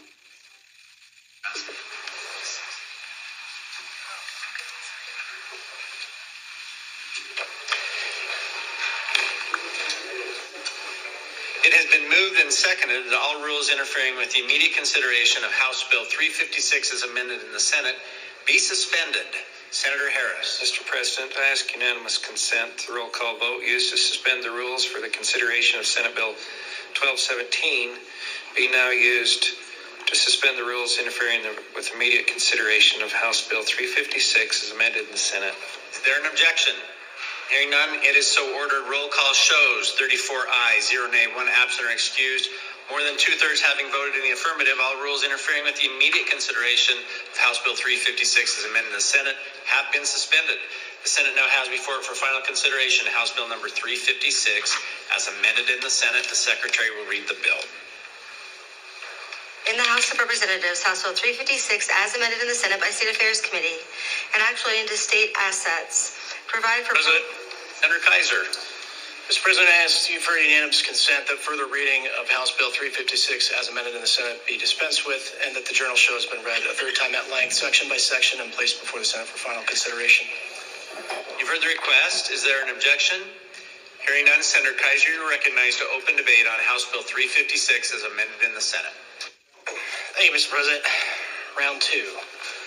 Senators, this legislation expands current code where foreign governments are prohibited from purchasing any forest land, but in addition to that prohibition, this would also include agricultural land, water rights, mining claims, and mineral rights. Any foreign adversary under these prohibitions, under this legislation, that owns agricultural land, mining claims, or mineral rights, water rights, must sell within 180 days of notice.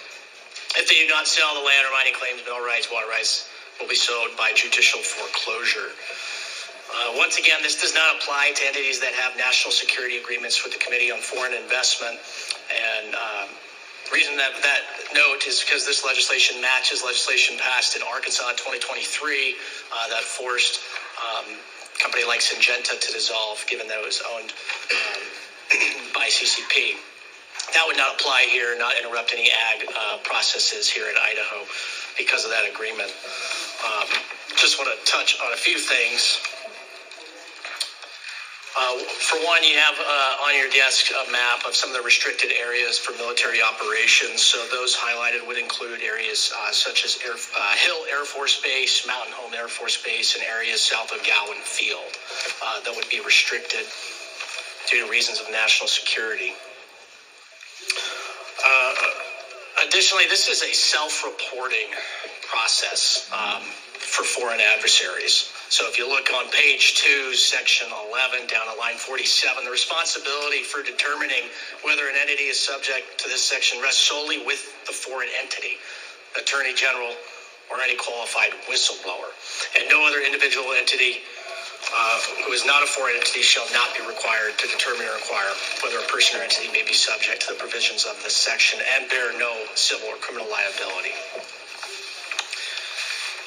If it is determined that there's a violation and the property or rights are sold, all of that goes to the lien holder. So in this case, for example, a bank. Additionally, if there was a foreclosure, then the property goes back to the lien holder. So the only one that would receive the penalty is the bad actor or foreign adversary. And the lien holder could then sell to a Californian or someone from Washington or Oregon, one of our Cal problems, or perhaps an Idahoan. But either way, it'd be better than a foreign adversary. And this does not go after those that are friends and allies of a foreign nation or foreign national. Specifically, if you look on page 3, section C, line 45, foreign adversary. Again, this is defined from the Code of Federal Regulations that's utilized to define foreign adversaries. Means any foreign government or foreign non-government person engaged in a long-term pattern or serious instances of conduct significantly adverse to the national security of the United States or security and safety of the United States persons, as determined in that code. As mentioned before, we eliminated the current list of those nations specifying the code, and as it exists on January 1st, 2025, once again, why that's important is simply if Washington, D.C. were to change the list of foreign adversaries, that would not negatively affect Idaho.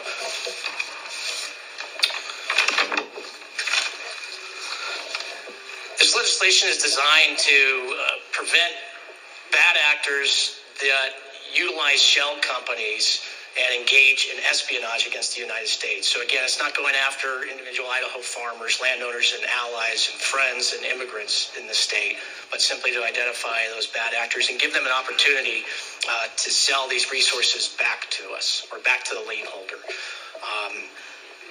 And if there was a time where these adversaries were specifically listed, for example, as enemy combatants, the federal government would immediately seize these assets anyway. So again, this is a self-reporting process for these foreign adversaries, as defined as foreign adversaries, an opportunity to sell those resources back to the lien holder. Again, that way they could be in control of Idaho. We don't want our enemies in our backyard. So with that, I urge your aye vote, and debate is open. Debate is open. Is there further debate? Senator Hart. Would the senator from 20 yield to a question? Senator Kaiser, would you yield to a question from Senator Hart? Yes, I yield. Senator Kaiser yields. Senator Hart, you may proceed. Senator from 20, is there an engrossed version of the bill available? The bill was amended, so there should be, the amendment should be reflected in the bill. Yes, there should be an engrossed version of this bill that includes the amendments. Mr. President, can the Senate go at ease? Senate be at ease. Senators, in your email, I believe the Secretary emailed us the draft engrossment. It is a House bill with Senate amendments, so we can only do a draft engrossment. So those should be in your email. 10:44 a.m. if you're looking through your email.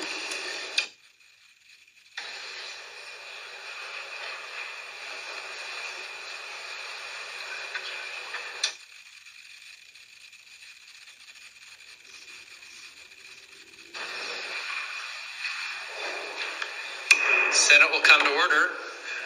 Prior to going at ease, the Senate was in the 12th order of business. The Senate is in the 12th order of business. It has before it and is in the current debate for House Bill 356 as amended in the Senate. Is there further debate?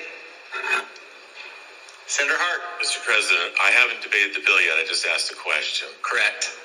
And I have an issue with my email. I'm only getting 37 emails in my inbox. I know there's more than that.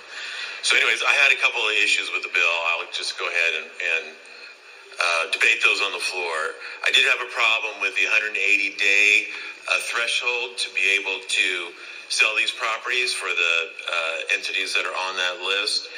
And I think it should be more. And I also have a problem with the offense that would cause these properties to go to tax or to go to a judicial sale is the fact that they just own the property. There was no probable cause. There was no overt act that caused these properties to have to go to judicial sale.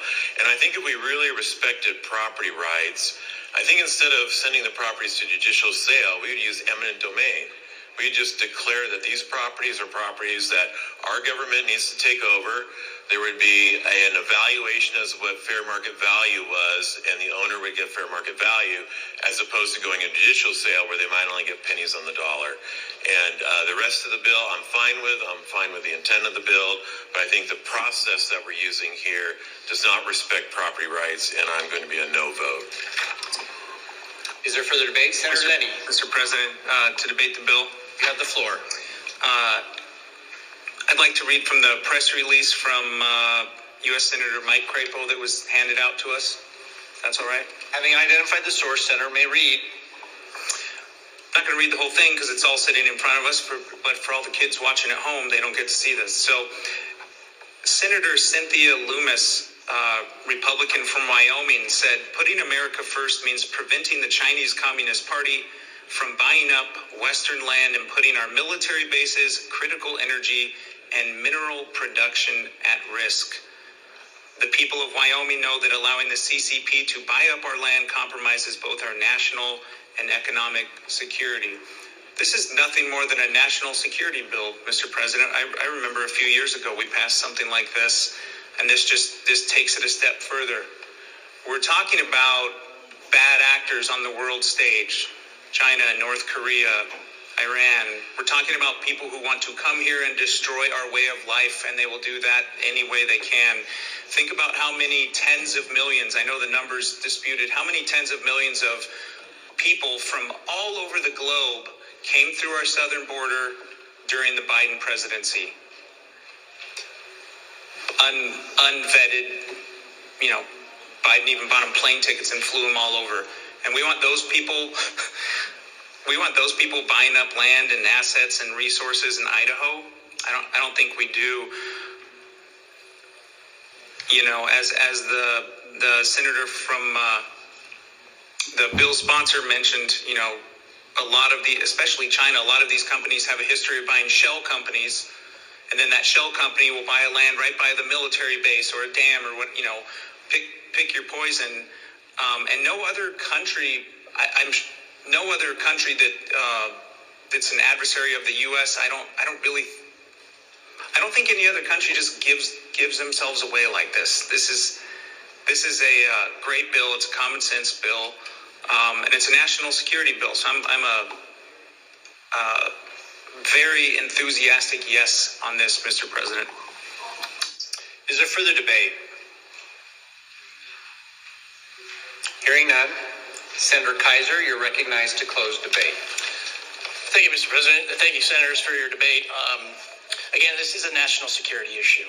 I don't see value in allowing those that are considered foreign adversaries of the United States, allowing them to take our natural resources and taking advantage of our freedoms and our property rights to engage in acts of espionage. So once again, I ask for your aye vote. With that, debate is closed. Debate is closed. The question before the Senate is, shall House Bill number 356 as amended in the Senate pass the Senate? The Secretary will call the roll. Adams. Anthony. Aye. Ernst. Pierkey. Blaylock. Burtonshaw. Carlson.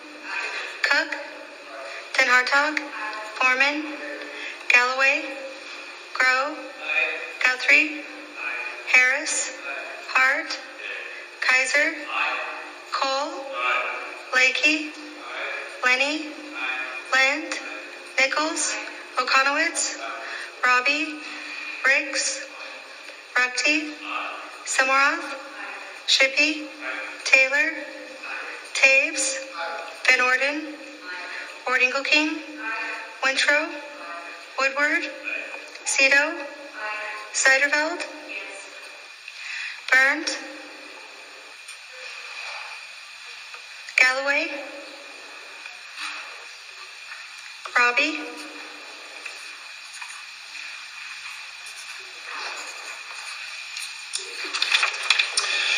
Roll call shows 30 aye, 2 nay, 3 absent or excused. Majority having voted in the affirmative, House Bill number 356 is amended in the Senate has passed the Senate. Is there a correction to title? Hearing none, the title is approved. House Bill number 356 as amended the Senate will be returned to the House of Representatives. Mr. President. Senator Den Hartog. Mr. President, I move that all rules of the Senate interfering with the immediate consideration of House Bill 479 be suspended.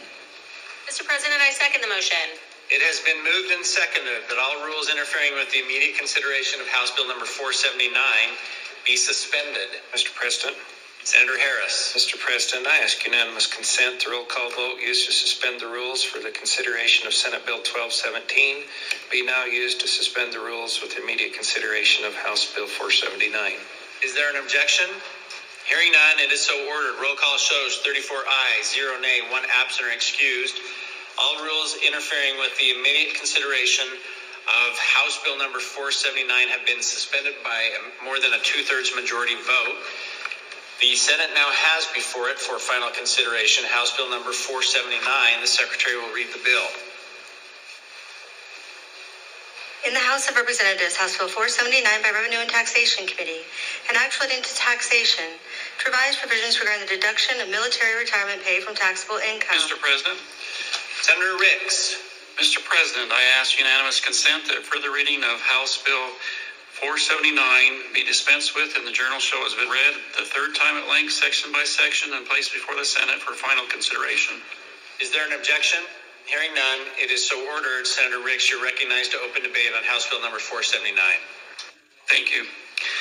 Senators, I apologize you have to hear from me again, but this is hopefully the last tax trailer bill that we have. This is a trailer bill, maybe a trailer park bill, but it doesn't have a lot of substantive change. It really doesn't have any substance change other than one, and I'll explain that to you. This is a trailer bill to House Bill 40, which you remember is our income tax cut bill, and also House Bill 304, which was our property tax bill. The first part of this bill on page 2 goes in and clarifies some of the military pay exemption. It doesn't change what we had passed in House Bill 40. It just is rewritten to be a little more clear, but it's the same conditions. On page 4, the tax rates that are in effect, if you remember, we reduced the income tax rate from 5.8% to 5.3%, which in House Bill 40, which was a great thing to do. It reduced the rate roughly 6.94%, nearly 7%. But in doing that, what we've done in the last few years is we've been crossing out the current rate and putting in the new rate. So, for example, we've crossed out 5.8% and put 5.3%. But that's created a little bit of an issue if a person goes back and files an amended return in a previous year. And so what the Tax Commission came to us and asked us to put in some clarification for the different tax years, what the rate was. So on page 4, it goes back and puts in, starting in 2001, was originally the top rate 7.6%. And in various years, getting to where we're at right now, to 5.3%, but it just specifies the rate and the effective dates, the year of those income tax rates. So if, for example, a business or you personally want to file an amended return on previous years, it clearly states those in our code. And incidentally, by looking at this, if you look at that and see the 7.6% rate back in 2001, you compare that to the rate we have now that we recently passed, a 5.3%. That's a 30% reduction in income tax over since 2001. So I think we can all be proud of that we've reduced our income tax rates that much over the years. So this also deals with a little bit of property tax. House Bill 304, if you remember, was $100 million property tax relief. This doesn't change that. It's still the same. It just provides some clarification on page 16 that fully identifies the funds where the transfers go to. As you recall, $50 million of it goes to the education side.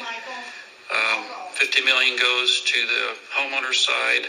That doesn't change anything. It just clearly identifies the fully written name, the public schools education support program. And as you know, this goes back also to House Bill 292 we passed in prior session that set up the $1 billion bonds and the different sides, the infrastructure for that, but it just that $330 million annual payment, it just identifies the fund properly. There hasn't been a problem with it going there. It just, making sure that we have the identification properly. And then lastly, on the last page, page 17, it identifies the property tax relief that we promised would be on this year's tax statements. As you know, we have a fiscal year that starts July 1st, but property taxes are on a calendar year from January 1 to December 31st. And we just wanted to make sure in this part that the tax relief would be on this year's property tax. And so this identifies that transfer will happen by July 31st to the counties. So that can be applied to your property taxes this year. So that's it. Debate is open. Debate is open. Is there further debate? Hearing none, Senator Ricks, you're recognized to close debate on House Bill 479. All right, Senators, I notice this is the last bill on the list. Hopefully that is. Probably not, but maybe our milkshakes are here, but debate is closed. Debate is closed. The question before the Senate is, shall House Bill number 479 pass the Senate? Mr. President. Senator Harris. Mr. President, I ask unanimous consent, the roll call vote used to suspend the rules for consideration of Senate Bill 1217 be now used for the passage of House Bill 479. You've heard the request. Is there an objection? Hearing none, it is so ordered. Roll call shows 34 ayes, 0 nay, 1 absent or excused. A majority having voted in the affirmative, House Bill number 479 has passed the Senate. Is there a correction to title? Hearing none, the title is approved, and House Bill 479 will be returned to the House of Representatives. Mr. President. Senator Den Hartog. Mr. President, I ask unanimous consent that the Senate return to the 8th order of business. Hearing no objection, the Senate will now return to the 8th order of business, communication from the Governor. The Senate is in the 8th order of business. Mr. President, I ask unanimous consent that the Senate advance to the 9th order of business. Hearing no objection, the Senate will now advance to the 9th order of business. The Senate is in the 9th order of business. Mr. President, I ask the Senate go at ease. Senate will be at ease. Senators, Senator Ricks was correct. Your milkshakes are here in the back. We'll help sort that out. We're going to take a little moment. Our secretary has to move some paperwork, and we got to see what else we can accomplish this evening. I am going to hate to break it to you. We are not going to be finishing today, but tomorrow's looking good. So we'll move some paperwork and decide what else we need to do this evening. So feel free to find your milkshakes in the lounge.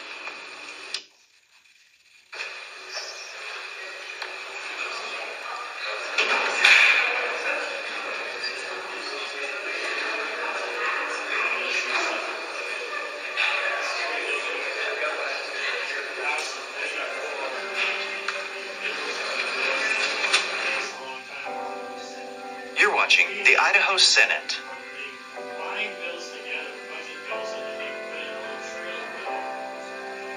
Hardware and closed captioning for Idaho in Session is provided by the Idaho Legislature and Idaho Legislative Services Office. Additional funding is provided by the Idaho Public Television Endowment.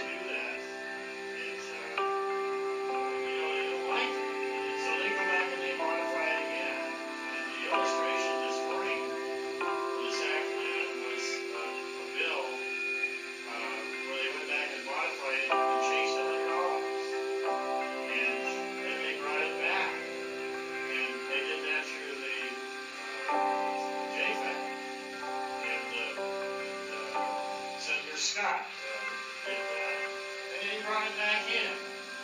So here you are, sitting at 94. You're watching the Idaho Senate. $70,000 in debt versus Utah, it's 45 days. Hardware and closed captioning for Idaho in Session is provided by the Idaho Legislature and Idaho Legislative Services Office. Additional funding is provided by the Idaho Public Television Endowment.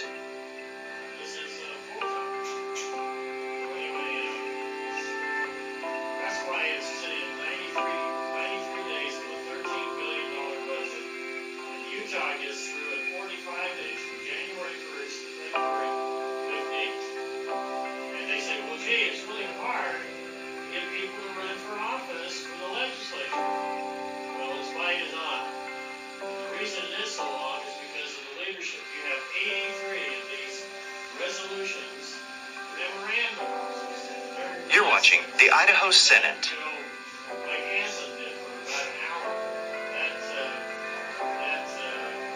Hardware and closed captioning for Idaho in Session is provided by the Idaho Legislature and Idaho Legislative Services Office. Additional funding is provided by the Idaho Public Television Endowment.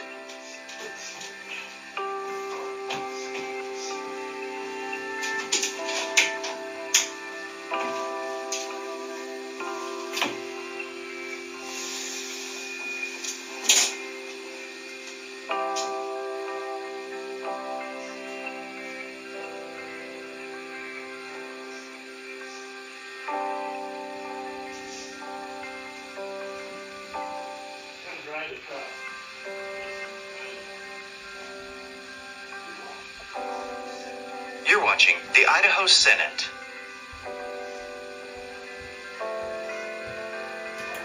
End of part Hardware 1. and closed captioning for Idaho in Session is April provided by the Idaho 4th, Legislature and Idaho Legislative Services 2025. Office. Additional June funding is session provided by the Idaho in Public part 2. Television Endowment.